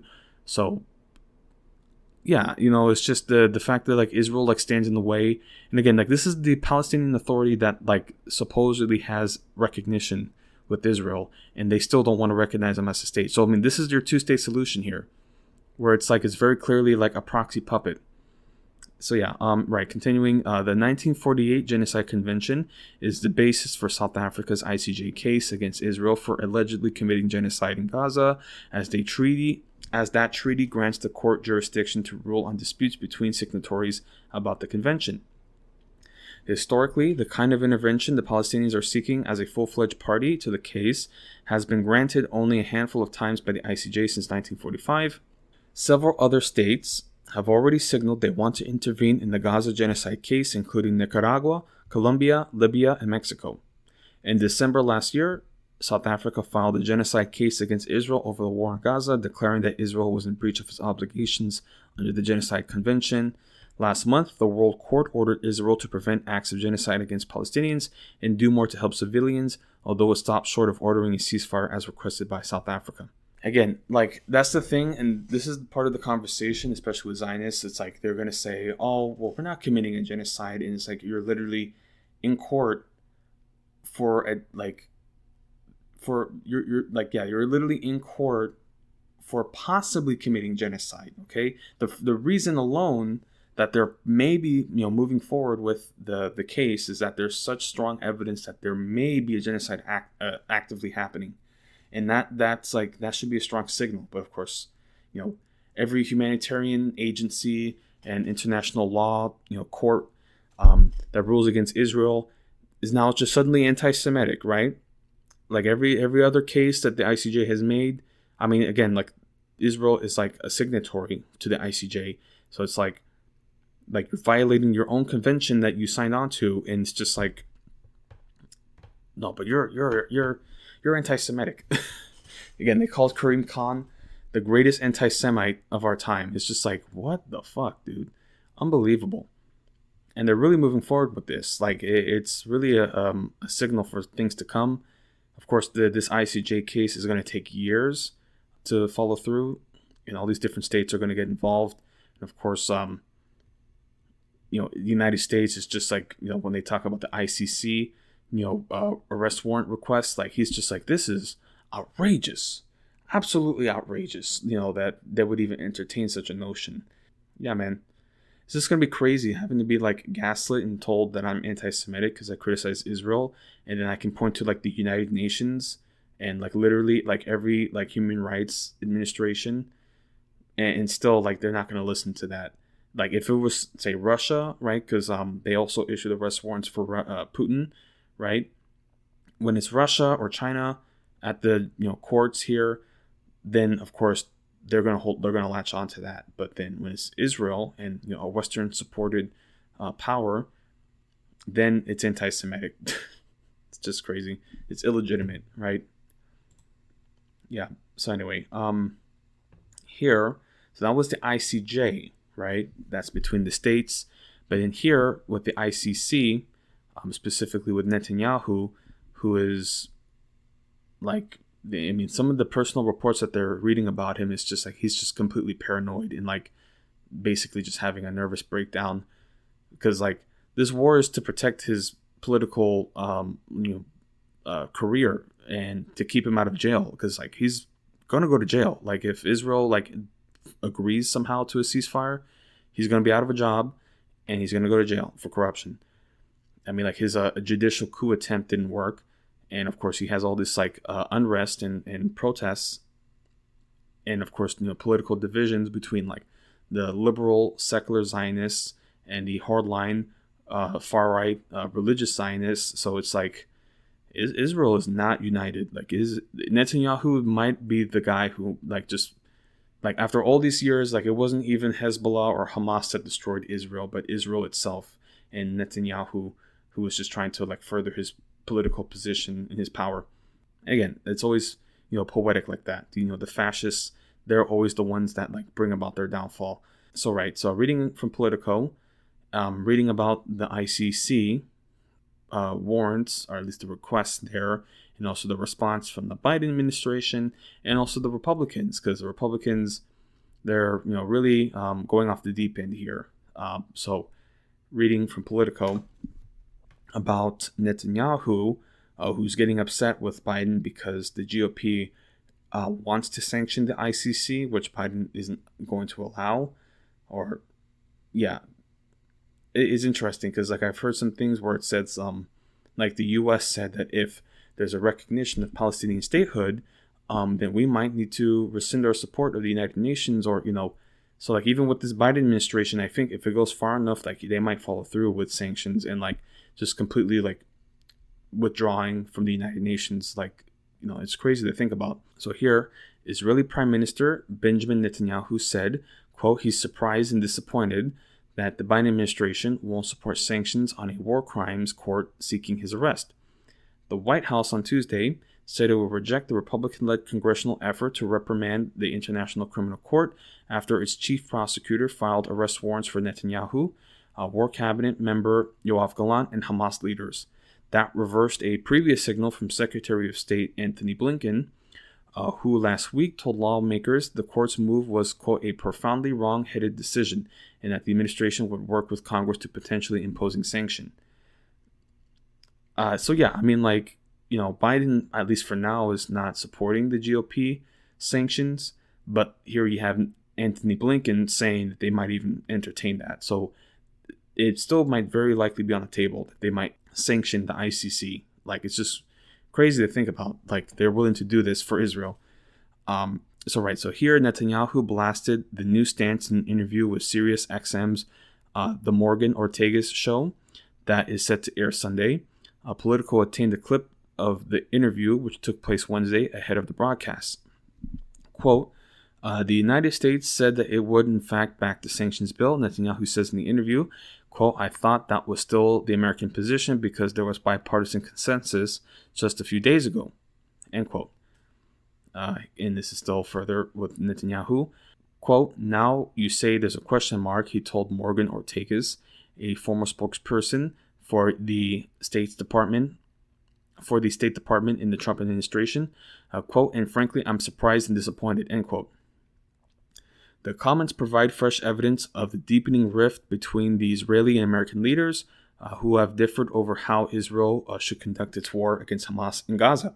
The Biden administration is in talks with Congress on how best to respond to the arrest warrants. Republicans are pushing a sanctions bill, while Democrats debate whether or not to sign onto the measure. President Joe Biden initially called the ICC's decision, quote, outrageous, and said it drew a false equivalence between the actions of a democratic state and a militant group. So that's at least the initial response here. I'm going to read a little further.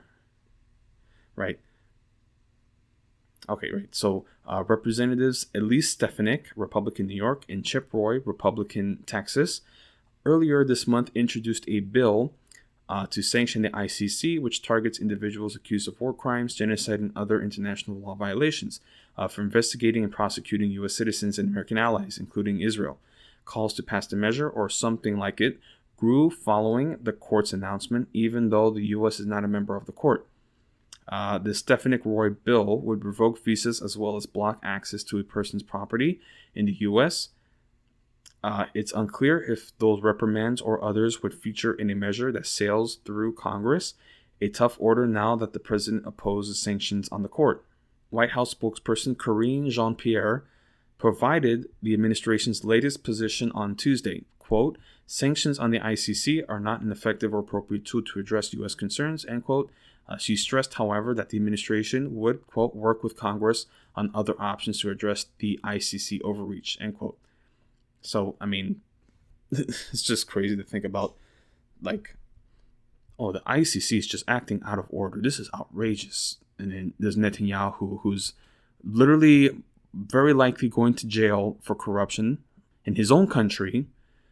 And then somehow the idea that this guy is capable of causing genocide is just like, yeah, again, like the fact that we're like bending over backwards to defend Netanyahu.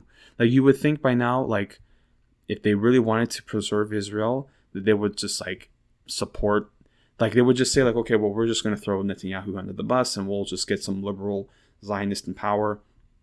So it's like, that's crazy to think about, that they're willing to do this. Democrats willing to do this to protect Netanyahu, okay, who is just like openly like undermining, like he openly disrespects Biden. It's just crazy to think about, and he just cries all the time about like how Biden doesn't help him, and then it's like we're literally just bending over backwards to send this guy aid, and all he does is bitch and moan about the fact that the U.S. doesn't help enough. It's so ungrateful. Like, yeah, man, he's just a fucking asshole, man. Like, Netanyahu sucks. Like, and the guy's from Philly. That's the thing. Like, he's from Philadelphia. Like, he speaks with a very clear American accent. Like, it's fucking unbelievable. Like, this guy like jump started his whole political career off of his brother dying in that military operation in Uganda. So like from the very moment he's been an opportunist, and like this is the guy we're defending. Just crazy. So that's at least some initial reporting there, and about like the proposed sanctions there, and also the United States, at least with Biden not supporting at least sanctions, but looking for other methods to address the ICC, as they call it, overreach. So reading a little further, at least just for Netanyahu, right, in the interview, Netanyahu defended himself against the court's allegations that he and Israeli authorities purposefully withheld humanitarian aid from entering Gaza since the war began. Quote, "We're putting in 500,000 tons of food and medicine into Gaza," he claimed, saying Israel's enemies were Hamas militants, not the Palestinian people. Quote, "There's plenty of food there, 3,000 calories per person. That's almost 1,000 above the standard that is required." So, like, obviously, we can see the people starving. Like, it's so obvious. This guy's a fucking asshole. Oh my God. He's like, actually, they're gaining weight. Like, that's, oh my God, what a fucking asshole. And this is like a lot of Zionists like have this attitude too. It's just like unbelievable. Like, yeah, they'll literally like sometimes they'll post images of like the captured just Palestinian men who are fighting age, quote unquote, but it's just like literally like civilians that they just captured, and it's like, oh, look at this one guy, he's fat, oh, and they're supposed to be starving. It's like, yeah, one fat guy who's most likely lost a lot of weight since the war started. Yeah, one fat guy compared to like a whole crowd of like emaciated men. It's like unbelievable. Unbelievable. Yeah, no, because fat people can't starve to death. Like, it's just like, what the fuck? Like, oh, dude, oh my God. Anyway, so here, continuing with Netanyahu, he also said Israel, quote, "is going out of our way to protect civilians during the war," launched in retaliation for Hamas's October 7th attack that killed 1,200 people and saw 250 people taken hostage. Israel sends millions, quote, "millions of text messages, drops leaflets, and makes phone calls to tell civilians to get out of harm's way." Like, that's like, okay, and yet there's people still dying. So you tell them to go out of harm's way, and then you bomb the place that they went to seek shelter. It's crazy. Quote, "These charges are completely false," he asserted. And again, like, these are arrest warrants for prosecution. So it's not even like he's actually like guilty yet. So if you're not guilty, you should stand trial. Yeah, so for months, aid groups have accused Israel of slowing down the amount of aid that enters the territory, leading to famine-like conditions. Again, they have to say famine-like. Famine-like conditions affecting Gaza's 22.2 million people. And, again, the passive language of like Western media right now is just crazy. Right. Yeah, so for months now, aid groups have accused Israel of slowing down the amount of aid that enters the territory, leading to famine-like conditions affecting Gaza's 2.2 million people. Over the weekend, Israel reported dropping a small bomb targeting 2 Hamas operatives that led to a fire in a displaced persons camp near Rafah, killing at least 45 people and injuring dozens more. Israeli forces now have tanks in the center of the southern city to eliminate the remaining elements of Hamas fighting there. Despite the growing civilian toll in Rafah, the Biden administration insisted Tuesday that Israel's operation wasn't large enough to cross the president's red line or spark a policy change toward the ally. So, again, that's just, they make the red line, and then Israel crosses it, and they're like, oh, well, that wasn't really the red line per se, or they're not doing it at the level that we think is going to, cross it, even though like people are still dying and they're still bombing. They're bombing tents. It's like that fire was caused because they wanted to target 2 people and then 45 people died. And that's just, and this is a tragic mistake. Oops, we burned the tent full of children, orphan children, burned them alive. Tragic mistake. I'm sorry. Yeah, man. Anyway, so that's at least the ICC, and the proposed sanctions there, and of course the United States, at least Biden for now, saying that he doesn't support sanctions, but time will tell, because at this point, like, the United States is pretty much just like on the edge of just being like outright like, no, you know what, like, Israel, have at it, the whole world can fuck off. It's just crazy. Anyway, so here Netanyahu, because I'm reading now, that was at least the ICC warrants, but now I'm kind of highlighting a little more on, how do I say this, more on the internal divisions in the government, and the possibility the coalition government in Israel falling apart because of the ceasefire, because Biden issued, or at least made a statement outlining a ceasefire deal. And every time there's ceasefire talks, Hamas says, we accept these terms.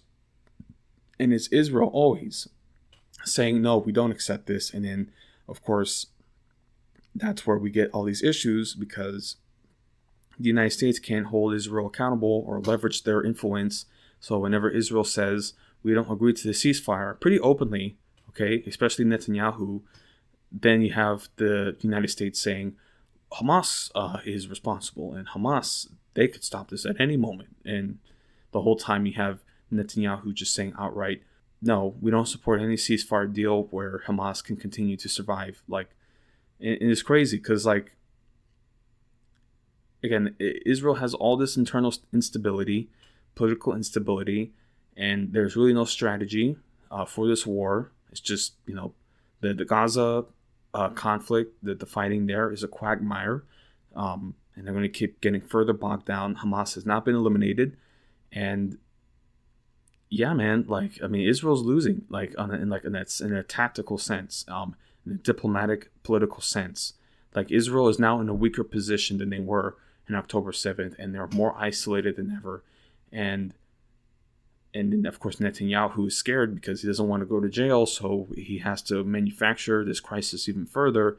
And it's just, I mean, we'll see here. So, reading Netanyahu, reading about CNN here, about the possible government coalition dissolving and the consequences of that. So, reading here from CNN, Israeli Prime Minister Benjamin Netanyahu may soon be forced to choose, agree to a ceasefire deal with Hamas or keep his government in power. But as he confronts that choice, Netanyahu is also looking for a way to avoid it altogether. For months, Netanyahu has gingerly balanced these competing imperatives by refusing to even contemplate a permanent ceasefire, as he blamed Hamas's delusional demands, quote, delusional demands, for the collapse of previous rounds of negotiations. But after U.S. President Joe Biden publicly outlined Israel's latest ceasefire proposal on Friday, one that could lead to a permanent truce and which Hamas may be prepared to accept, Netanyahu is now out of time. Quote, I think that Bibi is concerned now, said Aviv Bushinsky, a former advisor to Netanyahu, using the prime minister's nickname. Biden, quote, is forcing Bibi to take off his mask and say, okay, now is the money time. Are you in favor of a deal? End quote, he said. As Israel awaits Hamas's response to the latest proposals, National Security Minister Itamar Ben-Gvir and other far-right members of Netanyahu's coalition are already threatening to bolt from the government and cause it to collapse if the prime minister follows through. Amid the chorus of threats from his right flank, Netanyahu is trying to reframe the latest ceasefire proposal, insisting to Ben-Gvir and others that the terms of the deal are not as Biden defined them. While Biden squarely framed the proposal as a way to end the war, Netanyahu is insisting Israel will not end the war until and unless Hamas is eliminated. Netanyahu told the Knesset Foreign Affairs and Security Committee on Monday that, quote, the claim that we agreed to a ceasefire with our conditions being met is not true, end quote.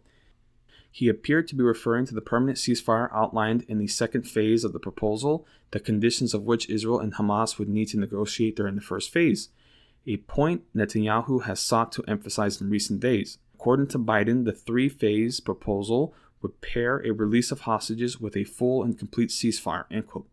But Netanyahu's spokesperson told journalists at a briefing Monday that Biden had presented only, quote, a partial outline of the deal Israel had offered Hamas. Quote, the war will be stopped for the purpose of returning hostages, and then we will proceed with further discussions. There are other details that the U.S. president did not present to the public, the spokesperson added. The spokesperson reiterated Israel's refusal to agree to any ceasefire until all hostages had been released, until Gaza no longer posed a, quote, a threat to Israel, and until Hamas's governing and military capabilities in Gaza had been eradicated. So you see, this is why it's unreasonable to talk with Israel, because it's like they want a ceasefire, or I shouldn't say that, because they said they won't agree to a ceasefire until all hostages have been released. It's like their idea of a ceasefire is that their other party will be completely eliminated. Like, you really think Hamas is just going to accept like a deal where it's like, okay, well, we have a temporary truce and we're still going to kill you and we're still going to take away your abilities to defend yourself? And it's like, what's the point? It's like, now, well, of course, we're not going to release our hostages if you're still going to try to kill us in the end of the day. Like, what the fuck? Like, yeah, it's just crazy, man. They want complete domination. They really don't care about the hostages to begin with. Like, they really don't. Like, you know, it's just a propaganda tool. Like, they don't give a shit. They've been killing them. I mean, they had soldiers kill one of their three of their hostages that escaped. Every hostage in Gaza that has died has been because Israel has bombed them, right? Israel has killed them directly. Like, even like Hamas is just like, we can't really negotiate anymore because you've killed like almost all the hostages. It's just like, so, you know, Israel doesn't give a shit about the hostages. They really don't. And yeah, and of course, this idea of eliminating Hamas hasn't been working. Hamas is now actually stronger in many respects, has better support from the Gaza public, because like they've been watching their families get murdered. So it's like, what other options are you giving them? Like, they're going to fight and they're going to join Hamas because Hamas is taking the fight to Israel. So it's just like you've galvanized support for Hamas with this operation. So again, you know, it's just this attitude, right, where it's like, there was actually a ceasefire on October 6th, okay, and it's like, okay, well, yeah, I don't know what you think was happening before October 7th, but that's not a peace, okay? It's like they say, there's no occupation in Gaza, and it's like, then why does Israel control all the water, all the food? They have access to, you know, control over all the power. They have registries of like every address and every home. They literally control who goes in, who goes out. Like, Gaza isn't even a country. Like, they don't have passports. Like, they're stateless, but it's not an occupation. Like, unbelievable. But again, you know, at least, you know, now we're seeing that shift and change where people are recognizing that there is occupation and that there is apartheid happening. So the people who are still squarely in defense of Israel, they're just like, they're openly racist people to begin with. So it's just like, yeah, most decent people now recognize what's happening to Palestinians is bad. And they recognize that Israelis are kind of dickheads, you know? So they're really losing sympathy. Because all I get to talk about, October 7th. That's the only thing that matters in history is October 7th. Yeah. So anyway. Yeah, so talking at least, because there was the idea that if they even attempt to accept the ceasefire proposals, that the far-right coalition that Netanyahu has grown would fall apart. So obviously he doesn't want that to happen. So here, Netanyahu's effort to convince the far-right ministers in order to avoid choosing between a ceasefire deal and the survival of his government have so far fallen flat. Ben-Gvir said Monday that Netanyahu's office refused to follow through on a commitment to show him draft the proposal, leaving him convinced the prime minister has something to hide. If Ben-Gvir or Finance Minister Bezalel Smotrich don't back off their threats to leave the government, Netanyahu will be back to the binary choice that is beginning to materialize before his eye. Opposition leader Yair Lapid has offered to provide a, quote, safety net to keep the government in power in order to achieve a ceasefire deal, but doing so would also be handing Lapid the key to forcing early elections once the deal is implemented. Just as it has been over the past 8 months, Netanyahu's political survival may be wrapped up in the continuation of the war and his elusive pursuit of total victory over Hamas. Netanyahu is confronting the choice between his government's survival and a hostage deal at a time when his political fortunes have begun to improve. For the first time this year, Netanyahu has edged out his political rival Benny Gantz as the preferred choice for prime minister for Israelis, 36-30, according to a Channel 12 survey last week. So it's kind of interesting. I mean, Netanyahu has significant support, so I mean, there's instability, of course, but he still has like a pretty significant following. Yeah, man. So it's kind of crazy to consider. I mean, he is the longest running prime minister in Israeli history. And, it's sort of interesting to see what his legacy will be for Israel if somehow he ends up being the straw that breaks the camel's back, in a sense of like Israel's stability and so-called claim to like democracy, right? Because like right now they've been very politically repressive in many respects, especially towards like the liberal Zionists. And it's interesting because they're Zionists, so like, and when it comes to the actual like occupation, they're on the same page, but then there's mainly just like internal diplomatic or internal political issues, and also just like with the far right government, like they're just straight up like religious extremists, which many secular liberal Zionists aren't really with, so it's just like that's already starting to materialize, which of course is going to become more radicalized as time goes on. Yeah, man. Again, they're sort of like creating the conditions of their own downfall. And of course, this is Netanyahu purely trying to protect his political career, and also just like his own control. Because I mean, he might go to jail for corruption, so that's clearly something that he's going to avoid, and he's willing to take the whole country with him. So that's just at least something that's happening there. So that's at least what's happening with Israel. And I just took a quick look on my phone actually. So even though President Biden didn't support sanctioning the ICC, I just read now that Congress, or at least the House of Representatives, had voted on that proposal. So yeah, it's already in motion. It's just unbelievable. And it's actually crazy. Let me look it up here. Let's read here. So the House passes International Criminal Court sanctions. Yeah, so just reading real quick here from CNN. The House voted Tuesday to pass a bill to sanction the ICC officials. House Republicans' response to the court seeking an arrest warrant for Israeli Prime Minister Benjamin Netanyahu. So here, it is unlikely that the Senate will take up the sanctions bill. The House passed the bill in a 247 to 155 vote, with 42 Democrats joining Republicans in support. 2 GOP members voted present. So, yeah, so that's what happened there. And again, like 42 Democrats joined along with that. And of course, they're saying in the Senate it might not materialize, but that's at least something that's happening there. So that's just at least the main portion of this international segment. And this is, of course, a long episode so far, and I haven't even started on natural events. And I'm still very much on the international segment because there's many other areas that I want to speak on, particularly with Africa. So with Africa, there's been some developments happening there. And I'll talk hopefully about a little bit about Haiti as well. So here, reading from Al Jazeera, there was like some interesting developments that happened where there was a coup attempt in the Democratic Republic of Congo. Yeah, man, there's just so many things occurring. So there's, of course, different sort of, developments occurring in Africa, Niger as well. The American forces have been pulling out. And then there's just a coup attempt from like a U.S. supported,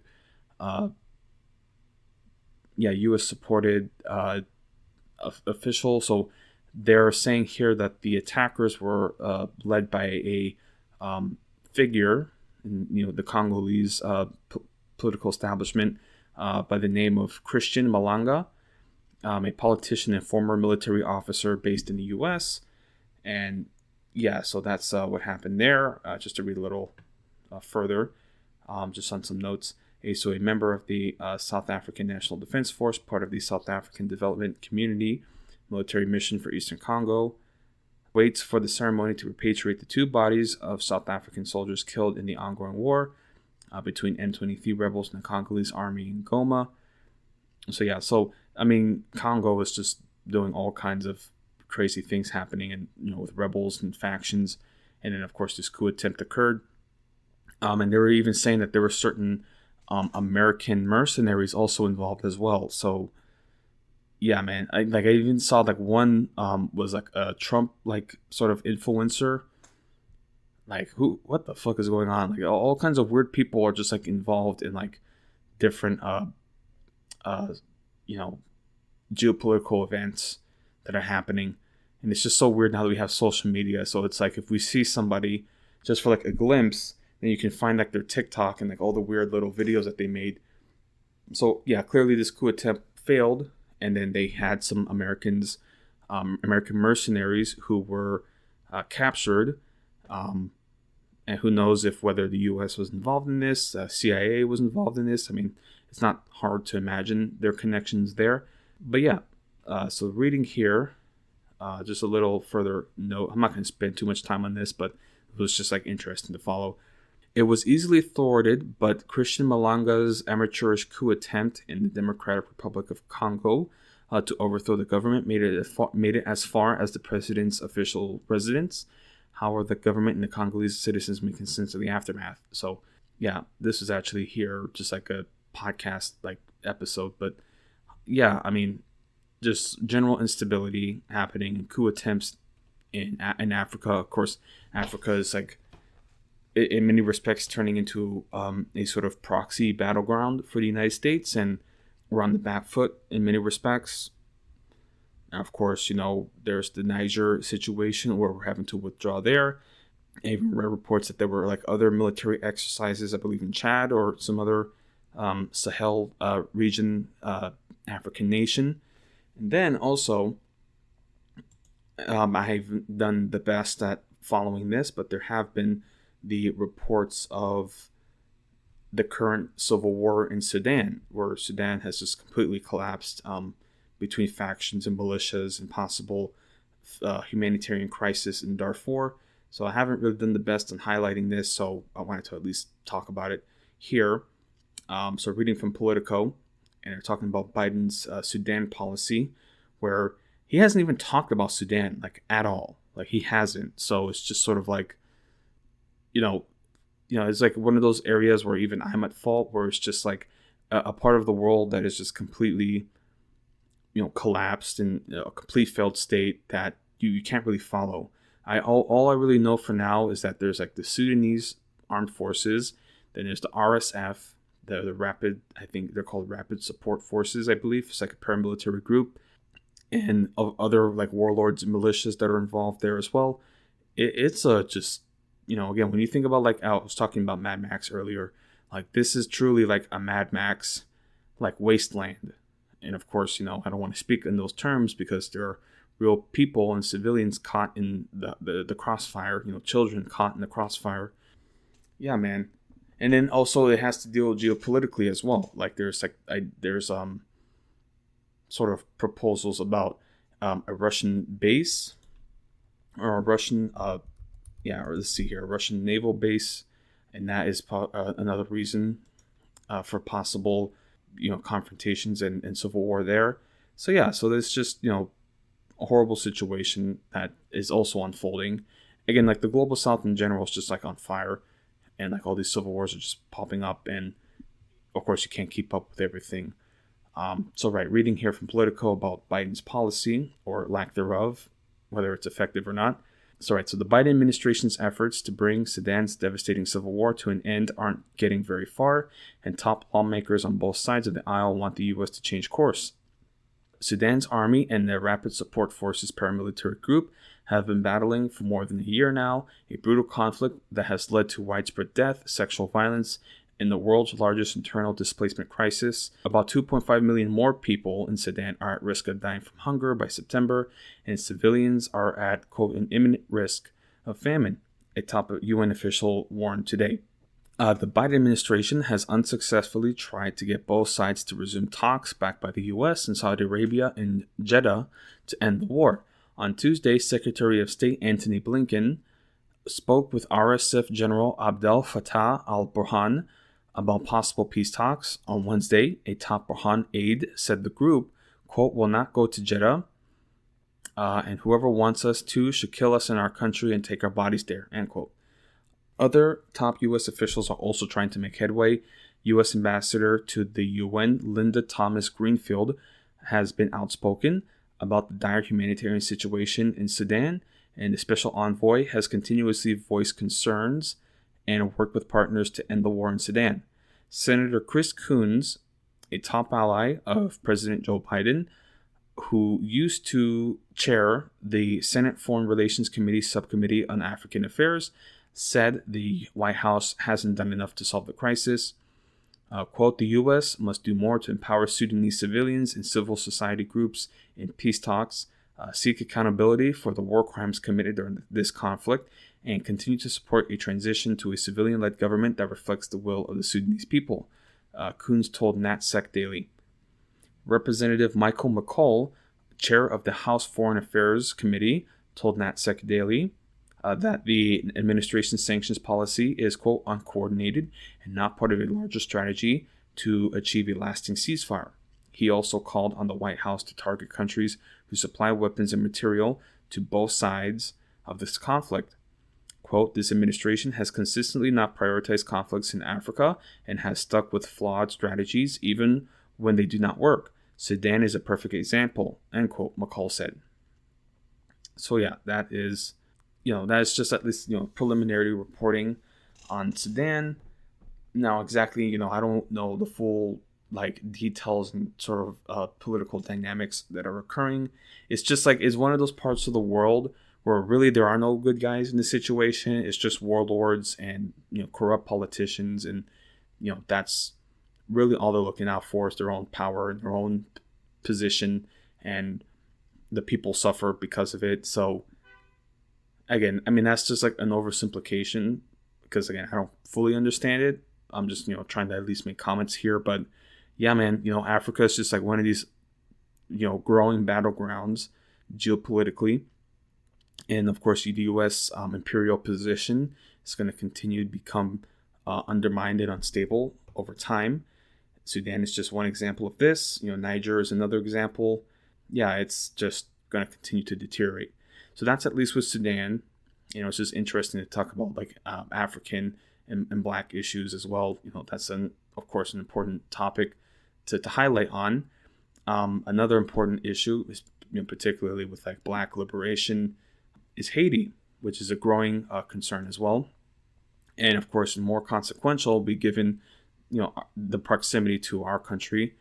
Haitian migrants are becoming more present when it comes to border crossings, and there was the earlier report of them getting protected status, extended asylum status, because the situation in Haiti is just too unstable.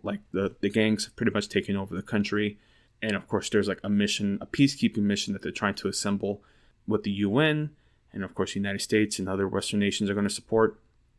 So here we're talking about CNN and their findings, or at least the preparations for a multinational force in Haiti. And again, I should reiterate, I am Dominican, so, this is, of course, going to involve my country, my homeland as well. Again, it's a small island, so, if anything flares up in Haiti, it's going to affect the DR. So it's just something to keep an eye on. So here, I'm talking about this multinational force and the preparations there. So here, as preparations accelerate for a multinational security force to deploy to Haiti, federal contract opportunities from the U.S. Department of Defense detail the minutiae of U.S. involvement in planning for the mission. The Multinational Security Support Mission, widely referred to as the MSS, aims to bolster local police in combating the gangs currently overrunning Haiti's capital, Port-au-Prince. After several delays, the Kenya-led mission is expected to arrive in the Caribbean nation in the coming weeks.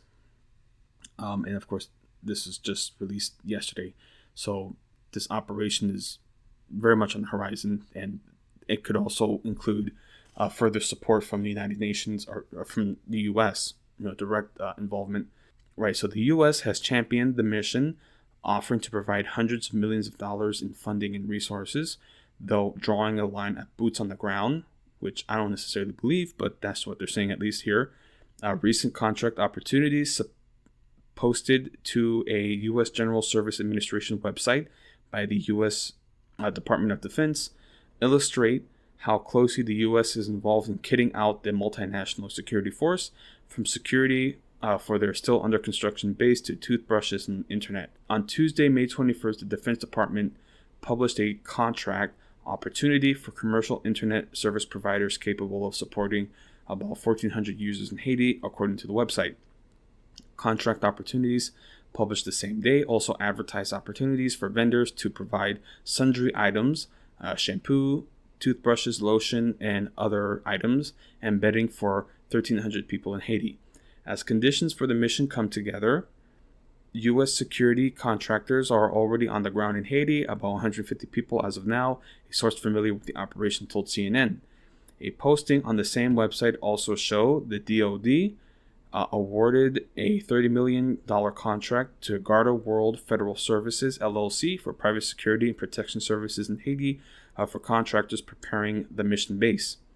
Garda World, a Canadian company which provides logistical, medical, and security services to government and commercial clients, told CNN that they were contracted to provide these services at the housing site.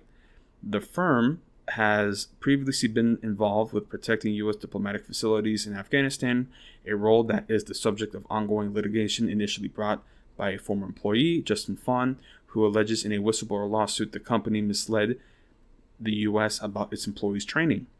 Garda World denies these claims in court records, and a spokesperson for the company told CNN that it is employing, quote, highly trained security professionals to guard the facility in Haiti.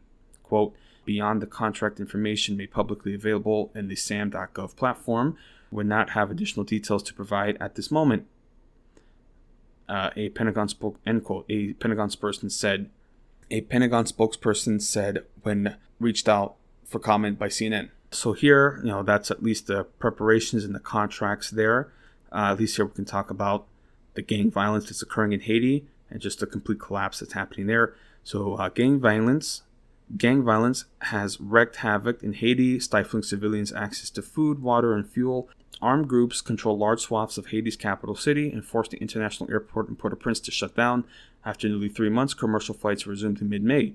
The MSS base is expected to be located close to Toussaint Louverture International Airport in the capital city, Port-au-Prince. Satellite imagery captured on May 20th by Maxar Technologies, obtained by CNN, show a significant construction close to the airport since mid-May. The expansion appears to include at least 5 new structures and newly cleared land at the eastern end of the tarmac. U.S. President Joe Biden has said he is working with Congress to provide $300 million for the mission and an additional $60 million for equipment to the country. Quote, there's going to be U.S. forces not on the ground, but we're going to supply logistics, intelligence, and equipment. Matter of fact, some equipment has already arrived, Biden said last week during a joint press conference with Kenyan President William Ruto. In response to a question later in the briefing, Biden also sought to explain why the U.S. isn't putting boots on the ground. Quote, for the United States to deploy forces in the hemisphere just raises all kinds of questions that can be easily misinterpreted about what we're trying to do. We want to do everything we can without once again looking like America is stepping over, deciding this is what must be done, end quote, Biden said. So instead of boots on the ground, we're having another global south country, Kenya, carry out the will of Western nations. I mean, again, the gang violence is a real problem. So I'm not saying, I support the gangs. But at the same time, like, the government in Haiti is always, a political cabal, Western puppet government. They never actually look out for the needs of the Haitians. It's always been the case. Again, because like being Dominican myself, I have to listen to a lot of people talk shit about Haiti. And I always talk about Haiti like, well, they they created their own problems and they don't know how to fix their country. So, they just ruined everything for themselves. And then you read the history of Haiti. Like, I mean, they literally had to pay reparations for their freedom during the Haitian Revolution. And that partially, was what motivated partially their conquest and occupation of my homeland, the Dominican Republic, because they needed to expand and they needed more land for those agricultural revenues to pay off the reparations. And I mean, like, they didn't pay those reparations off for like almost a century, right? And also, like the gold reserves that they did have, because they were, suffering in debt for so long, like the Americans occupied them, and from like up until like the 30s, like from like 1916 to 1934, I believe, they occupied Haiti, and I mean, there was brutal repression. I mean, that's something that I need to read about, is the American occupation, and also the American occupation of Dominican Republic, my homeland, in the 20s and the 30s. Yeah, man, like, it's just like, this is like a very clear, like, Western intervention that occurs in supporting of dictatorships. So you have Papa Doc, right, and Baby Doc, very clearly supported by the U.S. and very violent, repressive authority figures. Yeah, so right now, Haiti, of course, is a collapsed state. And I mean, even recently they had like Ariel Hunt. I mean, they had the assassination of Jovenel Moise, but also like earlier interventions and coups, and it's just like Haiti's, of course, yeah, Haiti's a mess. I mean, there's a lot of problem, a lot of suffering, but of course the U.S. and the Western powers have never allowed Haiti to assert their sovereignty. Has always just stepped in there and caused issues for them. And of course, right now this is just another cycle of that. Haiti is going to continue to fall apart. And I mean, Haiti could have like serious like piracy issues. Like that could certainly like become like, again, like the Caribbean, generally speaking, has been stable and safe. But in places like Haiti, which is just a complete, a failed state, it could escalate. I mean, it could certainly start affecting the sort of shipping lanes, right? Yeah, man. Imagine like Somalia, like level piracy, but in the Caribbean. Like that's a real threat that could occur from this. And of course, it's because they have no other way to make a livelihood, right? Like it's just all kinds of environmental damage, agricultural, capacities being affected. And again, this is directly because of the plantation systems, completely deforesting the land and like just poisoning the soil, basically. Again, there's so much to go through. So Haiti's issues, of course it is not entirely, Haiti has their own issues to deal with that they have to work through. But again, anytime the Western powers get involved, it just makes it worse, because they really don't want to fix Haiti. They don't want Haiti to be a prosperous nation. So so that's at least well, highlight there. And of course, like Haiti they have like their own like council, the government of Haiti, which doesn't control Haiti. It's just the government that the West recognizes. They're going to attempt to, they're going to bring this security mission, this policing mission into Haiti, so that this new government can at least have some control. Who knows what's going to happen? The actual operation doesn't start, they're saying, for a couple of weeks. So yeah, that's at least with Haiti, and we'll just have to watch that unfold. And I did speak at length. This is like, as I said, a long episode, and I'm just now finishing up the international segment. Of course, there's been like 2 months since I last recorded, so there was a lot to discuss, and mainly on Israel and this war. Again, there's the quote, right? There are decades where nothing happens, and then there are weeks where decades happen. And it's a real thing. Like, that's a real, if you can talk about the last couple months or so, like, yeah, like this is like truly like watershed, life altering, history defining moments happening. And as I said, this summer is just getting started, and we're now going to face, at least geopolitically, an unprecedented moment where, like, I mean, again, like Israel might make a decision soon enough to go into Lebanon, and like who knows what's going to happen there. A lot can happen. But again, don't want to get too hung up now on the geopolitical circumstances that could possibly unfold. Now we'll touch on the final segment of this show, where I discuss natural phenomena, natural events, natural disasters, especially now with the hurricane season that's officially started. It starts on June 1st, and I live in the Gulf Coast region, so that's something to consider. And as I said, the last week or so, we've been having just like afternoon thunderstorms, just wiping out the grid. There's been a lot of trees that have collapsed, right, in this area, and that has caused some damage. I mean, luckily it hasn't hit any homes, but I just saw, I drove past one home, and it hit the car or a truck in the driveway, and it's a big tree. So it just completely pancaked the car, and I'm just like, wow. I mean, it was pretty scary, but I'll talk about the weather events and the natural phenomenon in this final segment. And I have spoken at length. We will speak on the natural events, natural phenomenon happening throughout the world, particularly with the climate crisis that's unfolding. And of course, we're entering the summer, so we're going to have extreme heat and extreme weather events. And I'll certainly speak on, experiences that I've had in the last week with extreme weather. But yeah, most importantly, at least, especially if you're living, say, within the Gulf Coast region of the United States, we are now in hurricane season, and this could extend on into November. So it's going to be pretty active, and they're issuing some extreme projections. I mean, how many category 5 megastorms have we seen so far? Especially with Florida.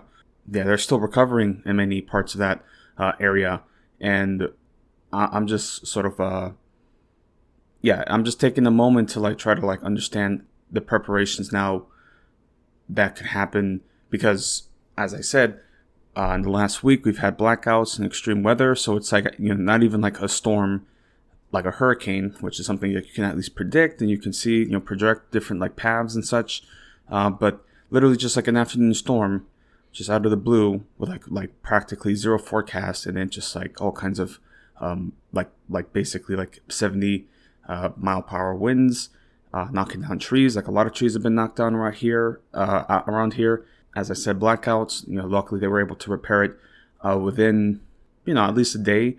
The longest I went without power was probably about a little less than 12 hours. So yeah, they were able to get that up. But then there's other parts of the town that had blackouts for almost 48 hours. And I didn't really get a chance to check out the grocery stores or any sort of other food locations. I was just kind of what I did do, at least, is I did check Snapchat, which I don't even know why I still have it, but it's just at least you can look at the map and see what people are posting locally. So that's what I looked there, and people were kind of posting about the blackout, and also posting in places like Walmart where all the meat was taken out. And I would check out local the CVS that's across the street. They basically sort of, they haven't taken it out of stock just yet, but they've basically just put signs saying for dairy products or ice cream, oh, can't sell that because it's spoiled. So yeah, that's sort of what happened, and it's sort of a little preview of a larger crisis situation, a grid down situation. And I'm just sitting here we just had an afternoon storm, and it was multiple days of it. So it would be a day where it would be clear and sunny, and then suddenly you would check the radar and you see a line of storms. So I would just hunker down, and this is what I would do. I would make sure that my stuff was charged, my phone was charged, and I would also make sure about just to make sure that I ate, because of course you can't cook in the blackout. Luckily, I do have some gas burner stove equipment, so that at least if there was an extended period blackout, then I could at least eat from that. But yeah, it's just a couple of days of it, just back-to-back storms, and it would hit quick, and it would be heavy rain, flash flooding. Yeah, man, it's just kind of crazy to have to prepare just for those afternoon random thunderstorms. And then now we're getting into hurricane season, and who knows what could happen. And of course, I'm somebody who experienced Hurricane Harvey. I use the term loosely, like climate refugee, because I was displaced and I was sort of homeless. I was very lucky to have like people let me stay over. But yeah, like, you know, just to think about the possibility of another storm happening and like the preparations needed. I do have gallons for water, so I'm going to make sure at least to stay on top of that. And yeah, just looking at the forecast for that. So here I'm going to read on the National Oceanic and Atmospheric Administration, NOAA, their projections for 2024 hurricane season, the Atlantic hurricane season, and they are predicting above normal activity. And there also is the weather dynamics caused from the climate dynamics caused from the La Nina, and we'll highlight on this in this article, right? So reading from NOAA. NOAA, National Weather Service forecasters at the Climate Prediction Center predict above normal hurricane activity in the Atlantic Basin this year. NOAA's outlook for the 2024 Atlantic hurricane season, which spans from June 1st to November 30th, predicts an 85% chance of an above normal season, a 10% chance for a near normal season, and a 5% chance for a below normal season. So, yeah, high probability of above average, exceptionally heavy activity, and also like just the rapid intensification. Because like if you think about it, like the Gulf Coast is sort of just like, it's like a big soup bowl if you think about it. And so like whenever the hurricane system goes over the Gulf Coast, it's just gonna like rapidly just intensify. And you know, you could have it go from tropical storm to category 4 or 5 within like, you know, a couple hours. Like it's pretty bad. This is just our new time. New climate crisis. I mean, it's here. Like, this is it. So continuing, NOAA is forecasting a range of 17 to 25 total named storms, winds of 39 miles per hour or higher. Of those, 8 to 13 are forecast to become hurricanes, winds of 74 miles per hour or higher, including 4 to 7 major hurricanes, category 3, 4, 5, with winds 111 miles per hour or higher. Forecasts have a 70% confidence in these ranges. So, again, as I said, if you're in the Gulf Coast region, now would be a good time. I mean, of course, you already know this, but yeah, just definitely stay alert, especially with supplies and water. The upcoming Atlantic hurricane season is expected to have above normal activity due to a confluence of factors, including near record warm ocean temperatures in the Atlantic Ocean, development of La Nina conditions in the Pacific, reduced Atlantic trade winds, and less wind shear, all of which tend to favor tropical storm activity. Quote, with another active hurricane season approaching, NOAA's commitment to keeping every American informed with life-saving information is unwavering, end quote, said NOAA's administrator Rick Spinrad, PhD. Quote, AI-enabled language translations and a new depiction of inland wind threats in the forecast cone are just two examples of the proactive steps our agency is taking to meet our mission of saving lives and protecting property, end quote. Continuing, quote, severe weather and emergencies can happen at any moment, which is why individuals and communities need to be prepared today, end quote, said FEMA Deputy Administrator Eric A. Hooks. Quote, already we are seeing storms move across the country that can bring additional hazards like tornadoes, flooding, and hail. Taking a proactive approach to our increasingly challenging climate landscape today can make a difference in how people can recover tomorrow, end quote. So they have here the Atlantic tropical cyclone names. So I'll just go over here because like what they do is they have the names, and then after the storms are named, then they go into like the Greek alphabet, like alpha, beta, and such. So here the 2024 Atlantic tropical cyclone names are Alberto, Beryl, Chris, Debbie, Ernesto, Francine, Gordon, Helen, Isaac, Joyce, Kirk, Leslie, Milton, Nadine, Oscar, Patty, Raphael, Sarah, Tony, Valerie, and William. So that's just crazy to think about. Imagine like the storm is named Hurricane Milton and you're like, oh, was Hurricane Milton, you know, that's not going to be anything, but it's like a category 4 or a category 5 megastorm. It's just crazy to think about. But of course, like that's what they've observed actually is like with hurricanes that are named after women, people take it less seriously, which is just like, I mean, what are you going to do about that? I mean, that's crazy. And of course, we have Hurricane Katrina, which is like one of the deadliest storms ever, right? And deadliest disasters, aftermath. Yeah, Hurricane Harvey, right? That's I mean, still, I believe is still like recorded as like the wettest hurricane in terms of like rainfall. Man, like Houston is just like one big like sort of like, it's like a pan or like a bowl, right? Like it's just like you just dump all this water and it just floods. And my goodness, man. I mean, I don't know how it was for Huntsville. I've seen some like photos about different flooding areas in Huntsville, especially like closer to like downtown. This area, I'm sort of like at an incline, at least in elevation wise.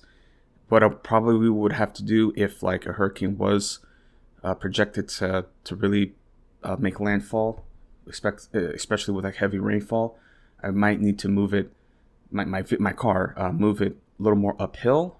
So maybe that way I can avoid some flooding effects out here. But it would literally need to be like biblical levels of flooding, which of course with Hurricane Harvey, that was quite heavy rainfall, just days of it. Like I'm still thinking about just like that experience of just like the rain just never stopping, and you're just like, oh my God, like this is really, and I don't mean like a light drizzle. It's just like heavy rain, like buckets for a couple days, and it just doesn't stop. And then what happened, at least with our little community, was they had to flood or divert the floodwaters to prevent the reservoirs and the dams from overflowing. So it's just like, yeah, man, like I've experienced, there's a reason why I'm constantly speaking on the climate crisis, because I've experienced multiple climate disasters, and it's just sort of like, you like that's not going to affect you. It's just like, but it has. Okay, so here, just reading a little further, and they're talking at least about El Nino and La Nina. Here, as one of the strongest El Niños ever observed near its end, NOAA scientists predict a quick transition to La Nina conditions, which are conducive to Atlantic hurricane activity, because La Nina tends to lessen wind shear in the tropics. At the same time, abundant oceanic heat content in the tropical Atlantic Ocean and Caribbean Sea creates more energy to fuel storm development. This hurricane season also features the potential for an above normal West African monsoon, which can produce African easterly waves that seed some of the strongest and longer lived Atlantic storms. Finally, light trade winds allow hurricanes to grow in strength without the disruption of strong wind shear, and also minimize ocean cooling. Human-caused climate change is warming our ocean globally, and in the Atlantic basin, melting ice on land leading to sea level rise, which increases the risk of storm surge. Sea level rise represents a clear human influence on the damage potential from a given hurricane. Yeah, so sometimes the storm surge, like if you remember the Tampa Bay area hurricane that happened a couple of years ago, was it Dorian? I'm trying to see again, because there's so many different names now to remember. So Hurricane Dorian. I mean, this one, yeah, okay. So Hurricane Dorian, and I mean, I spoke about that as it happened. That was in the Bahamas. And then there was, of course, Hurricane Maria, which I need to like study more, that hit Puerto Rico, and they're still not really fully recovered from that. So it's just, like these hurricanes really like cause like apocalyptic conditions, man. I mean, let's see here. Hurricane Maria. How many people died from Hurricane Maria? Yeah, so over 3,000. Yeah, so it's pretty intense, pretty severe storm. I'm trying to see here. I already forgot the storm that hit, because I watched that live, and like seeing that landfall was quite intense. Okay, there we go. So yeah, Hurricane Ian that hit on September 2022. Yeah, now I'm remembering. Okay, yeah, that was quite intense. Yeah, and the storm surge from that was, I mean, and this is like Florida, so like it's mainly swampland. So like the storm surge from that, like, went for miles, really. Quite intense. Let me see if they have a record of storm surge height. Okay, well, yeah, not necessarily, but so they don't really have a record of the storm surge from that, but I did want to at least read the wind speeds. So the wind speeds that were sustained for a minute, the highest recorded was 160 miles per hour, and the damage cost to that was 113 billion. Yeah, so I mean, this is quite intense. I mean, yeah, costliest, they're saying costliest in Florida history. And it's like, what is, like, again, like, how do you even, like, prepare for that, you know? Especially when it comes to, like, insurance costs. Because, like, plenty of companies have been pulling out of Florida, you know? So it's just like, how can you cover that? And I'm pretty sure, like, a lot of these areas that were hit, they just, like, haven't fully opened up, like, economically. Like, it's just crazy to think about. Of course, when that happened, we got the famous, Ron DeSantis with the sassy boots. So yeah, that was quite something. Let me see here if there's anything else talking about Ian. But yeah, man, just imagine like Ian happening in a place like Houston, because eventually we're going to get hit by a storm with heavy winds. And of course, that's what's caused the damage out here, and knocking down all these trees was because of the heavy winds that just like, and that was just like 70 miles per hour. You know, it was just like, and it really didn't even hit for like, it hit for maybe, less than 10, 20 minutes, 30 minutes at most. And then, of course, the storm just passed on. So heavy winds, heavy rain.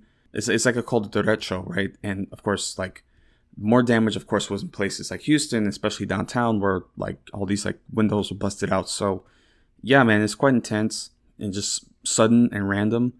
And of course, the problem, or at least the worry, is that over the weeks, possibly with this summer, we could have just repeated derecho storms just coming through, causing damage, and then of course we have to repair that damage, and then another one comes later in the week, and just over time the damage is going to accumulate.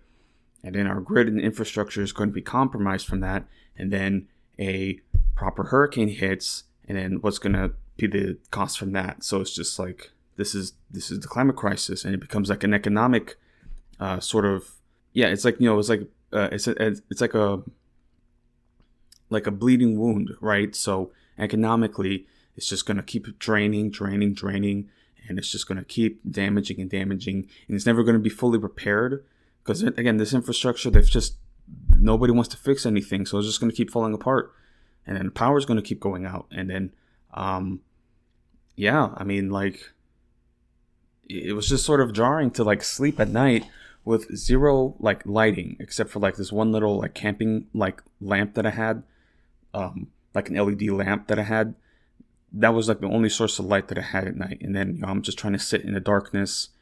And I'm trying to look outside, and like I can make out like silhouettes of the buildings and certain cars, and yeah, man. And I'm just like, wow, this is the future for a lot of us. We might have some consistent energy, but there's going to be a real pattern of just blackouts just coming and going, and it's going to be less reliable. And then of course there's the air conditioning to contend with, because I live in Houston.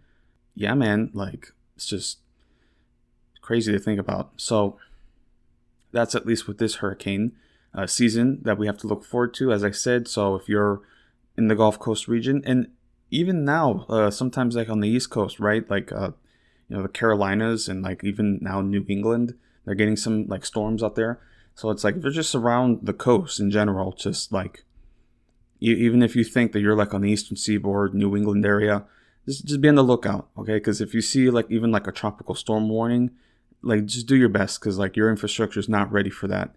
Of course, yeah, we have Hurricane Sandy to look back on, and many different storms from that. So yeah, man, just be on the lookout. Yeah, just don't take it for granted, because this ocean is going to continue to warm up, and that's going to continue to fuel these storms. Yeah, I mean, they're saying, up until like November 30th, but then it might even go a little past that. So it's just, yeah, something to look out for. So that's NOAA's prediction.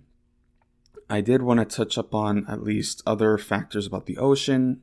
So, of course, there's the ocean heat to be on the lookout for that could exacerbate climate conditions and extreme weather events.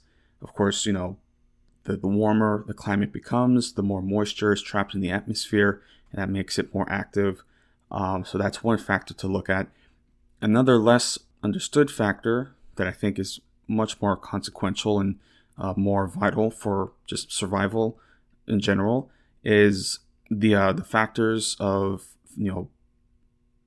people don't really understand it because they think when it comes to like oxygen in the atmosphere, we think about trees and vegetation, which of course produces much of it, but the vast majority of it, like over 80% of our oxygen, is produced from the phytoplankton within our oceans.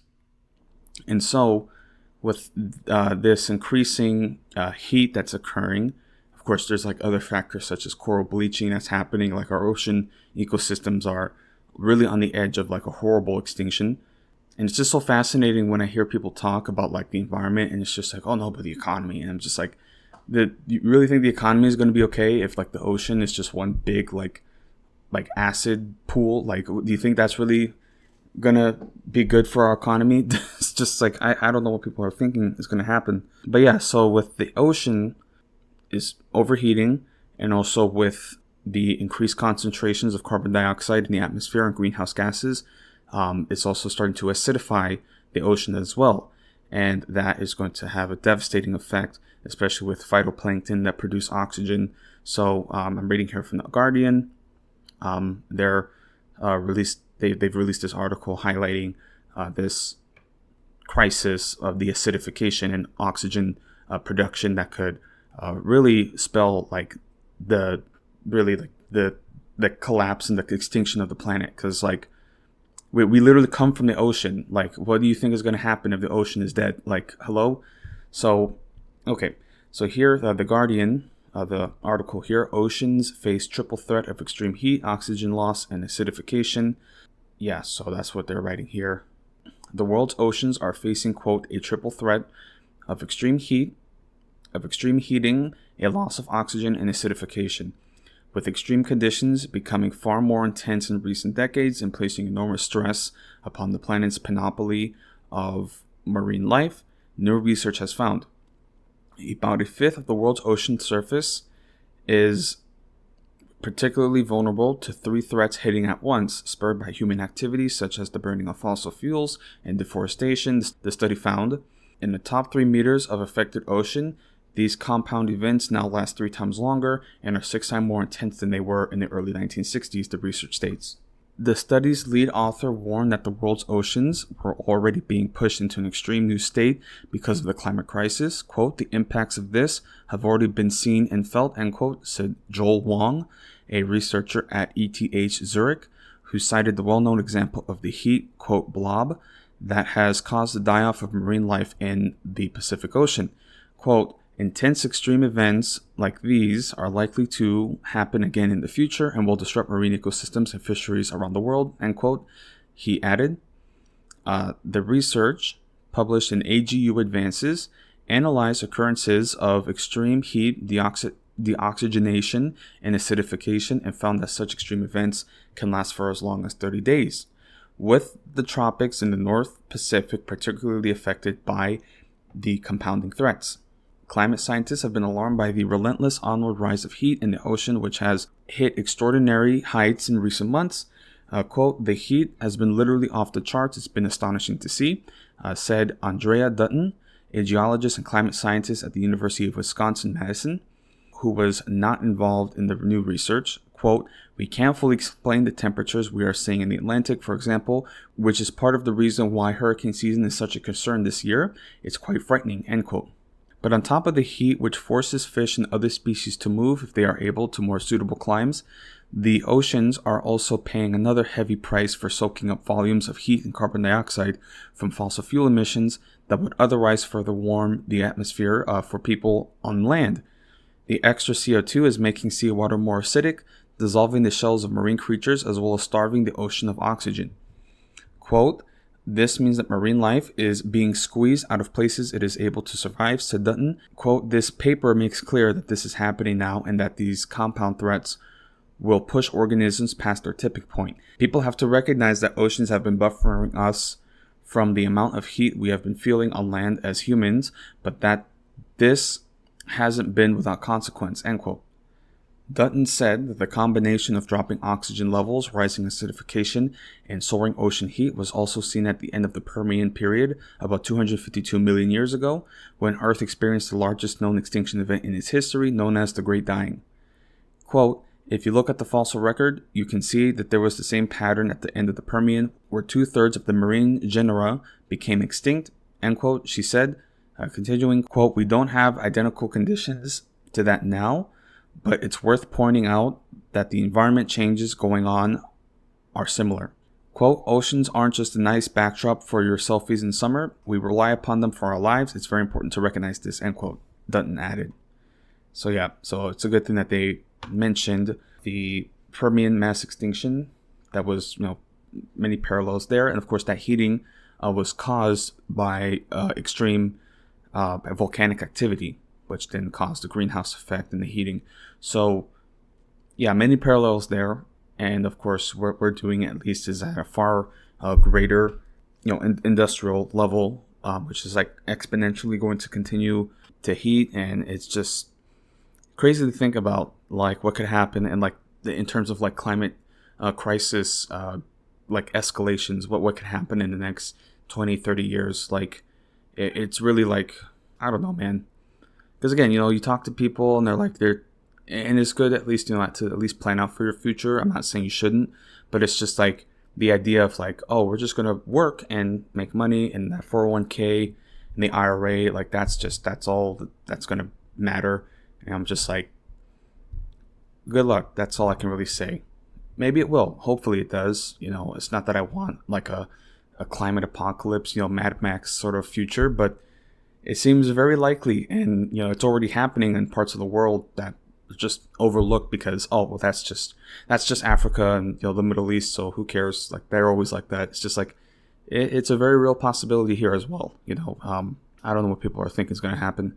Yeah. So as I said, of course, the ocean is acidifying, and that's going to cause a marine extinction crisis. And people, who enjoy seafood, right? There's a very real possibility that like most of like the fish stock is going to die out by 2050. Like can you imagine that? Like, and it's not just like, the luxury, like people who like eat sushi and stuff. It's just like regular people in the global south rely heavily on the ocean for food. And what's going to happen when it's all dead? That is going to be a huge crisis. So yeah. So that's at least with the ocean. And I did speak on climate and the possibility for extreme hurricane activity. Something that I'm going to have to keep a close eye on. And I'm certainly going to need to stock up on propane tanks and batteries. That's something that I realized with this blackout that hit. It's just I don't have enough batteries and gas. So I'm going to have to save up there. Yeah, but yes, just to keep a close eye there. So that's what I'll speak on. Now, at least talking on still, climate related, heat related specifically, I wanted to speak on places in the global south that don't have like the infrastructure, especially with air conditioning, to deal with the heat.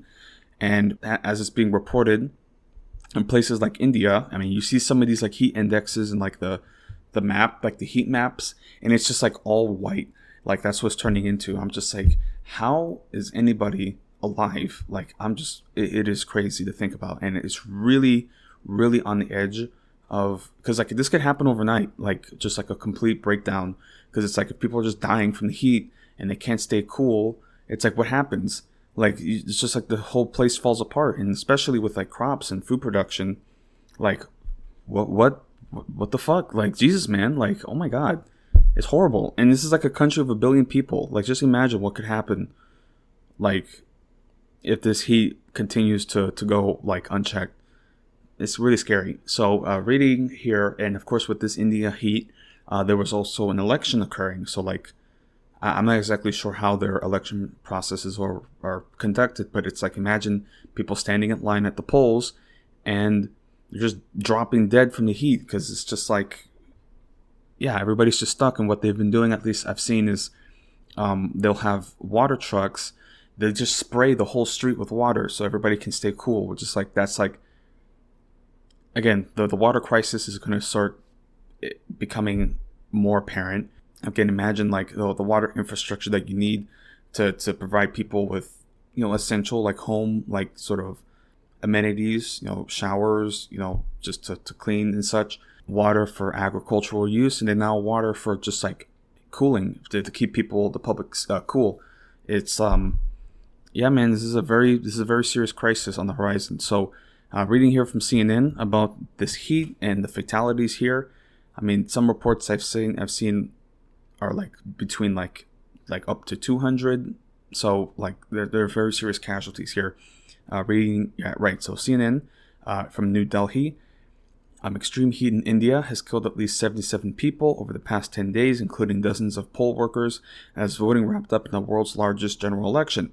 India has endured a scorching summer, with part of the capital of Delhi recording the country's highest ever temperature of 49.9 degrees Celsius, 121 degrees Fahrenheit, on Tuesday last week, as voters have hit the poll over a 6-week election. At least 33 poll workers died in a single day in India's most populous state of Uttar Pradesh. The state's chief election officer, Navdeep Rinwa, told reporters Sunday their families will receive $18,000 each in compensation, he said.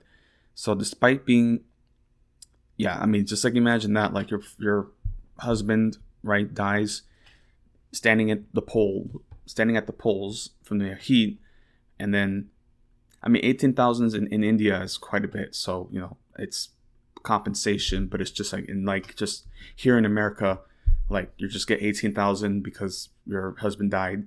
It's just crazy to think about. Right. So despite being fitted out with water dispensers, mist machines, and shaded areas, polling stations in Delhi were unusually quiet on Saturday, the penultimate day of voting. For some, casting a ballot was not worth the risk. So imagine that, like the extreme heat is just like actually like having an effect on like the political outcome. It's really crazy to think about, like just like the inadvertent ways that like the climate crisis is affecting daily life and just like the functionings of the state. Yeah. And again, like you see here, like how much they have to mobilize water dispensers, mist machines, shaded areas, just to keep people cool. Yeah, man, because like we can't just sit in the air conditioning all day. Like people have to go about their business, and it's like, yeah, man, it's crazy to think about. Right, so others urged eligible voters to try and tolerate the heat, standing on the sweltering streets. A Delhi resident called Hasim told CNN that voting is, quote, a fundamental right and the foremost duty of every citizen of any republic or democracy. We should be coming out whatever the weather, end quote. So, yeah, man, that's something that's actually, if I remember, that's happened here in some of these southern states where like people are waiting in line. And of course, our general elections are in November, but even in November, it gets hot now. So like, and then, they'll actually like have the police, especially in like black dominant areas, like the police will just tell people, no, you can't hand out food, you can't have water. Like, so, cause like they're counting on people are just going to leave because of the heat and they don't have any shade. So it's like, it's really crazy. It's just like how the state and authoritarians will like weaponize the very climate crisis itself to undermine the democratic process. Right, so continuing.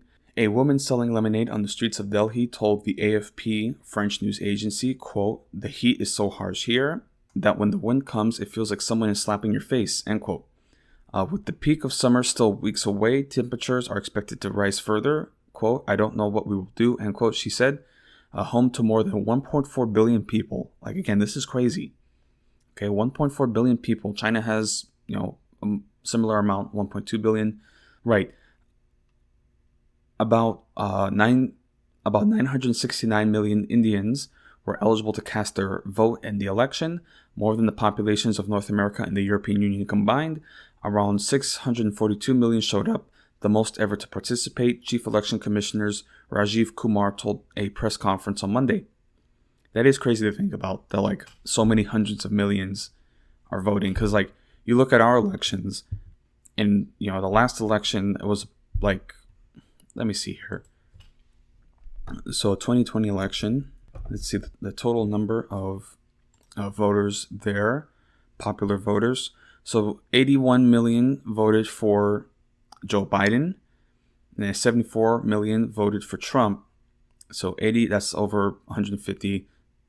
Yeah, it's 155 thereabouts of voters in total who participated, which is about half of the population of the United States, or somewhere like 330 million, right? Or I think somewhere 340 million now. So yeah, so similar amount there.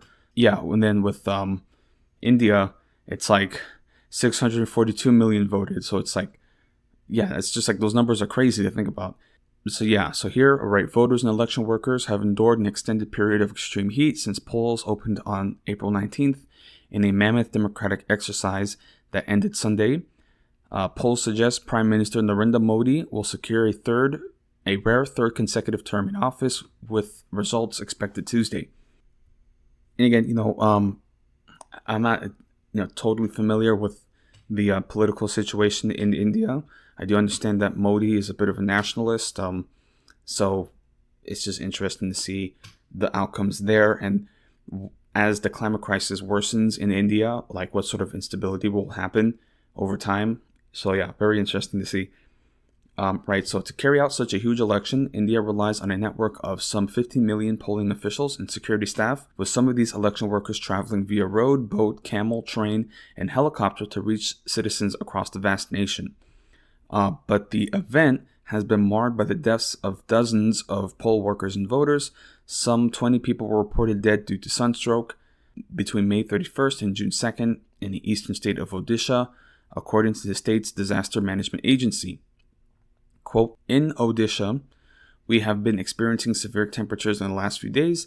The heat here isn't as high as northern India, but high humidity here is also a factor. Satyabrata Sahu, Odisha's Special Relief Commissioner, told CNN Monday. Sahu said rainfall over the weekend could reduce the heat in the coming days. Right? So again, that's just like a sign of like the heat that's occurring in Asia. Because Asia is really going to be that area that's going to have extreme heat and humidity, and the wet bulb effect is going to become more severe, and that's going to kill people. Again, they're saying that the peak heat of the summer hasn't even hit for India, so it's just like, what's going to happen? Yeah, man, it's crazy to think about. And here at least, because I know this summer is going to be hot, and it's like it's already getting like a heat index of like almost like 105 some days. Like now, yeah, so this summer could get hot, and I've been debating how to like respond in terms of like energy conservation. So I think what I might need to do is, because some people do this and it does kind of seem a bit weird, but money, energy is money, right? So I've been thinking about putting like aluminum foil on the windows. Maybe that would help reflect some of the heat. I don't know. I just don't want to because I like having my windows open and seeing outside, but like, I don't know what, if it will probably have a help, like some sort of effect to insulate the cold air and then also reflect the heat off the windows. So who knows? That might be something to experiment with. But yeah, so we at least have the infrastructure, or at least when there's not like weather and rain knocking out the power systems, we at least have some infrastructure and air conditioning to stay cool in the extreme heat. But they don't in places like Asia and India. And then you got like hundreds of millions of people who just live out in villages in like pretty primitive conditions. I'm not saying that India doesn't have like power and infrastructure, but there's severe poverty over there, and those people are going to be affected the worst. And yeah, that's just going to destabilize the country. Yeah, man, it's intense. So that's the India heat that has been taking some lives, especially affecting the poll workers, and who knows what sort of consequences and effect from that will affect their democratic process. But yeah, so that's the heat, and I'm still going to talk further on the heat because, of course, this summer is going to prove to be a scorcher. They're already saying again, every 12 months, the last 12 months have been like the hottest months in the last 100,000 years, and it's just going to keep happening. Every year now is going to be the hottest year in record, and it's going to keep getting worse and worse. And yeah, man, it's really dystopian to say the least. Yeah, so here at least, because now it's having a very real effect on the ecosystem, because of course most animals aren't prepared for this, not adapted for this heat, and this heat is going to outpace their ability to adapt. So this is where mass extinction and ecological collapse occurs. So here I'm reading from Associated Press about the heat now in places like Mexico and Central America, which has also caused certain wildfires to occur.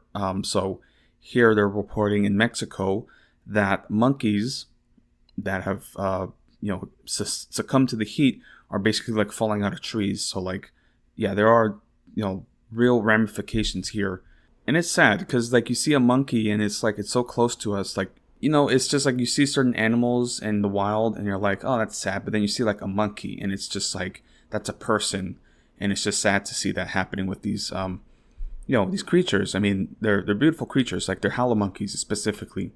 Especially I saw one where they had the mother that died, but the baby was still alive. And it was so sad, man, just to see this little like baby monkey and like they're like trying to take care of it. It's really sad. Yeah, so the Associated Press here, reporting from Mexico City. So heat-related howler monkey deaths have now been reported in 2 more states in southern Mexico after 2 other states reported die-offs earlier this month, environmental authorities said. Mexico's Environment Department said last Tuesday the monkey deaths have now been reported in Chiapas and 3 states in the Gulf of Mexico, Tabasco, Campeche, and Veracruz. The department also said tests indicate the primates died of heat stroke, but that the country's current drought and the lack of water in the streams and springs in the area where the monkeys live appear to have also played a role. So yes, the heat and drought. Yeah. So here the department did not give the latest estimate of the numbers of deaths, but earlier said that at least 157 monkeys have perished since the die-off began in early May. Right, so 157 monkeys, and that's just like reported. The deaths were first reported by a wildlife biologist and veterinarian in Tabasco 2 weeks ago. Howler monkeys, mid-sized primates that live in trees, were literally falling dead to the ground from tree limbs. The Environment Department had originally speculated that an unidentified disease or chemical could have caused the deaths, but said tests have since ruled that out.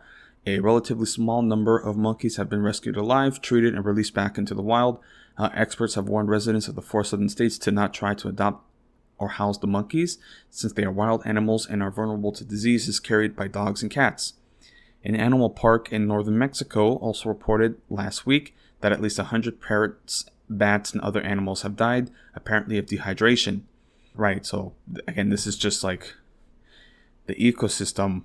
Again, like this is why I get so mad when like people are just like, oh, the climate change is whatever. It's like, look at all these animals that are dying. They're just dying, dropping dead from the heat. And this is not going to have an effect on us. It's just like unbelievable. It's just like the dismissal of so many regular people towards life, right? Just towards human life, towards animal life, towards ecosystems and the environment. It's just like completely, devoid of like life. That's just like not a concern for them. Right, so here a heat dome, an area of strong high pressure centered over the southern Gulf of Mexico and northern Central America, has blocked clouds from forming and caused extensive sunshine and hot temperatures all across Mexico. For much of this month, a large part of the country has seen temperatures as high as 45 degrees Celsius, 113 degrees Fahrenheit.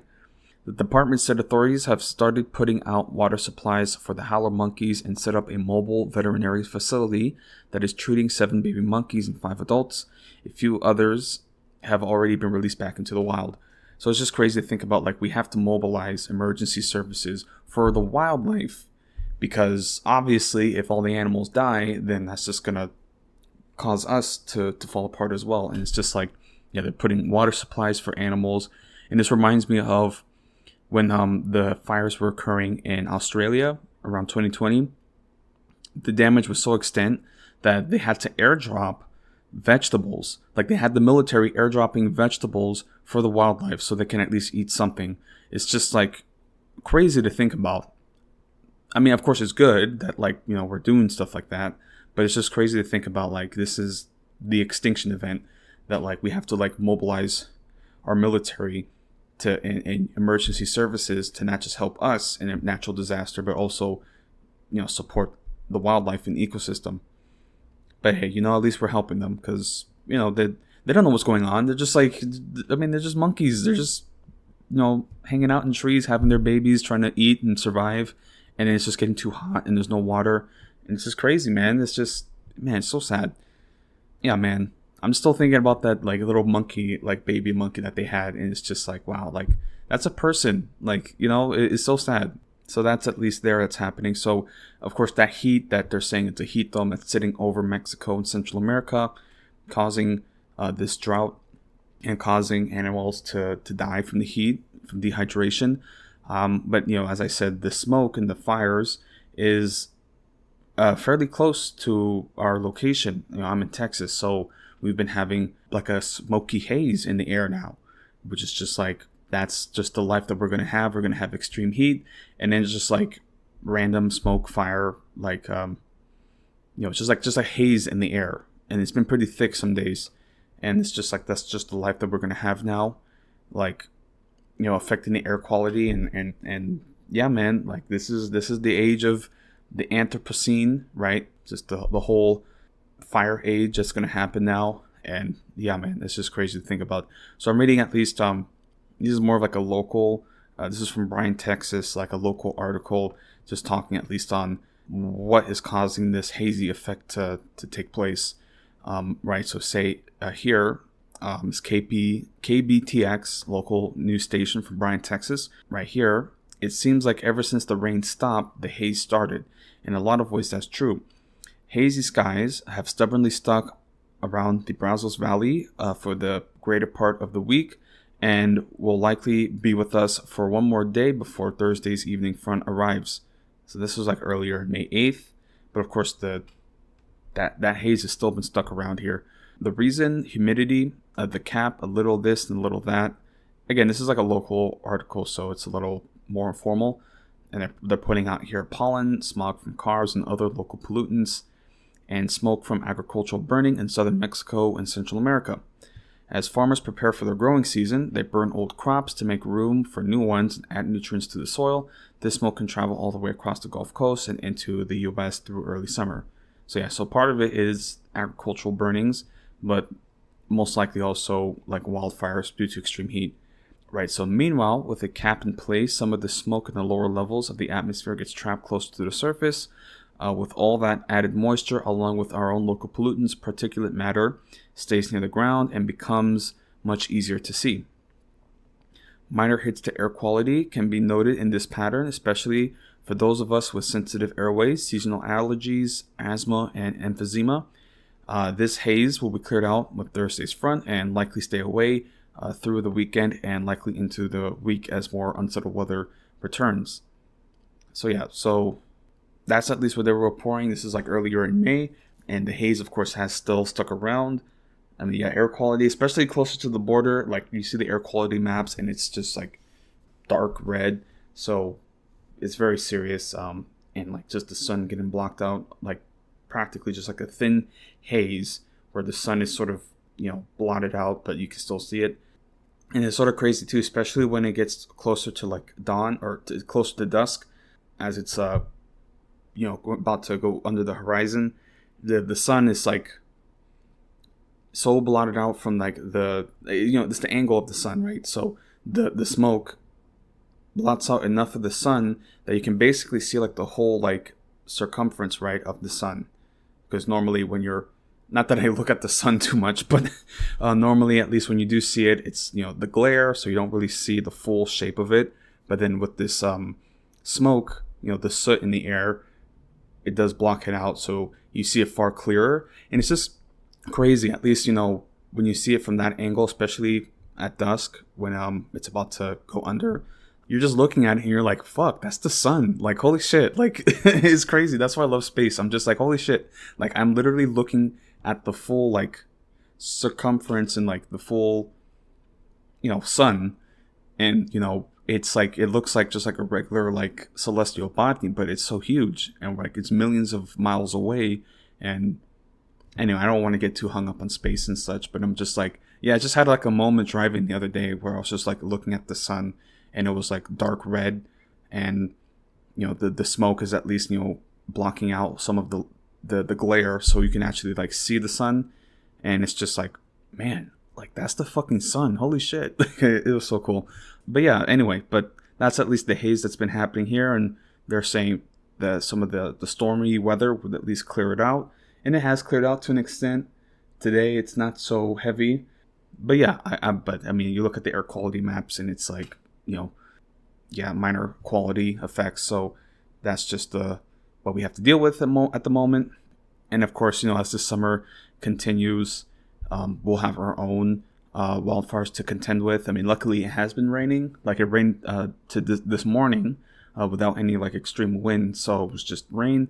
And yeah, I'm not, again, we need rain. So I'm not opposed to rain. I just don't want the wind to like knock out trees. Because like some of these trees have really like it's very lucky that it hasn't hit any homes. But like they've been knocking out power lines.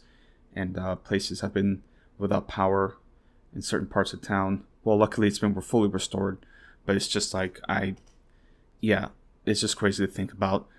And this is, I live in Huntsville, so we're kind of like we're not like fully isolated. Like we're still on I-45, so at least we have some like connection to the supply chain.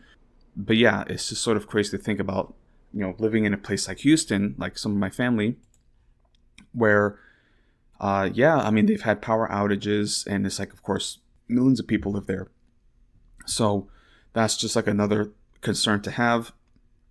And there, some of the images that have occurred, because like the high windstorms that have hit there have caused serious damage and like knocked out the power grid and knocked over like power stations and busted out windows even in the downtown area. So it's just like crazy to think about. And we're not even like hit by a hurricane just yet. Like we can seriously get hit by a major heavy high wind hurricane.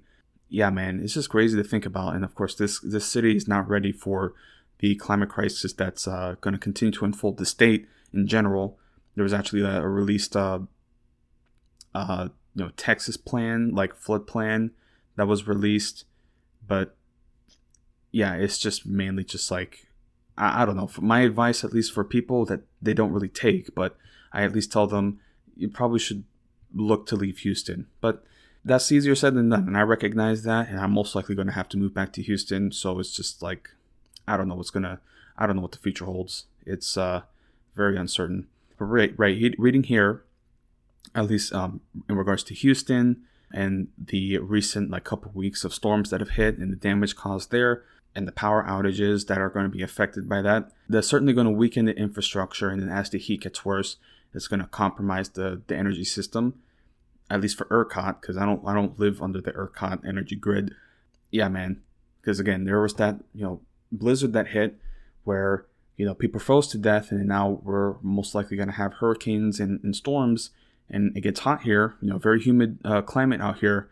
So yeah, that's just a concern there. Right, so reading from Associated Press, and are highlighting the outages and repair efforts and preparations for the storms in Texas. So reading from the AP, the headline here, power outages could linger for days after storms batter Texas again, leaving one dead. And this is a recent article from May 30th. So they're reporting from Houston here. Power outages scattered across storm-weary Texas on Wednesday could linger into the weekend after storms flooded streets in Houston for the second time this month, ripped off roofs in Dallas, leaving a teenager dead and injuring others. The teen was killed Tuesday at a construction site while working on a home that collapsed, and 3 people at a campground were shocked by a downed power line. The severe weather left more than 1 million homes and businesses without electricity at one point. Electric utility Encore said power in the Dallas area should be restored by Friday for most customers, but some outages will continue into the weekend. More than 1 million homes and businesses were without electricity across Texas at one point, but by Wednesday night, the lights had come back on for more than 75% of those customers. Houston was flooded and damaged just weeks after a storm walloped the area, killing 8 people. The 16-year-old worker was killed northeast of the city in the suburb of Magnolia, which is actually not that far from where I live. He was a construction company employee, the Montgomery County Sheriff's Office said. A 6-year-old boy and 2 others who were shocked by downed power lines at a campground north of Houston were in critical conditions, authorities said. Witnesses said a 59-year-old man touched the line Tuesday, but investigators were trying to determine how the other two were shocked. Montgomery County Fire Marshal Jimmy Williams said Wednesday. A couple driving during the storm in the Houston suburb of Spring missed a turn and then spotted a pickup truck submerged in a culvert. Ashley Renee Young said her boyfriend, Robert Chance, grabbed a sledgehammer from his toolbox, broke the back window, and pulled out the driver, who only suffered minor cuts from broken glass. They then bought the man a shirt from a nearby gas station before driving him home. I think we have lifelong friends now, Young said. The potential for heavy rains, localized flash flooding, and severe weather continued Wednesday through Oklahoma and Texas. Thunderstorms were predicted late Wednesday and Tuesday across eastern Montana and Wyoming and northeast Colorado before pushing into Nebraska, Kansas, Oklahoma, and northern Texas. Continuing here, Tuesday's power outages in the Dallas area prompted officials to extend voting by 2 hours in the state's runoff elections after dozens of polling places lost electricity amid 80-mile-per-hour winds that caused extensive damage. Social media posts showed winds pushing an unoccupied American Airlines plane away from a gate at the Dallas-Fort Worth International Airport. No one was injured, but the airport said about 500 flights were canceled because of the weather. The National Weather Service said the very acute and high impactful weather pattern will continue in the central U.S. over the next several days. Destructive storms over the Memorial Day weekend killed 24 people in 7 states across the South, and deaths stretching from Texas to Virginia. So it's just crazy to think about like just random weather storms, just like because you'll be looking at the radar and you'll just see like a front just moving so quick, and as of course, as the front gets closer to the coast, it gets more humid. And of course, it's going to get more active as the air pushes through.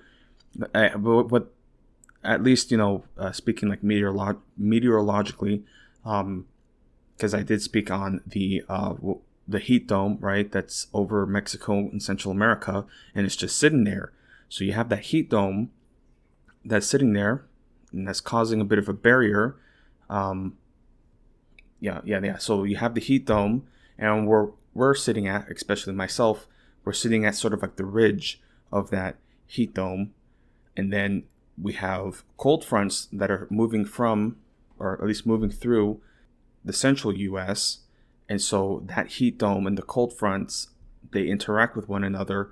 And of course, we have extreme humidity out here. So it's just like a recipe for extreme weather and just like random storms hitting. Yeah, because like you'll be looking at the forecast and it looks like it's clear, and then just like suddenly you see a line of storms.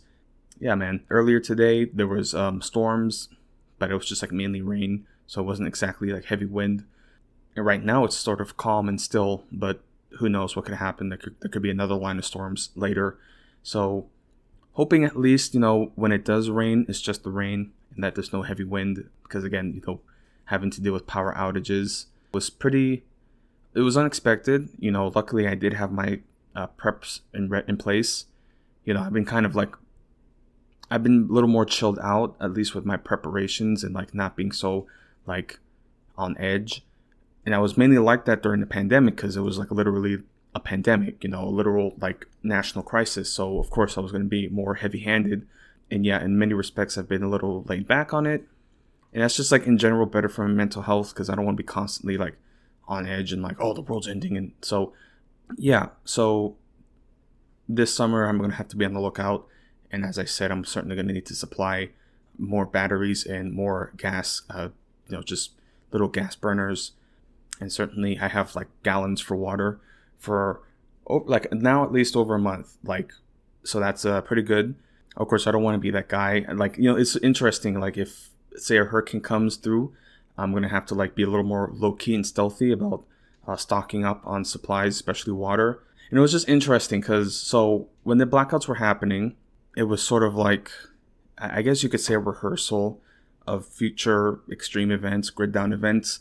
Luckily, I knew there would at least be some repairs and like restoration of power and energy. So I didn't exactly, I knew I had to stay inside because at least, because most of the town got the power back, but because I live sort of like in the southern end of town. So our part of town didn't have power, or at least it was more inconsistent.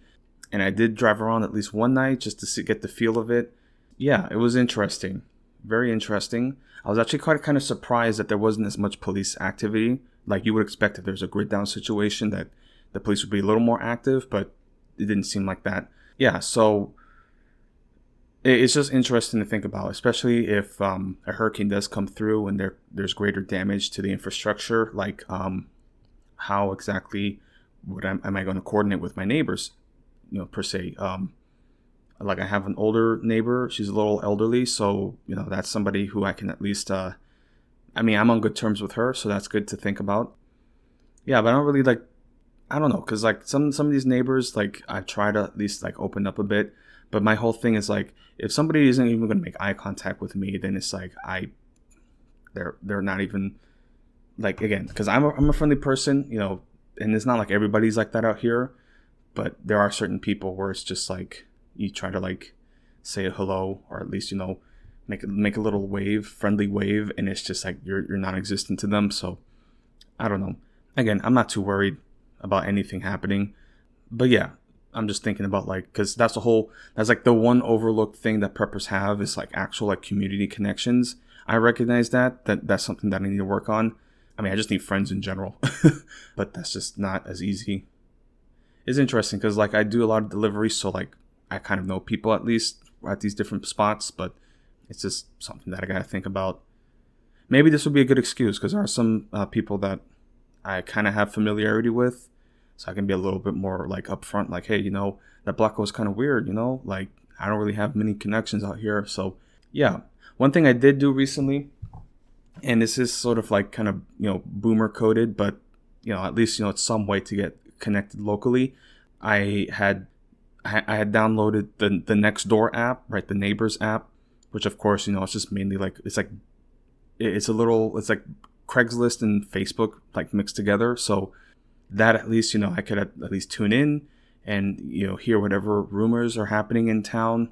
So yeah, so certainly if there is like a larger natural disaster situation, I can at least tune into that and see what news or rumors are happening. And it was interesting too. So like there was a part of like a little neighborhood, it's like right across the street really, that was out of power for almost 48 hours. Like they were out for and like a lot of these trees had fallen down. So it was pretty damaging, but they restored power. And then overnight, as they restored power, there was a sign shop, like warehouse, like a local business that caught fire. So I think what happened was as they turned on the power, a power surge set off a fire, and then this fire occurred. Yeah, it's very interesting. Again, this is the collapse, right? Like it's just like you see services slowly becoming less reliable, infrastructure sort of breaking down, and then you have like freak accidents like this occurring. Who knows what's going to happen with that store? I mean, yeah, man. And yeah, there's like, and I've also kind of noticed recently, just like in general, like our roads are kind of falling apart. Like it's just kind of shitty. Like I shouldn't say that because I do like this town in many respects. I just think that it's kind of like degrading. Yeah, it's becoming a little more noticeable. Yeah, man. But then again, like Houston for me, it's just overstimulating. That's just my thing. Like that's why everybody kind of asks, why do I want to move back to Houston? I'm just like, it's too much, and it's a very expensive place to live. And it's like the only things like Houston's only a good place if you have money to spend. Like at these clubs, because that's like the only thing you can really do. And I don't really like doing that. And then of course you have to drive everywhere, which is like, God, like it just sucks, man. Like, I'm sorry, man. I'm just like, I guess I'm just getting old, and like this is just not my type of thing. I mean, I'm gonna turn 28 in a couple of weeks, so it's like I feel so tired and like aged. And this is supposed to be my 20s, where everything is great, everything's sexy, I'm so sexy, and like I'm just like so disillusioned by everything.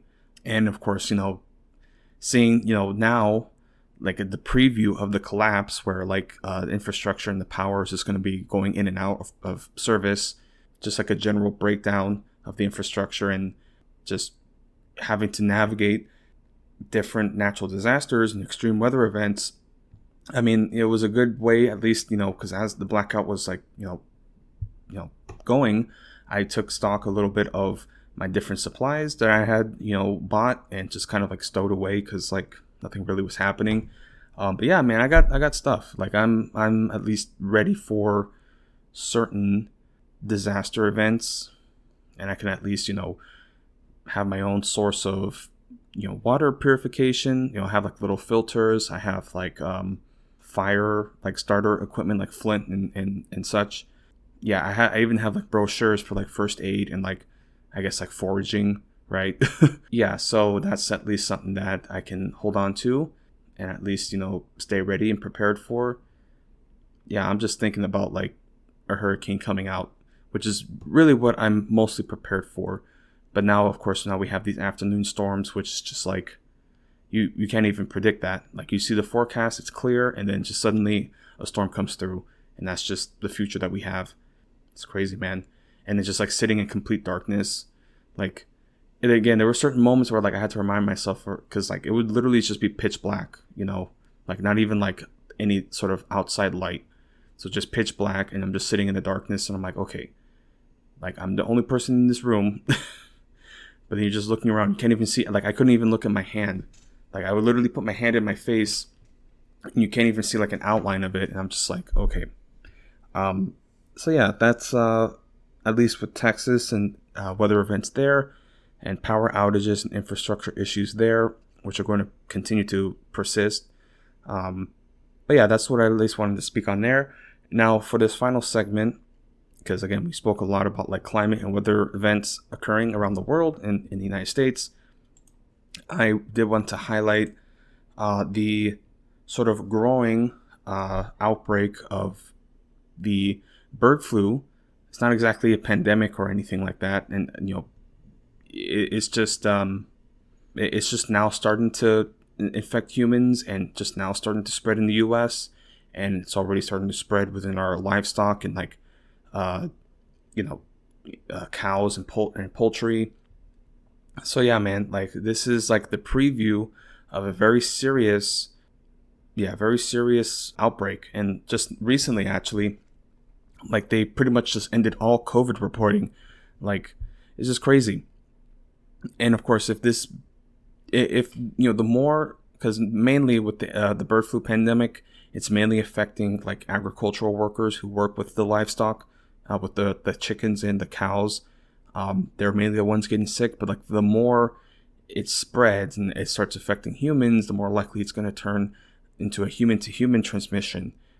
And this is a disease that has like a 50% mortality rate. It's just like, bro, like, and just recently, actually, I just saw like just now, like a couple minutes ago, Mexico just reported in a fatality of a different strain of bird flu. So we have the H5N1, and then there's H5N2, which just was like just now reported in Mexico. So I'll speak on the H5N1, the current situation there. So for human cases, as of April 1st, it was funny, April 1st, when I read that report, I'm like, April Fools? Like, please? So April 1st, as of April 1st, there's been 3 human cases. Yeah, crazy to think about. And then this has mainly been affecting, agriculture, livestock, like that we have. So for wild birds, there's been over 9,000 cases since as of June 4th. So that's today, or that was yesterday, right? And then here for poultry, so that's the livestock and chicken and such. The poultry that has been affected, 96 million. 96,709,026 poultry, chickens, livestock. And then of course that's what happens when these livestock, they get infected. They have to cull them. They have to kill them. So it's just crazy to think about the effects it's going to have. Egg prices and chicken prices, which is supposed to be cheap, and now they're like culling all these herds and all these different like flocks. And then here with dairy cows, also they're reporting 81 herds. Yeah, so that's just fascinating to watch. So right here, states with poultry outbreaks. So there's 48 states with outbreaks, 9 states of dairy cow outbreaks. So that is just something that's going to continue to worsen. And of course, this is mainly at the moment affecting livestock and our agricultural industries, and who knows what's gonna how that's gonna affect the pricing there. And even I've read somewhere that like certain countries now are banning like poultry products from the U.S. because they might have the H5N1 virus. Although of course they're saying like if you cook it properly, that's not really going to affect you, especially like eggs, like just to eat the eggs scrambled, cooked through. But yeah, I mean you don't want to, it's still bad. Like you don't want to eat contaminated food. But yeah, just make sure to cook it properly. That's all I have to say there. Yeah, but that's the H5N1 strain. But then here, reading from the World Health Organization or from Reuters, they're confirming the first fatal human case of bird flu A, which is H5N2. So this just happened now. So of course more details will come out. But who knows what that could lead for. So yeah, let's see here. So the World Health Organization said on Wednesday, which is today, a death was caused by the first laboratory-confirmed human case of infection with a subtype of avian influenza. The World Health Organization said the 59-year-old resident of Mexico had died on April 24th after developing a fever, shortness of breath, diarrhea, nausea, and general discomfort. This was the first laboratory-confirmed human case of infection with a H5N2 subtype of bird flu reported globally, and the first H5 virus infection in a person reported in Mexico. The victim had no history of exposure to poultry or other animals, the WHO said. Cases of a H5N2 subtype of avian influenza had been reported in poultry in Mexico. The person had multiple underlying medical conditions and had been bedridden for 3 weeks for other reasons prior to the onset of acute symptoms. So, right. So they're saying that he didn't have exposure to poultry, and this has already been detected within poultry flocks in Mexico, and he was already bedridden. So most likely he got exposure from somebody else. So it's just crazy to think about, like with pandemics, like when you've already like detected a case, it's already just like being spreading. You don't know how much it's spreading. It's just like, and then it becomes like a wild goose chase of like, okay, well, who do you know that recently was exposed to poultry that may have contacted him? And then you have to like just, it's really like a detective. Like you have to interview and figure out who he came in contact with, what work do they do. Yeah, so it's just crazy to think about. And who knows if this is going to become a more infectious strain that can spread to other people. I mean, we're really on the edge of another global pandemic, much more severe. And it's going to be really scary to see because this government can't afford another shutdown, and they cannot afford another lockdown. But that's the thing about pandemics is like they don't care. Like it's just like it's gonna continue to spread. Like again, Trump, a lockdown, like especially under like a Republican Trump administration, was not favorable, but they had to do it because like COVID was just spreading so quickly, and it's just like they had to shut it down. Like, so it's crazy to think about if a bird flu pandemic does break out and the global effects from that. It is scary to think about, especially with the mortality figures there, somewhere between like 50% casualty rates. That is, yeah, unconscionable. So that's at least the looming pandemic threat that's going to continue to become more severe. And yeah, that's really all I got to say. Just be prepared for that. Certainly, I mean, you should always be masking up. I haven't been doing my best, at least with like large public settings, especially like closed settings. I will certainly wear a mask, but for the most part, I need to do a better job. But yeah, certainly get ready and get whatever masks you can. I certainly need to stock up. So that's the thing I have to stock up on is batteries, gas cans, and masks, at least for the time being. So that's just the unfortunate situation there. So, and of course, and that's the thing too, because bird flu is not just like the human effects, but also the environmental, ecological effects. Because, I was also reporting about bird flu in places like Antarctica, and they're reporting about like penguin flocks being decimated out there.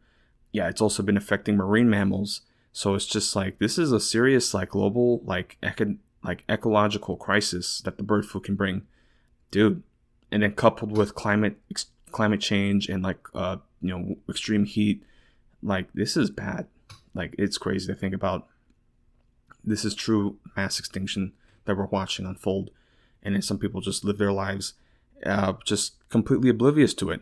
And it's like, it's not even that. It's one thing if you don't know, because of course, like, our education system doesn't incentivize people learning about these things. Our media doesn't incentivize people learning about this. They report on it, but it's mainly quiet. But there's a lot of people that they already understand that it's happening, but they just don't want to hear about it. They're just like, no, don't ruin the vibe. I'm vibing right now. So yeah, man. Again, that's just something to keep an eye on. The bird flu pandemic that could hit. And yeah, man, we're in for a rough ride, to say the least. So many things that we thought were gonna be an issue in the future. It's already happening now. Again, the climate crisis is now. Yeah, so that's what I'll report on, at least here. And this has been a long episode. In fact, what I've had to do is, because as you can see with the runtime, it's probably closer to like maybe 5 hours or so. It's something that I've learned that it's probably best to like record each segment, just like have a day recorded. That allows me at least more time to like rest, because like talking for like hours on end is a real strain. And I'm still learning a lot about like public speaking, and like especially with this podcast, there's still much that I have to learn, because like I'm so focused on like releasing it, and I want to make sure everything's up to date, and try to edit it in a timely manner so I can at least release it within a week. But yeah, I'm just gonna let things happen as they do, because like I have to like work day to day and also manage this podcast and edit and release. Like I do the whole social media angle is all me, and sometimes I just get focused on like just Twitter. That's really all the social media I do. But yeah, so with this at least recording in this segment, just to wrap up things there, and also just at least to edit and release in a timely manner, that is something that I'll have to manage. And again, I'll make my comments this week, and then at least through the editing of the course, through the course of editing, so much can explode. Again, like I could finish this recording and edit, and then possibly by the end of this week, say Israel will start invading Lebanon, and then it's just like, what happens there? So again, that's just what works best for me, at least for the time being. Yeah, and I'll just leave it at that. So I do appreciate y'all listening in, and it's just interesting because I try to be at least a little active, especially with like my Patreon. It's a bit dead at times, and I try to stay up to date with my followers, like my four followers that actually like pay to subscribe, which I greatly appreciate it. I at least try to stay in contact with them, and actually a couple have messaged me back, so that's good to at least see. Yeah, so that's good. And just getting those eyes on me. Again, I'm a very low-key person, so I don't mind having a bit of a small following for now, as I try to get my bearings and like understanding of this program and releasing and editing, and also just trying to do more supplementary content, which is not as easy. Again, like that's my ADD. Like I say I'm going to get focused, I'm going to study, and then I get distracted, or because everything that I do is work. So it's like I do all this work, and it's just like, man, like I just want some downtime. Like I just start playing my games, and yeah, man. So I get distracted pretty easily, but I need to stay focused. Yeah. So that's what I'll put there for this episode, especially this segment here with the natural events and weather events. Not as long and extensive as, say, my domestic and my international analysis and commentary, but it's still very important. And I do want to say, thank you for those who tune in, listening through all this all the way. So appreciate you guys, and we'll certainly see what happens on the next one. Sometimes it feels, and I don't want y'all to ever be like worried about my personal life and situation, but sometimes it feels like, every episode I release is just going to be the last one, because so much that happens in my life is just like out of my control, really. But, we do what we can, right? That's the challenge here. And this is the work that I feel proud of doing, that I want to continue dedicating towards. Many people don't understand it, but that's part of having conviction, right? And, seeing the world and wanting better for it. And again, this is the best that I can do. It's just like offering this commentary. It's not much, but it's what I can do, okay? And it's literally the bare minimum just to talk about it. And some people can't even do that. So that's what I'll leave you with. So I do appreciate y'all tuning in, and we'll see you on the next one. Hopefully nothing too serious happens. But again, this is going to be hot summer, and I'm going to try to at least record in a more timely fashion, at least let June play out as it will. But yeah, appreciate y'all, and stay cool, stay safe, stay hydrated, certainly. Wear sunscreen.